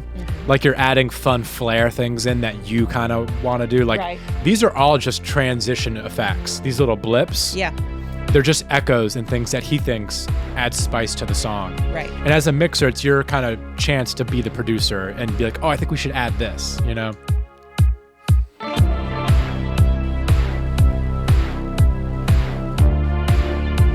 Yeah, Maxim's asking, who decides if the clean version just gets muted parts or rewritten lyrics? Because I know Billy's had sessions where both one or the other. Right. Typically, it's going to come from above. But I mean, at the end of the day, the artist is going to have a huge opinion about whether they want to have a changed lyric or whatever. But it could come from the label. It could come from the producer. Because at the end of the day, it makes sense. Like, oh, if you have a ton of cursing, and it'd be like, okay, it makes sense to change the lyrics, So I think it's a combined effort of artist, producer, label. Rarely as an engineer would you be like, oh, I think we should do a clean version, unless you like feel really passionate about it. It's not really your role. Although I do have to say, I know at least some sessions, Billy would, just for fun, he knew they would need a clean edit, and just for fun, he'd put in whatever sounds he wanted to. And at least a couple of times they were like, no, we're keeping that. Oh, yeah. Like, I'll be honest, like, I like doing clean edits because it gives you a chance to be creative. Like, I want to add a sound effect. I want to add a delay. I want to do a tape stop. Like, there's different fun things you can do, Right.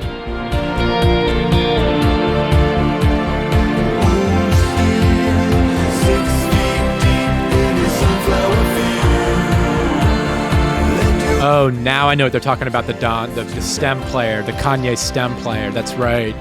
It's like he's like released it so you can like it has the stems and stuff. Oh, fun. Yeah, interesting. Not till he's 3. Someone would give it to their kid, but they said, no, not till he's 3. Kanye, man. Interesting dude.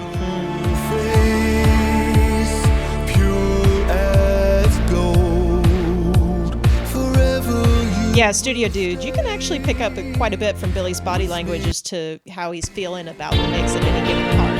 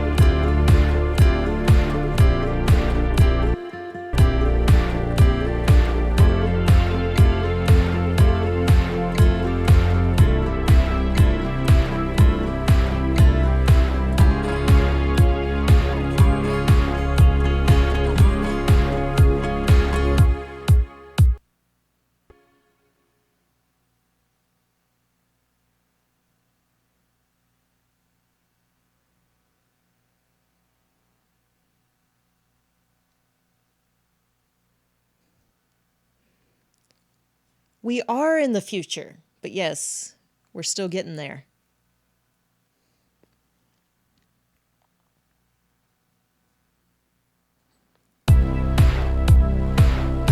Talking about there's also a new beta version of Serato 3.0. It creates stems on the fly and lets the DJ play around with it. Oh, that's interesting. Yeah, so Serato is like the program that DJs use to like DJ. Yeah. That's cool. That's interesting. Like improv DJ. Yeah, like, that's cool.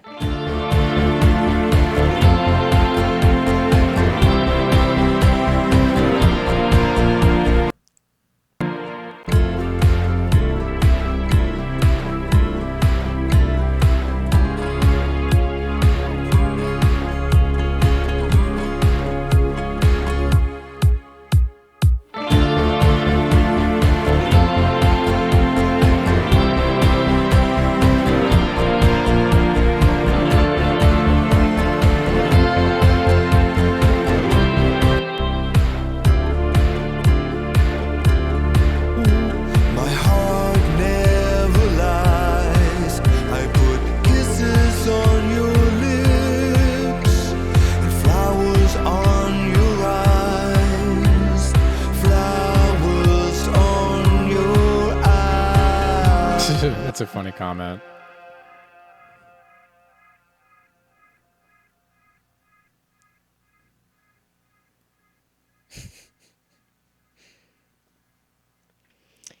DJs, they just do what they want with it. I know. DJs have a hard job. This is true. I give DJs a lot of credit. You have to walk into a room and convince a bunch of strangers who don't know you. You need to figure them out and then get them to relax and enjoy and have a good time. It's a lot of pressure. It is a lot of pressure. I give them a lot of credit. Like good DJs, not people up there just like iPod DJing. Right. But like real dudes. People who read a room. Yeah, they can read the room, they can figure it out. It's like, man, it's a tough gig. That's true.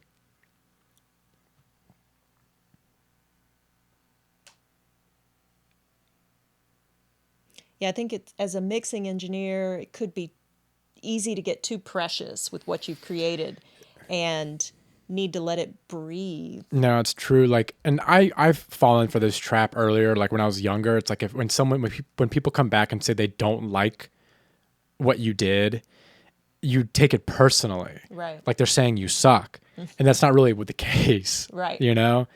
And like now I've like completely detached myself from it, where if people are like, oh, I don't like this, I want to change this, I'm like, that's totally cool. Right. I mean, it's your song. It doesn't reflect onto you as a person, you know? Right. And so like that was a good thing to learn, because when you're mixing, you do feel some ownership to it because you kind of created this thing, but you can't get too wrapped up into it where you think it's now your song and your piece of art, Right. you know? And I think there's a lot of opportunity there too to understand what is appropriate in different genres. Yeah. And to really start to get a feel for what other people are hearing and what you're doing. I think that's part of what Billy was able to do. Right. He had to move from different format and genre to different format and genre. Right. Exactly.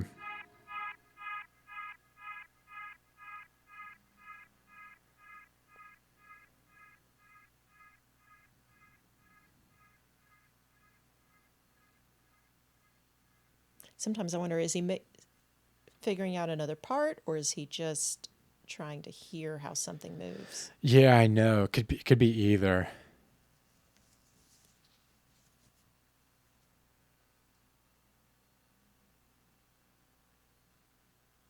And silence. Silence is a great thing, isn't it?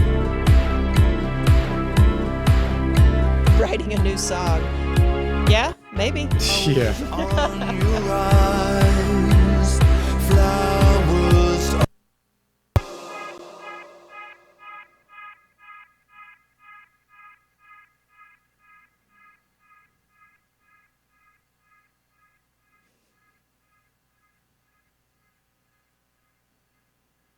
I wish I could hear it. I know. I'm like curious what he's. I know. I think he's thinking of a part. Mm-hmm.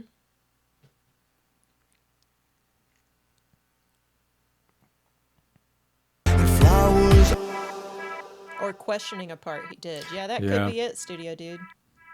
Flowers on your eyes. Flowers on your eyes. Flowers on your eyes. Flowers on your eyes.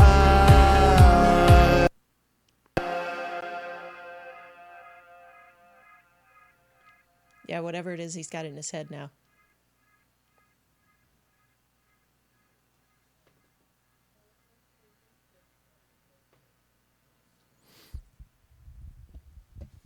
Yeah, I can't hear him. Oh, there he is.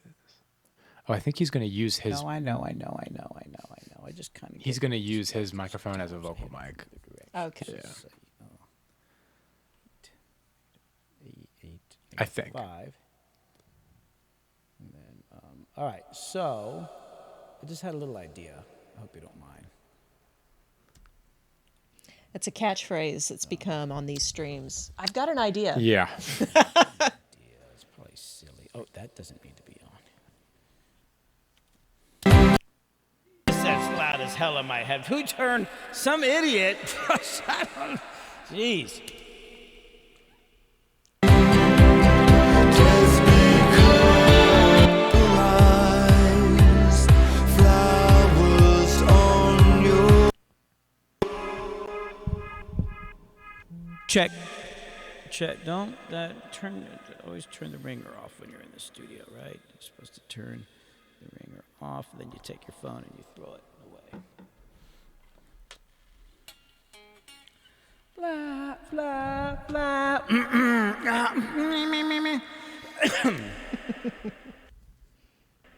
On your eyes.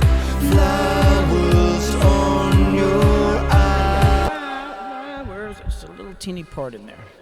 Blah, blah. God, I'm too tired to sing. On your lips. This is so interesting. I know, right? Your eyes. Flowers on your eyes. Something like that. Blah, well, if I sing it on key. Maxim's saying, I need a way to explain to my wife that I'm watching a guy mixing a recording and 2 people commenting for 4 hours. Flowers on your eyes. Flowers. Configuration madness point. Have we hit it? Flowers. You know, Saxon 7, I think we killed the whiskey at Jimmy's birthday the other night. I'm not sure I have any more.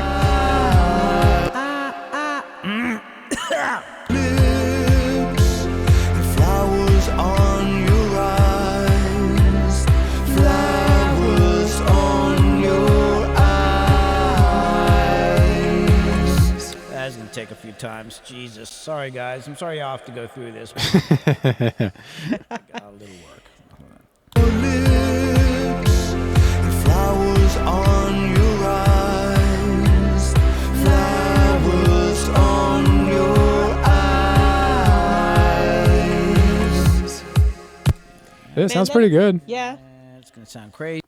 That is one of the nice things about Maybe it'll sound making shit in the studio is that you can tweak it and get it just the way you want it. It's more like painting Oh yeah, than it is performance. Jesus. definitely, 100%. Yeah. On your eyes, flowers on your eyes. Oh my God, it's a Jesus. I just forget how hard it is to sing along with Jim's stuff because he sings so freaking low and I sing so much better really high. It's this weird like normal range. It's a good excuse anyway. Jeez. Flowers on your eyes, flowers on. I kind of want to go down on that half step there. Luke, let me know what you think. Flowers on your I think I love it. You know. flowers on your Oh my God. flowers on your eyes, flowers on your eyes, God. flowers on your eyes, Just shifting the pitch. Would that be I'll something? stay on the same note. He'll probably not want to do that. on your eyes, flowers. God, I guess it depends on how close he's able to perform it. You know. Right. Flowers, oh my God. flowers on your eyes, flowers on your. Oh my God, my throat's dry. Probably coffee's not the best thing to drink. It's all that fucking that fly.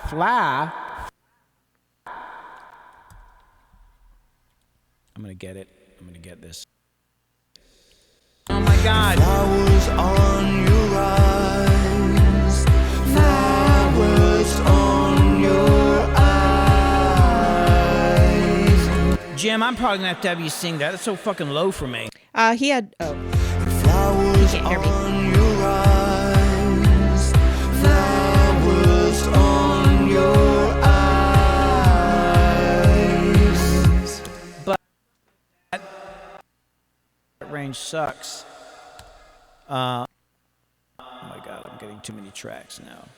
But blended in the mix.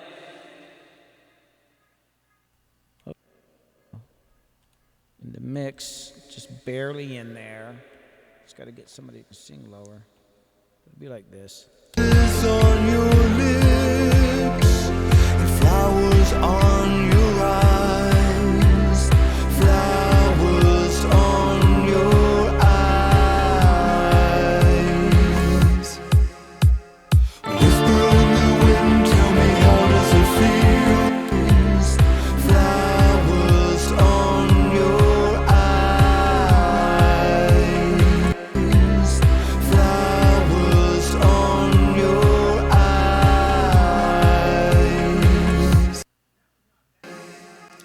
I just got to tune the fuck out of that one. I just think I'm trying too hard. I think it's going to be so down in the mix. Let me try it just a couple more times.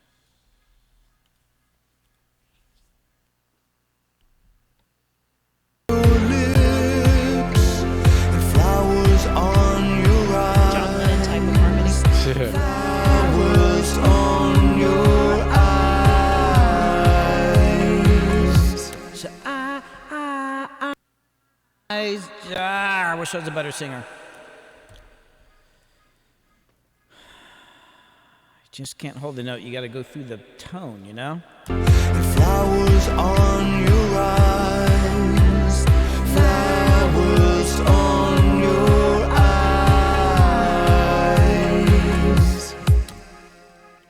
Oh yeah, that's right. TwitchCon is going on now. Risky Biscuit Band is out there. Flowers on your eyes. I go sharp as hell on that, but hold on. I'll just tune it in a second. Hold on.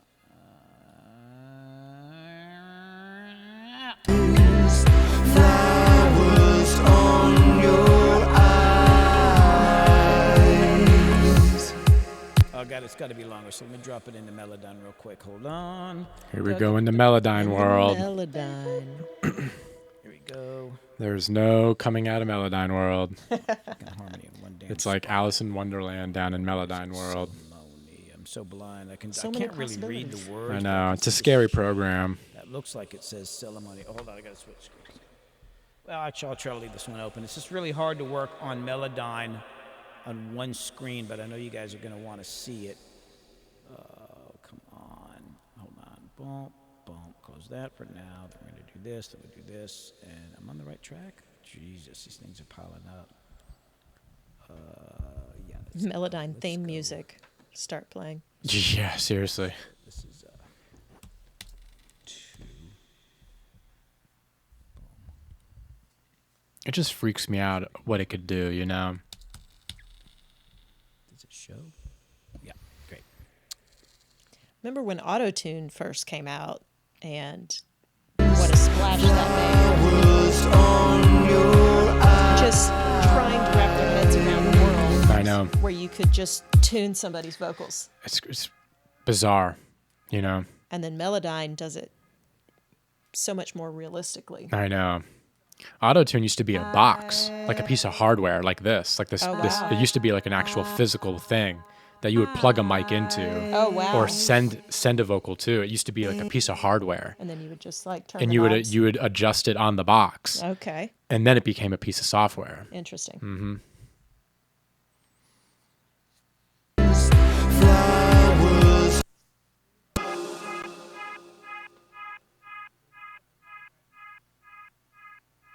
Hardly gotten any sleep in days. Ooh, Just it's fucking lost it. true. Trying to sing keys that I can't sing in. And my God, it's terrible.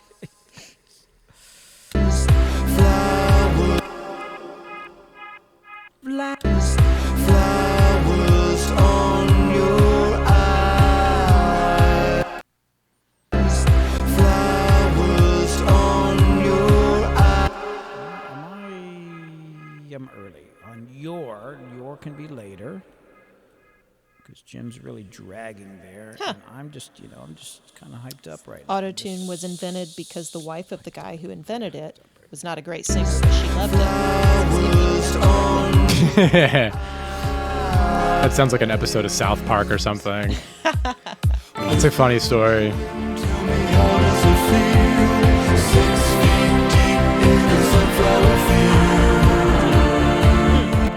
Saying that Cher broke the auto-tune when the engineer, quote, said it wrong, but the producer for Cher said, no, this is the future. Yeah, I can't remember the song. It's in the verses. Like in the verses, it's got like heavy auto tune, and the choruses is her singing. It's one of her big famous songs. Yeah, I can't think of the name of it either, but I can remember hearing that and thinking, whoa. Whoops. Oh, it's killing me with this name. Believe. Yeah, I Believe. know, That's I the name know. of the Using song. The computer, the hell with ya. Yeah, so in the verses you hear it like crazy, and then in the chorus she comes in and obviously can sing, and it's like really cool, like change. I was guessing so maybe T-Pain was the engineer?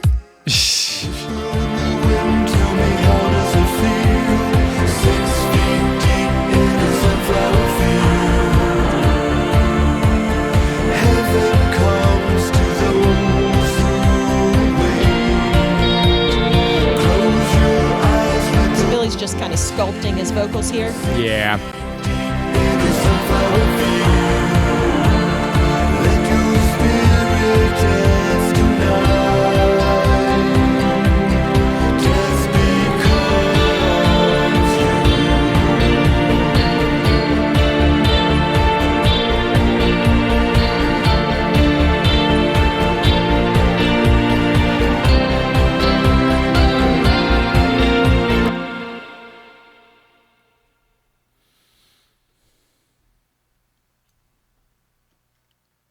A little easier on myself. This time I'm going to go ahead and get rid of the S first. Should done that on the last one. Flowers on your eyes. Whisper in the wind, tell me how does it feel? 6 feet deep in a sunflower field.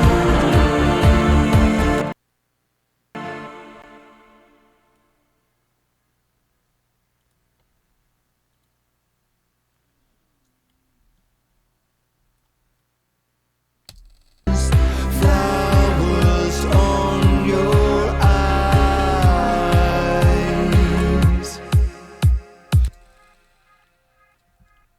So I don't actually know how Melodyne works. Mm-hmm. So I saw the track going across, but then when he did something, it broke it up like this. Yeah. So once you print it into the program, it prints as like a flat line and then analyzes it. And then the blobs, that's like your key center for that note. Okay. And then the line is the drift. Okay. So if he's like on some of these that slide down, that's Right. him sliding his pitch down. Right. Flowers on your eyes. So really, like when I look at Melodyne, I'm usually mostly looking at the line Right. than I am the blob. Got it. 6 feet deep in a sunflower field. Flowers on your eyes. Also splitting notes in the studio. Right, yeah. So like when he pulls it back up, so if a line like goes too much or too far, it's better to then just cut that note and move the blob. 6 feet deep in a sunflower field. Oh, I see it there. D. Yeah, like here's the notes. Like this is like the keyboard. Like the gray ones are like the black keys, and the white ones are the white keys. So Okay. it's like a I piano see roll. that. Yeah. Flowers on your eyes.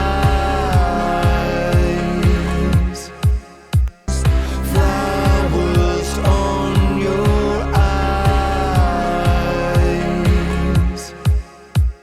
Whisper in the wind. I swear I'm hearing like a little. It's on this track.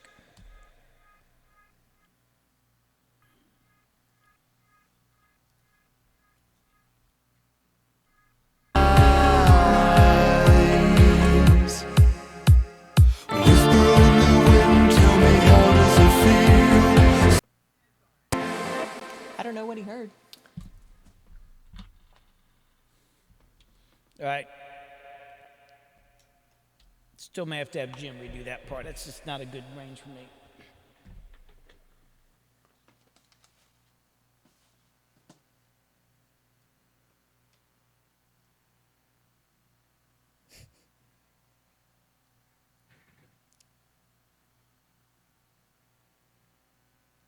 Flowers on your eyes. Flowers on your eyes. Whisper in the wind, tell me how does it feel? Maxim saying that Melodyne started to scare him when they introduced the feature to change a single note in a chord or a choir. Comes to the Yeah, it's bizarre. Like if you strummed a guitar and one of the notes was out of tune, you could then it will isolate that out of tune note and fix it. Yeah, it's bizarre. let your spirit dance tonight. I don't know how. I don't know how.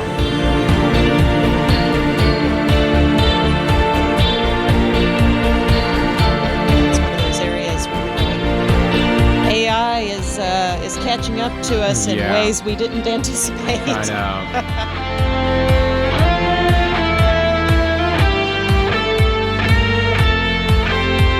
Yeah, Young Eyes, we were talking about how Autotune started out as hardware, saying Melodyne used to be hardware. Just because Back in 7, I like to record not just at 192.96, but using industrial mics, you can record super slow-mo so that it can be stretched. Oh, interesting. Gotcha, Young Eyes. He was kidding about Melodyne. See, man, I don't know. Yeah, I was like, man, I didn't know that. But if someone says it, I'm like, I believe it. Like Right. I could see it, you know. Don't know enough to say no. Like I don't know that it wasn't, so I Exactly. can't chime and be like, well, are you sure? Yeah. With me in That's funny though. I just accepted it as fact. I admit I was thinking, well, no, because we already had auto tune that was not hardware Yeah. anymore. I put kisses on your lips and flowers on your eyes. Flowers on your I just eyes. noticed we're zoomed out, starting to see, well, it's not even close to all the tracks, but Tell me how does it feel? Yeah, and the thing about Ableton is I think it can fold down. It's like I don't think you can like make things really small and not even yes, see them. I've You seen him do know. that. And then there's all this stuff that you're like, oh damn, I didn't even know it was there. 6 feet deep in a sunflower.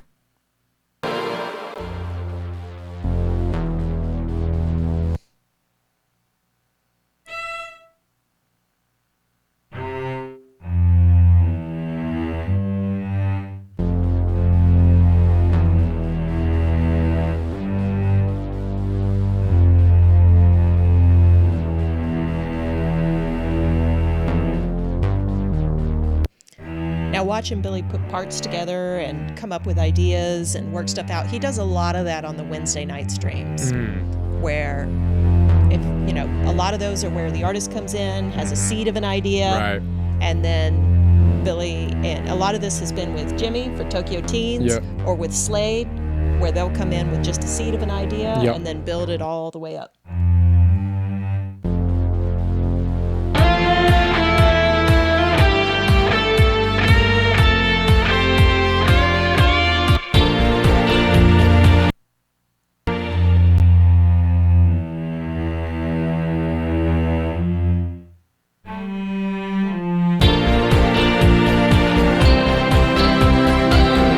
Yeah, I gotta watch out for the get off my lawn syndrome. Stay open to new things. Oh yeah, here comes another rabbit hole for Billy. No doubt.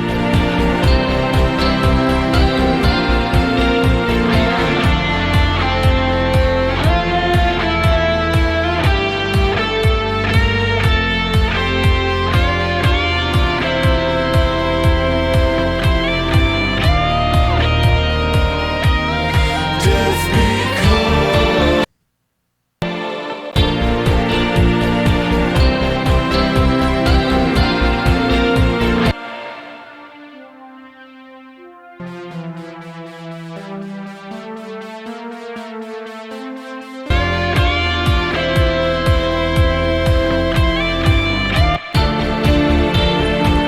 Yeah, I think regarding the question of whether this format allowed Billy to really just focus and get into the flow of things, I think we can probably tell that yes, it did.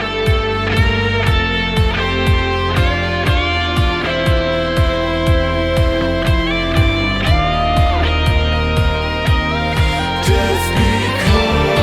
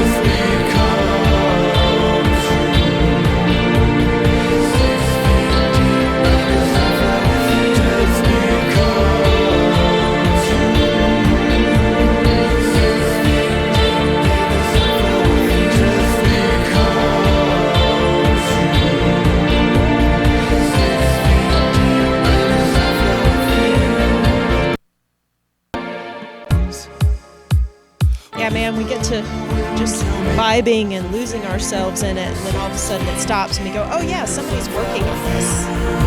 It is interesting. Like when it goes quiet, it does like kind of jar you a little bit. I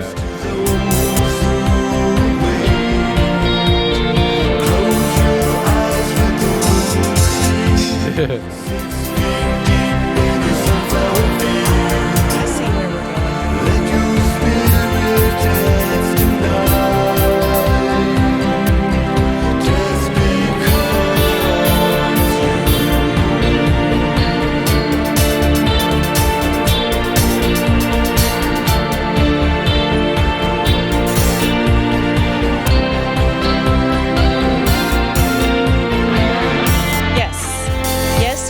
opening that Pandora's box. Yes. Whisper in the wind, tell me how does it feel?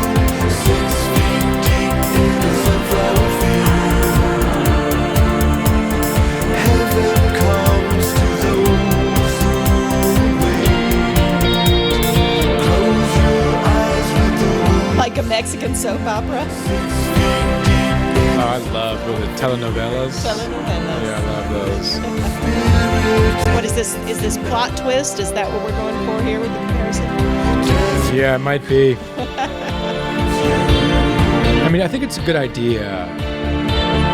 It can't be too loud, though. I was wondering because it actually harkens back to what we were talking about earlier, with this being such a lush landscape that you don't want to take people out of it. Yeah, exactly.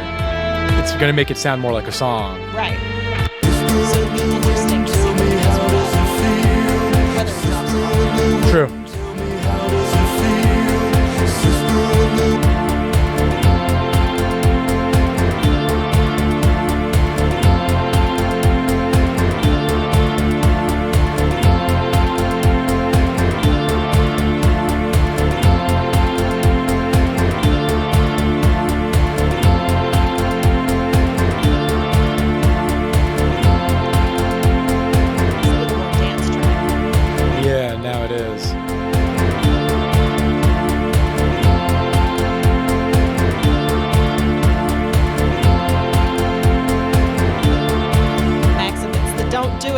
He's doing it moment. Yep.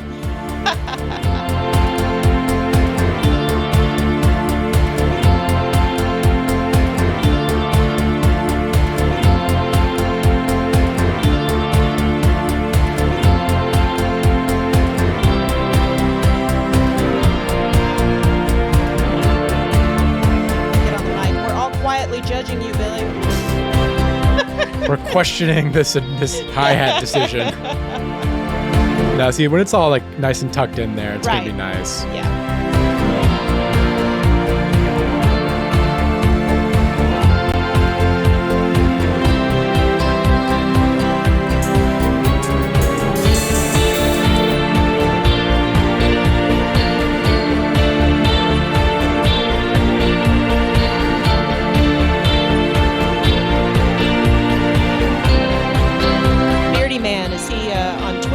Sex and Seven?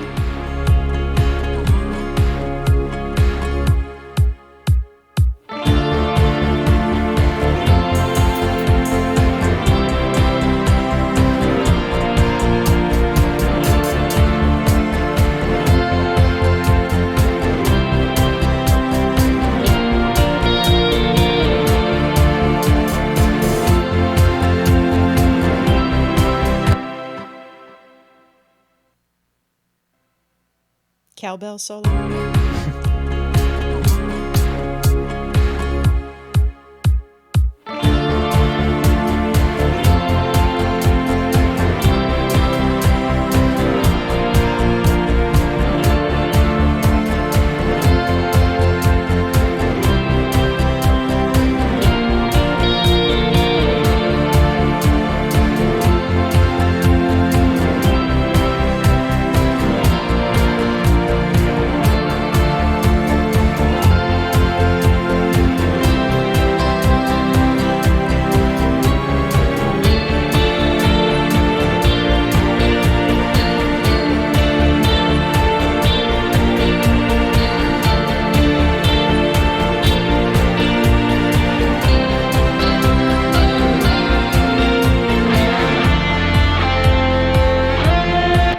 Billy actually started out as a drummer. Oh, really? Yeah. Well, that makes sense. Yeah. I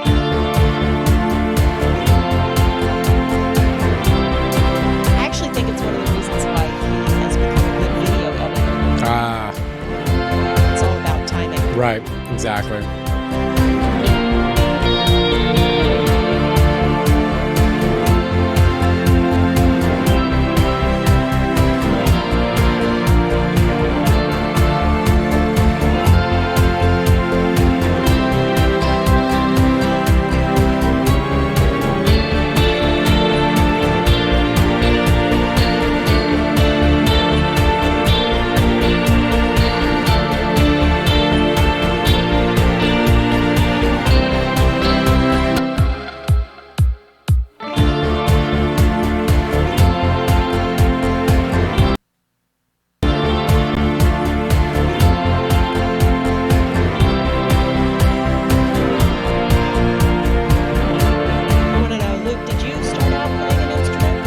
Yeah, I started out playing guitar and was like in bands and stuff and went to music school and did that whole thing. I don't get a chance to play much anymore, but I honestly need to find the time. That's one of the things that Billy has really appreciated about getting into this Twitch streaming thing is that this whole thing where he'll build something up from scratch, he's got to play Playing more. again, exactly.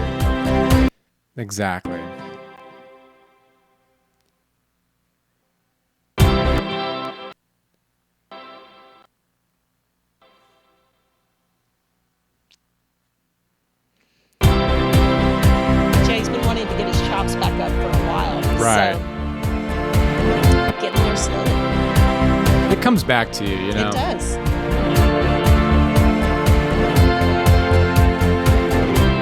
Started on trumpet, now you play voice meter.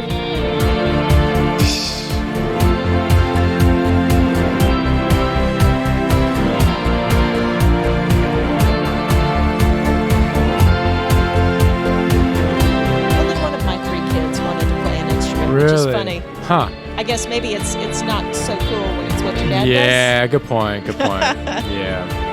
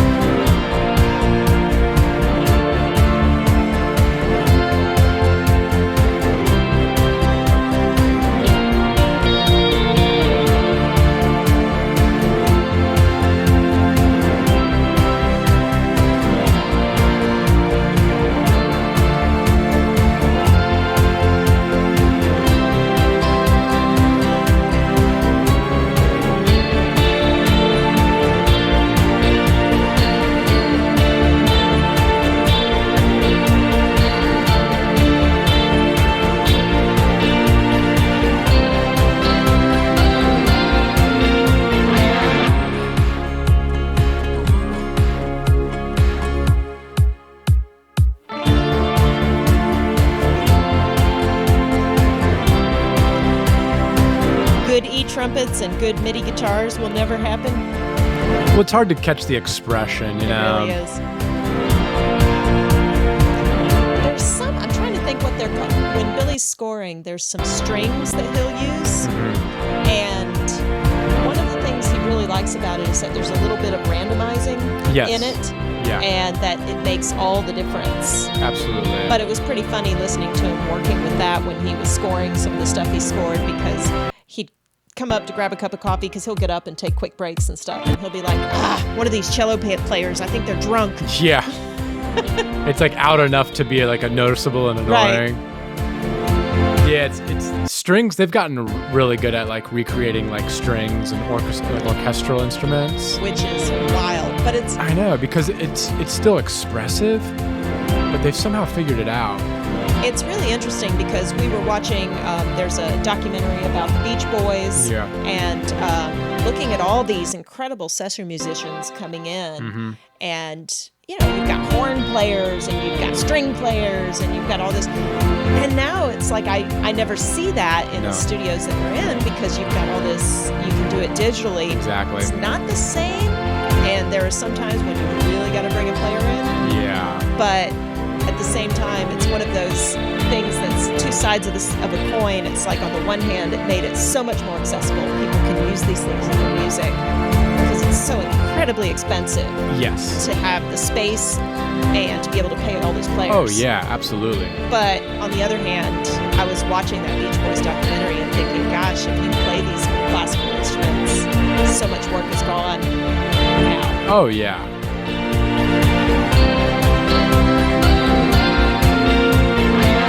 Well, that's true. Recording live strings is a pain in the ass.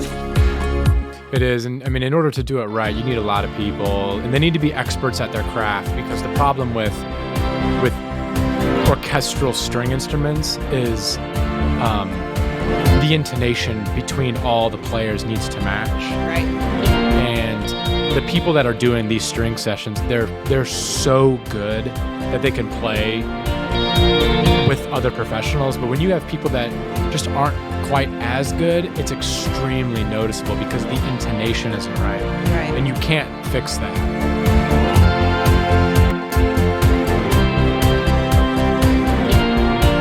Mellotrons were notorious for that. Not every tape was perfectly in tune with the others.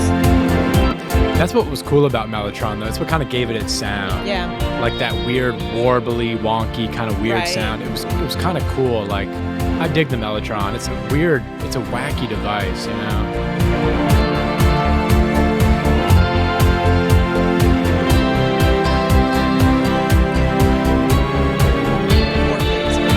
It is, yeah. And it's a type of, like when something warbles, like, cause like it's got something to do with how the tape behaves, that it like actually physically changes the pitch, Right.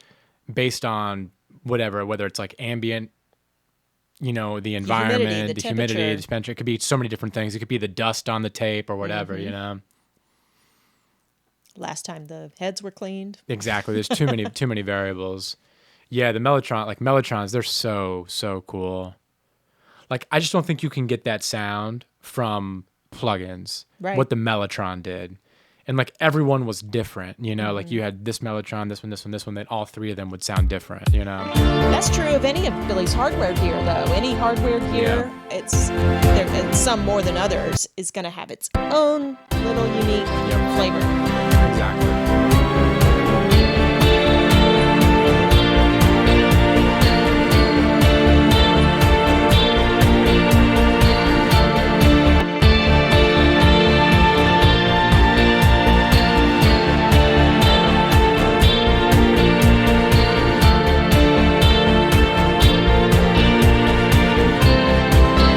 This one's been growing and getting tweaked and molded. It really is coming somewhere special.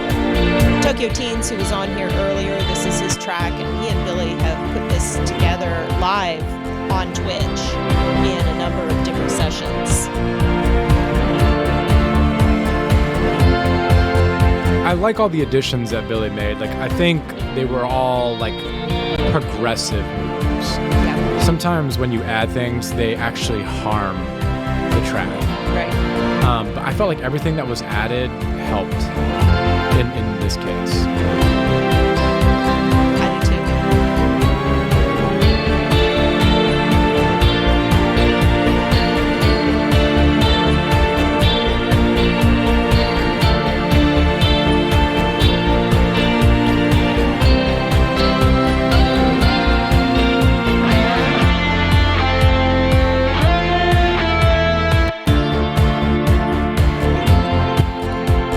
Thanks, Maxim. Sorry. And you're right, Studio Dude. A real Hammond just cannot be modeled digitally. Yeah, that's another good one. That's another good one. Like, I get the chance to record B3 a lot, and it is just a weird thing because there's so many variables happening with what the player is doing. Right. Not just with the hand filters, but also with what his foot is doing and controlling the speed of the cabinet. And then all cabinets are not created equal. There's different kind of cabinets. There's different kind of organs. It's just like, organ is one of those things that like you need to feel the air move, Right. and you just don't get it with a plug-in, you know. I never even knew all the parts to a Hammond B3 until Billy actually did a video of it and was showing all the parts. Yeah. Actually, he was talking about the Doppler effect. Yeah, it's exactly how it works. Yep. They're fun to record because they already sound so great. Right. And they don't need a lot of work. Like you literally just put 2 or 3 microphones on it, check the phase, and it sounds exactly like how it is. You're like, yes, that's how an organ is supposed to sound. It's like making a good musician. Exactly. Exactly.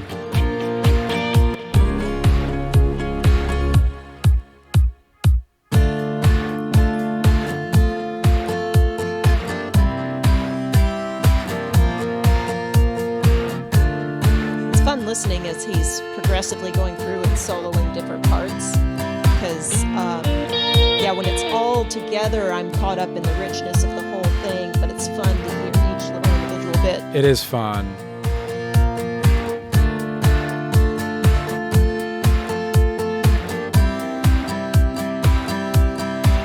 Aw, man, thanks. I don't know that he's saying, appreciating how much knowledge I have. You know more than you think you know. I don't know.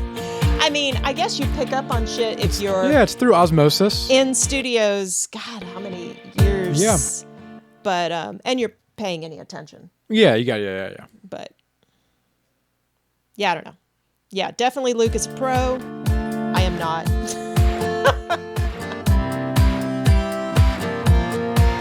But I like music. I know how fortunate we are to have music. What a great thing.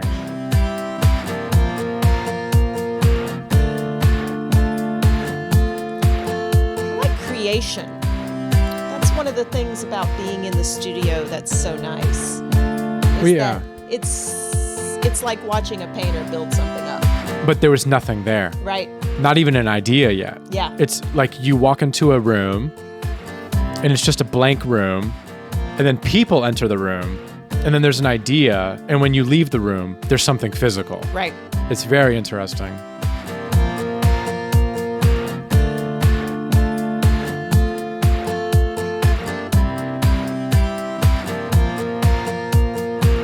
Oh, thanks, studio dude.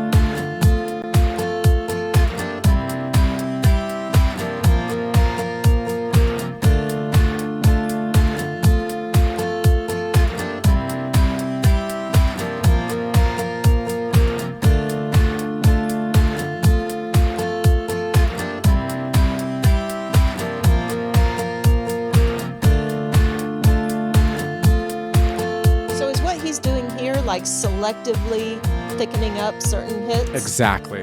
Yep. That is exactly what's happening. It just gives it a little more movement.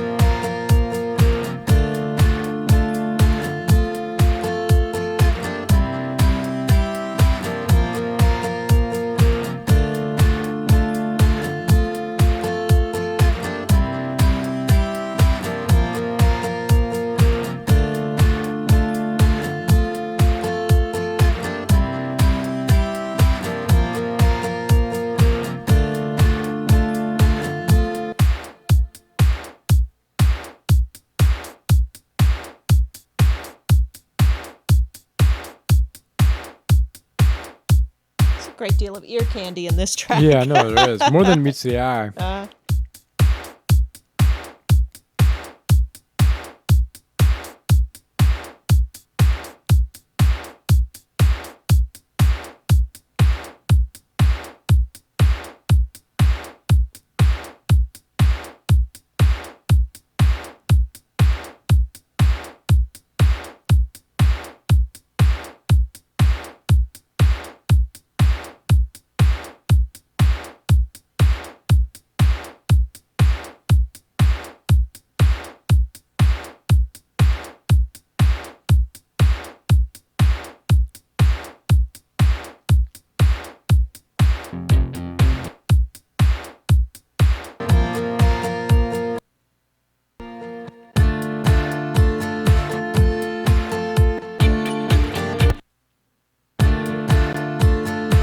did find Billy's video about recording Hammond. I'm going to put it in the chat. Oh, nice.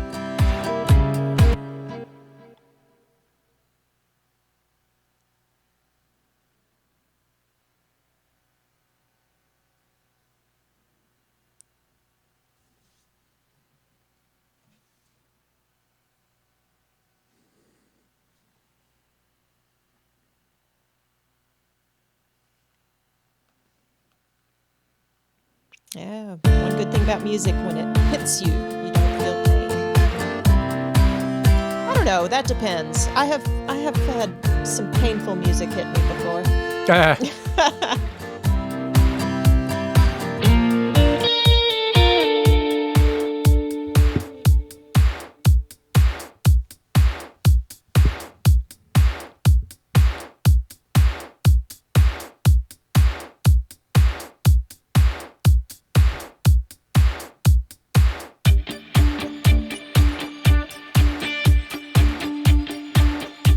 Gosh, it's tinkly.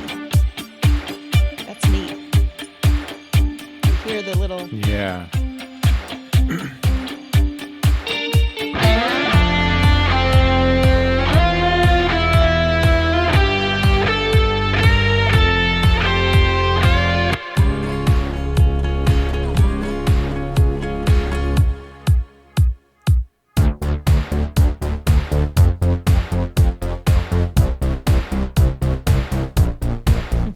And again, that dichotomy of the darkness with the brighter, lighter sounds.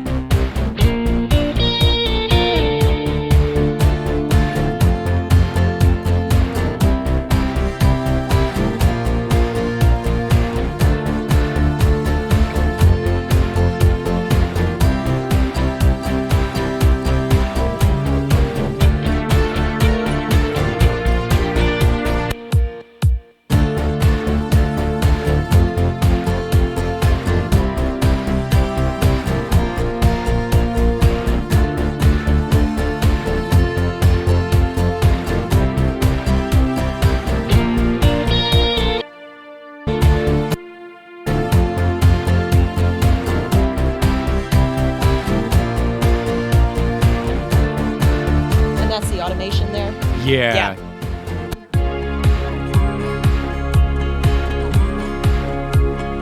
Just tweaking that out.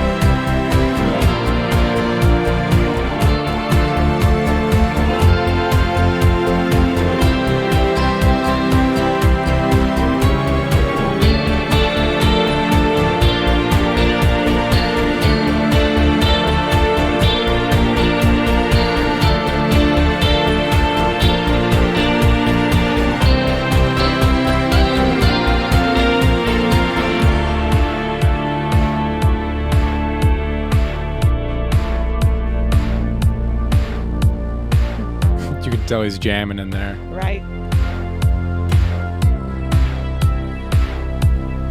Got the walls shaking. Right.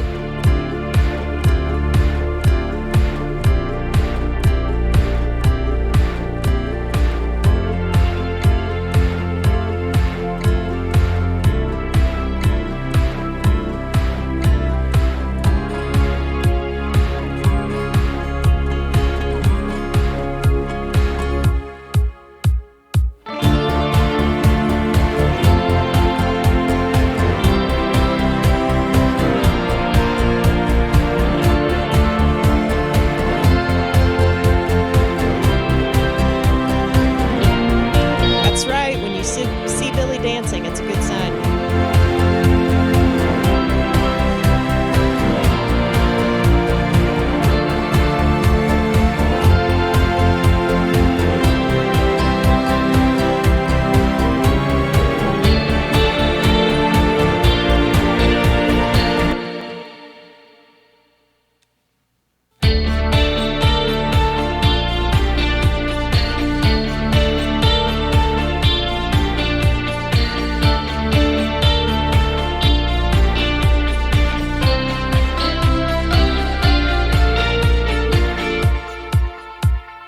Midnight breeze.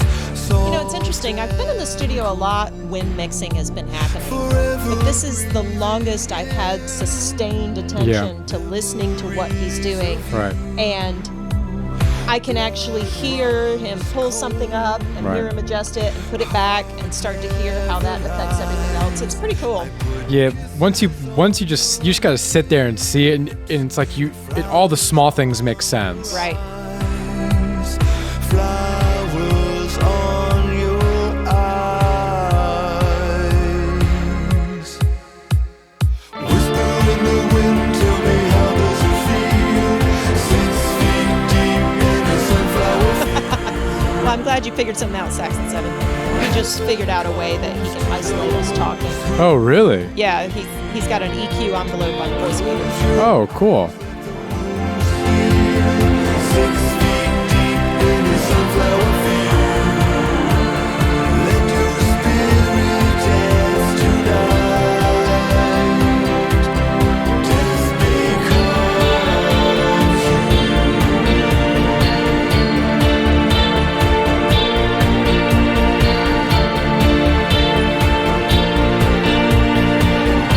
And separated other channels that you just listen to without us talking. Right.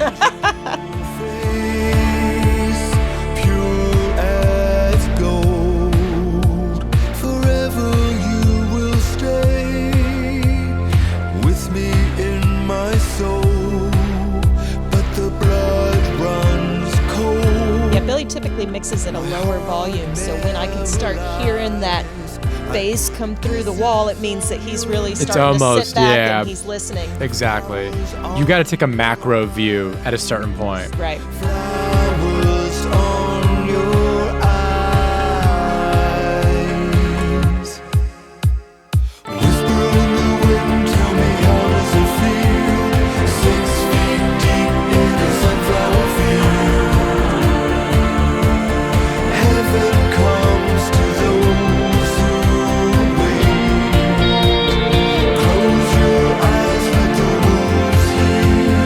6 feet deep in a sunflower field. Let your spirit dance tonight. Just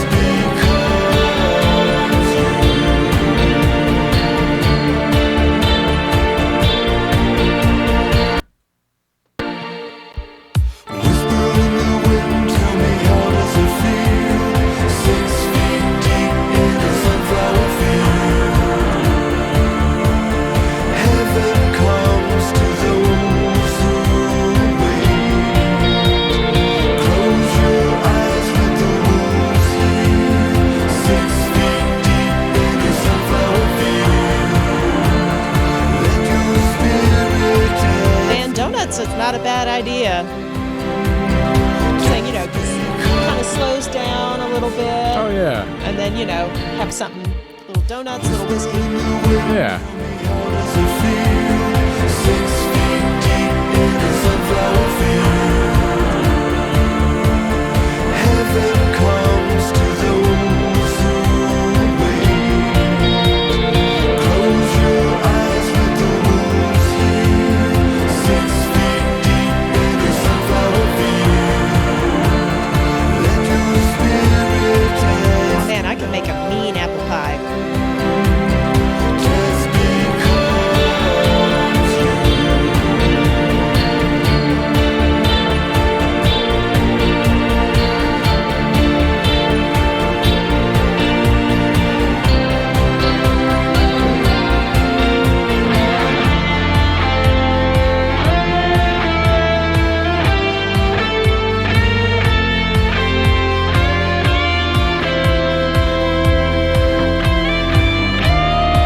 I will, Saxon. And Studio Dude, yeah, not only does mixing at a high volume give you something that's not as dynamic, but, Billy's just trying to protect his hearing long term.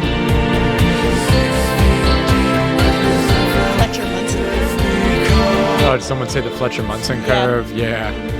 The Fletcher Munson curve is a chart that charts the frequency response of our hearing based on the volume you're listening to. Oh, okay. So how you perceive sound at X volume is going to be different about how you perceive sound at Y volume. And so that's why when you're mixing, it's good to change from Right. different volumes because you're going to perceive the frequencies different at different volumes. Right. So you do need to check it loud, you need to check it medium, you need to check it low because how you perceive the mix is going to vary.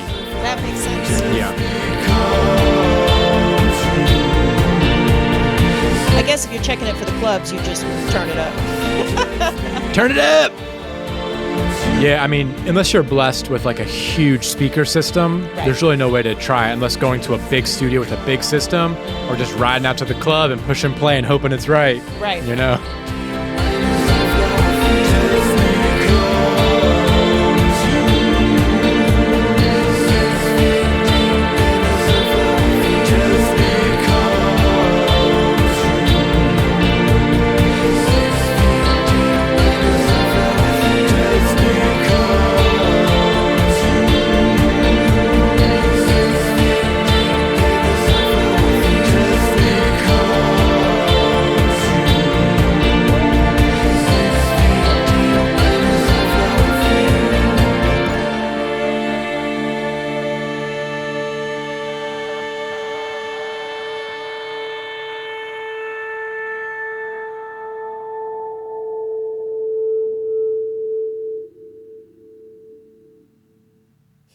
Nice.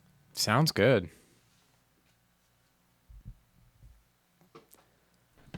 Sounds good, bro. Yeah, I don't know what else to do. I mean, sounds good. yeah, thanks, man. There's some can y'all hear me? We can. Yeah. Some fine-tuned stuff with the vocals, like automation, and I'm just kind of wiped out right now, just from weeks of work. But I feel like just every once in a while, like some of his words in the chorus, as he's singing really low, they kind of almost disappear a little bit, just for a split second to come back. I got to do a little fine-tuning on that, and I got to figure out that fucking bridge, dude. I can't figure out it's a weird chord progression. I want to put something in there. I literally can't figure out what's going on. Right. So it's like, I got to do that. But man, I don't know. It's been a good stream. I was thinking like I might call it. Yeah, man. But I'm thinking I've noticed this chat going on. And were there any questions I need to answer? Was anybody writing down questions? I meant to tell you, Crystal, to write down questions for later if anybody had questions. Because I thought it was either Studio Dude or Acoustic Wisdom had asked me on Wednesday if I'd take any questions, and I just like, oh shit, did we take questions? So your first question is, hey Billy, why are you so cool?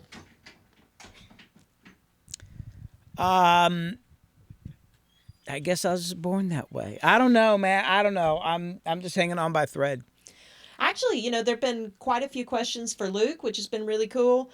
I just realized I should probably ask people to specifically note whether they would like to ask you, because. Well, actually, let's do this. Let me For anybody that still wants to ask questions, hold on. Let's Crystal, why don't you go ahead and walk in here. Okay.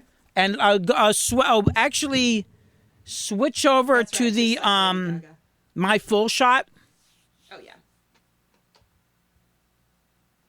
Yeah, I think it's a smaller chat, but I hope you wrote some questions down. Hold on. No, I did not write any questions Oh down. boy. Well, come on in here. Okay.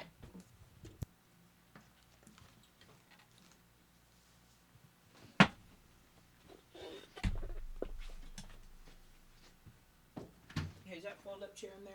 Fold-up chair? No, it's in the booth in here. Oh man, it's cold in here. Oh yeah, the air conditioner. Get the fold-up chair in there. All right.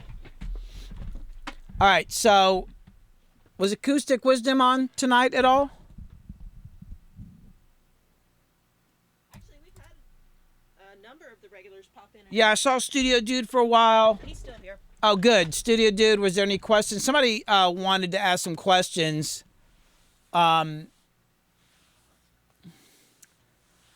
Yeah, Studio Dude, I don't normally mix high, but that last pass through there, I fucking cry. I don't know if y'all could hear it through the walls or not. We were commenting on I was that. like, God dang it, man. I just got to crank it at least one time. Yeah, I was just wondering who was going to ask a question today, and I couldn't do it on Wednesday because we were busy. We were just creating that song, and by the time I think somebody wanted to ask, it was like near 1:30 in the morning, and I was like, I gotta go. I can't take it anymore. And you said somebody had a question for Luke too. Yeah, Luke was answering some questions. It was pretty cool about, some of the things that go on in the studio or some things about his background. Actually, hold on. Let me bring it up over here. I hate looking up at that screen trying to read shit up there. Hey, Luke. There's my chat right there. My questions are not pertaining to this mix. This mix sounds great, and appreciate it. Thanks, man. Luke, you want to sit there? Oh, sure, man. I think we can all be in the shot. It's the high chair. The throne. Now you're really tall. Can you be seen here? Scoot over a little bit. You just slide the chair over. Yeah. Well, that was fun. I feel like this was a good stream. My first successful stream using my new setup with y'all in there. Like, because we kind of did this. How long has it been now? A month? Yeah. Yeah. You know what pissed me off, Luke? I'm going to really tell you what pissed me off. Because we did that stream trying to do this mix thing. It kept crashing 5 times. We did it, and it actually was cool. It just kept crashing. As you were walking, I was like, I'm going to get it together. And you said, so in like a month? And I was like, no, motherfucker. I'm going to get this done in a few days. Right. And, well, Turned out to be a month. I mean, I actually had this working on like a week and a half ago, so I beat the month. We couldn't schedule anything. Right. And I was just still trying to get things together, and I didn't have the new layouts and all that. But you were right, a month. It's like you said that, and then you walked off into the car. It got in your car, and I was like, I'll show him. oh damn, Maxim's still here. He says it's 2 a.m. Maxim, dang, wow. Yeah, he was wondering the new format. Do you Here, feel scoot up. like? Well, I was watching how I look. If I scoot up, you cover me up. No, I just want you close to me. Oh, I see. Anyway, do you feel like the new format helps you be able to really zone into the mix and not be distracted by the fact that the world is watching? No, I mean, I don't really care that the world is watching. I kind of like people watching me work. And I was doing some mix streams, like, when I first got into this, trying to do mix streams, and it was really hard. Like, when I'm doing the producing streams or working on music, yeah, I'm getting used to, like, the chat and all that, but it's kind of fun. But I struggle with the mixing streams. And, like, even during the session streams of working on music, I can answer questions once in a while. But it finally hit me is that on my sessions throughout my career, we're talking decades worth of work, most of my production sections, there's always at least a few people in the room. And then I spent many, many years, 12, 15 years doing rap sessions where there are a lot of people in the room. And like doing Little John sessions, sometimes it would be like so many people in the room and loud, I'd have to yell at them to keep it down so I could actually hear the music. I mean, I kid you not, but it was fun. And so I'm used to that. But mixing, I've probably spent 95% of my life mixing completely alone.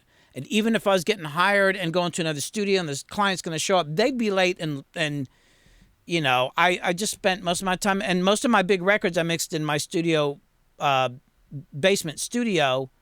Luke, do you usually mix by yourself? Or do you mixing with clients? Usually clients are around, yeah. Yeah. Mm-hmm. I've structured my life in such a way where, or maybe it just happened this way, that I somehow have been able to find a career where my, what would be considered weird behavior or whatever stuff in normal society, quirks, shall we say, actually served me well. But also being a hermit and liking to be alone, mixing is, you know, a lot of guys, I think, you know, like big mixers, they'll like mix by themselves a lot. Like you're not even allowed to attend, Right, you know? I didn't ever say that, just people never showed up. And, you know, I don't know, it's just that way. So to answer your question, Maxim, the problem I was having is that mixing, I was kind of going through the motions, but not doing a good job and not getting inspired. And it was so hard to do. And then it clicked like, man, I think I need to have somebody explaining what I'm doing. And I don't even know how this idea of having somebody comment popped in my head, but I know I was talking to my son Griffin, and I'd kind of come up with the idea of just somebody talking about it. And then we kind of went down this rabbit hole on it. And Griffin was like, oh, it could be like a show. And maybe we could have fake commercials and stuff, which we're going to do. But then he came up with this idea of halftime show. So this is where this is all going to be evolving, just letting you know. This is the first real test. And figuring out, like, you know, how often do I stop and talk to people and answering questions, which I do want to do, but I also want to be in a zone. And I think you need to be writing questions down. Okay. But there needs to be some sort of like a better communication between all of us where, okay, some questions are piling up and y'all can communicate with me that doesn't disturb me, but is not really noticeable. And like, okay, I can get to a stopping point and answer a couple questions and then move on. So there's that. And then maybe the halftime show, which will either be maybe we have an artist in or a short interview, or we stream somebody in, or we have two women in bikinis mud wrestling in the other room. I don't know. What do y'all think? Yeah. Something, you know? Something interesting. So, but anyway, Maxim, that's kind of why this developed, because I wanted to figure this out, and I thought it would be kind of fun. And, you know, also I think it's opening the door to a lot of other things as well. Because Luke, at some point I was saying, like, maybe you mix and I comment. Yeah, man. That'd be good. You know, and even maybe on some of the production streams where we're on here working, if somebody's hanging out, they can be in the other room and kind of hanging and talking about it with that. Like, there's something to that. I don't know. Yeah, having commentary on production sessions is cool. Are you reading? Yeah, I'm trying to. Yeah, how many? Oh, let's see. Oh, he was asking how many A&R managers did you need to kick out during? I never kicked anybody out. I mean, you don't kick out the A&R guys. I got myself fired from a couple jobs from. I don't want to mention any names. Oh, but Two Side Beats. I hadn't seen him. Oh, hey man. So. No, I mean, the A&R guys were kind of funny, and you would usually kind of set up, know that they're going to be there and kind of go through the motions, you know. But I don't know. It was really weird. I didn't have that many people in the studio with me. It didn't happen that much. Usually when they were there, it was a fucking pain in the ass, though. So for the mud wrestling, you need to have an 80s throwback with a good synth wave live mix soundtrack. Nice. Studio Dude's letting you know that he thinks the format works great. He didn't actually think he'd like it a lot, but he does. Oh, interesting. Yeah. And actually, there was a question from Studio Dude. Dynamically, when part of the song is lower, less dense, and other parts are huge and dense, would you mix for the softer parts and let the master limiter crush the louder and denser sections, or would you do the opposite? I usually start at the loudest section because I know how I want that to hit, and then I work backwards. I kind of start, a lot of my work, it's kind of weird. I start from the middle and then work outwards from the front and the back. Luke, how do you do it? Same way. I start with the loudest. It just makes sense. Start with the loudest because I know exactly how much I want to crush things, and then I'll work outwards from there. I actually kind of do a similar thing even in my writing. If I'm writing or coming up with beats and stuff like that, just because I want to get that the strongest idea lyrically. People think, oh, when I write a lyric, that's the first line of the song. Actually, usually the first idea you come up with is probably the first line of the chorus. It's probably, or the middle line of the chorus, and then you work outwards. Somebody says you should bring in Beato for commentary.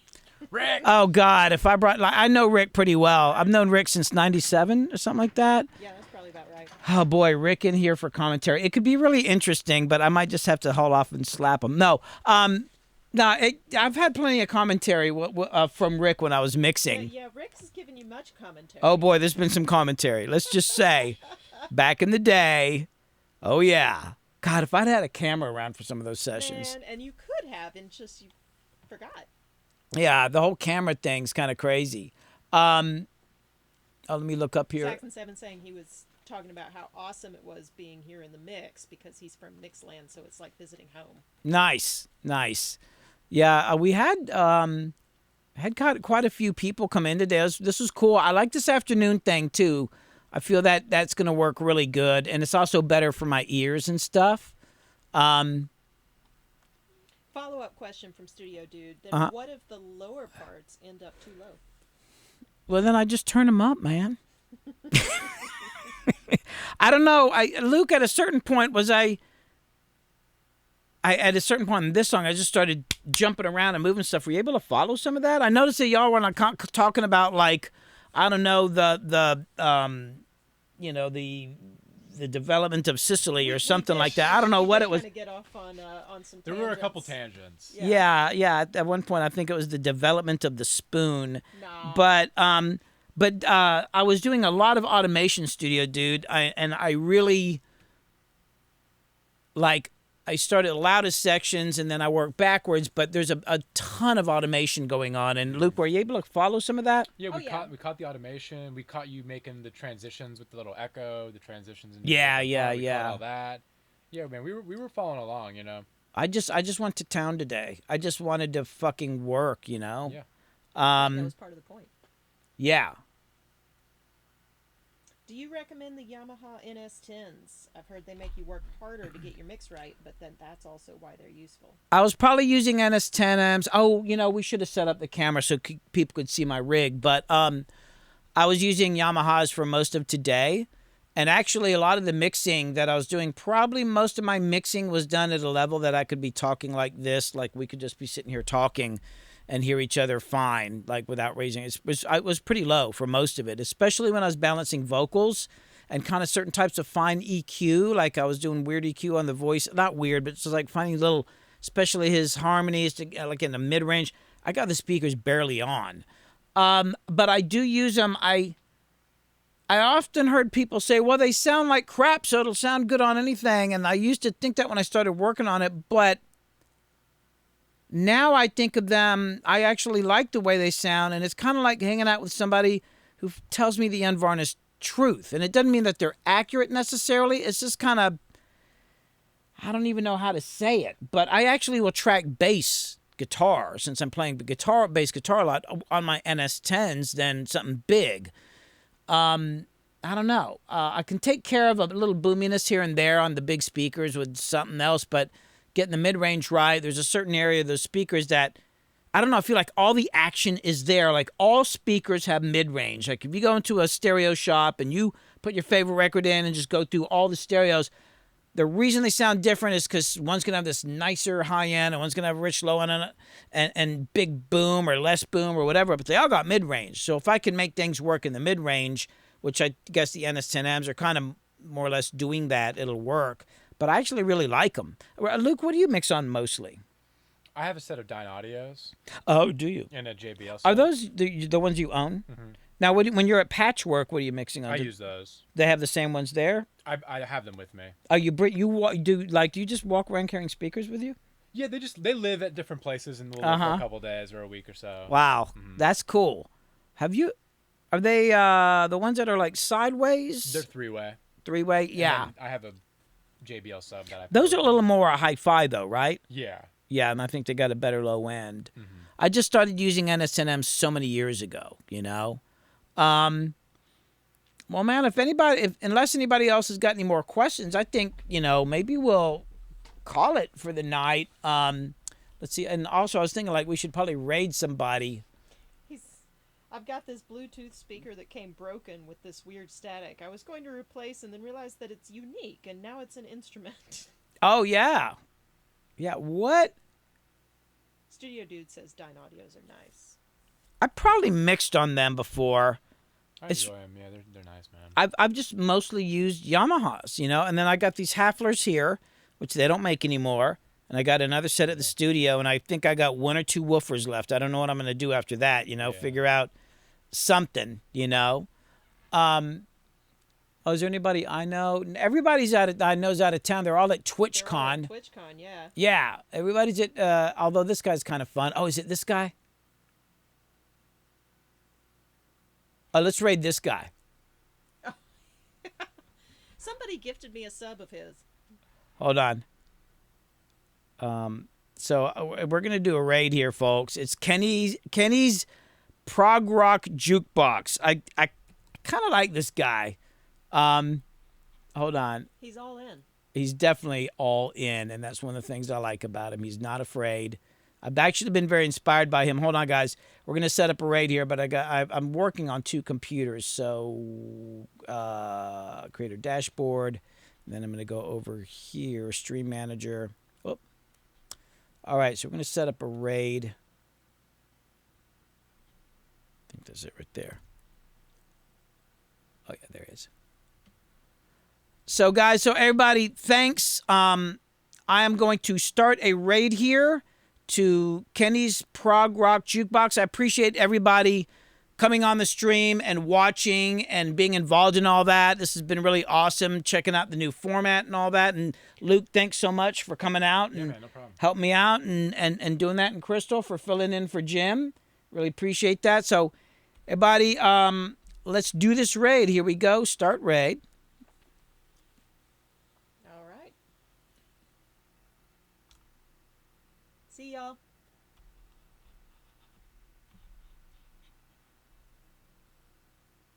Oh, raid now. Here we go.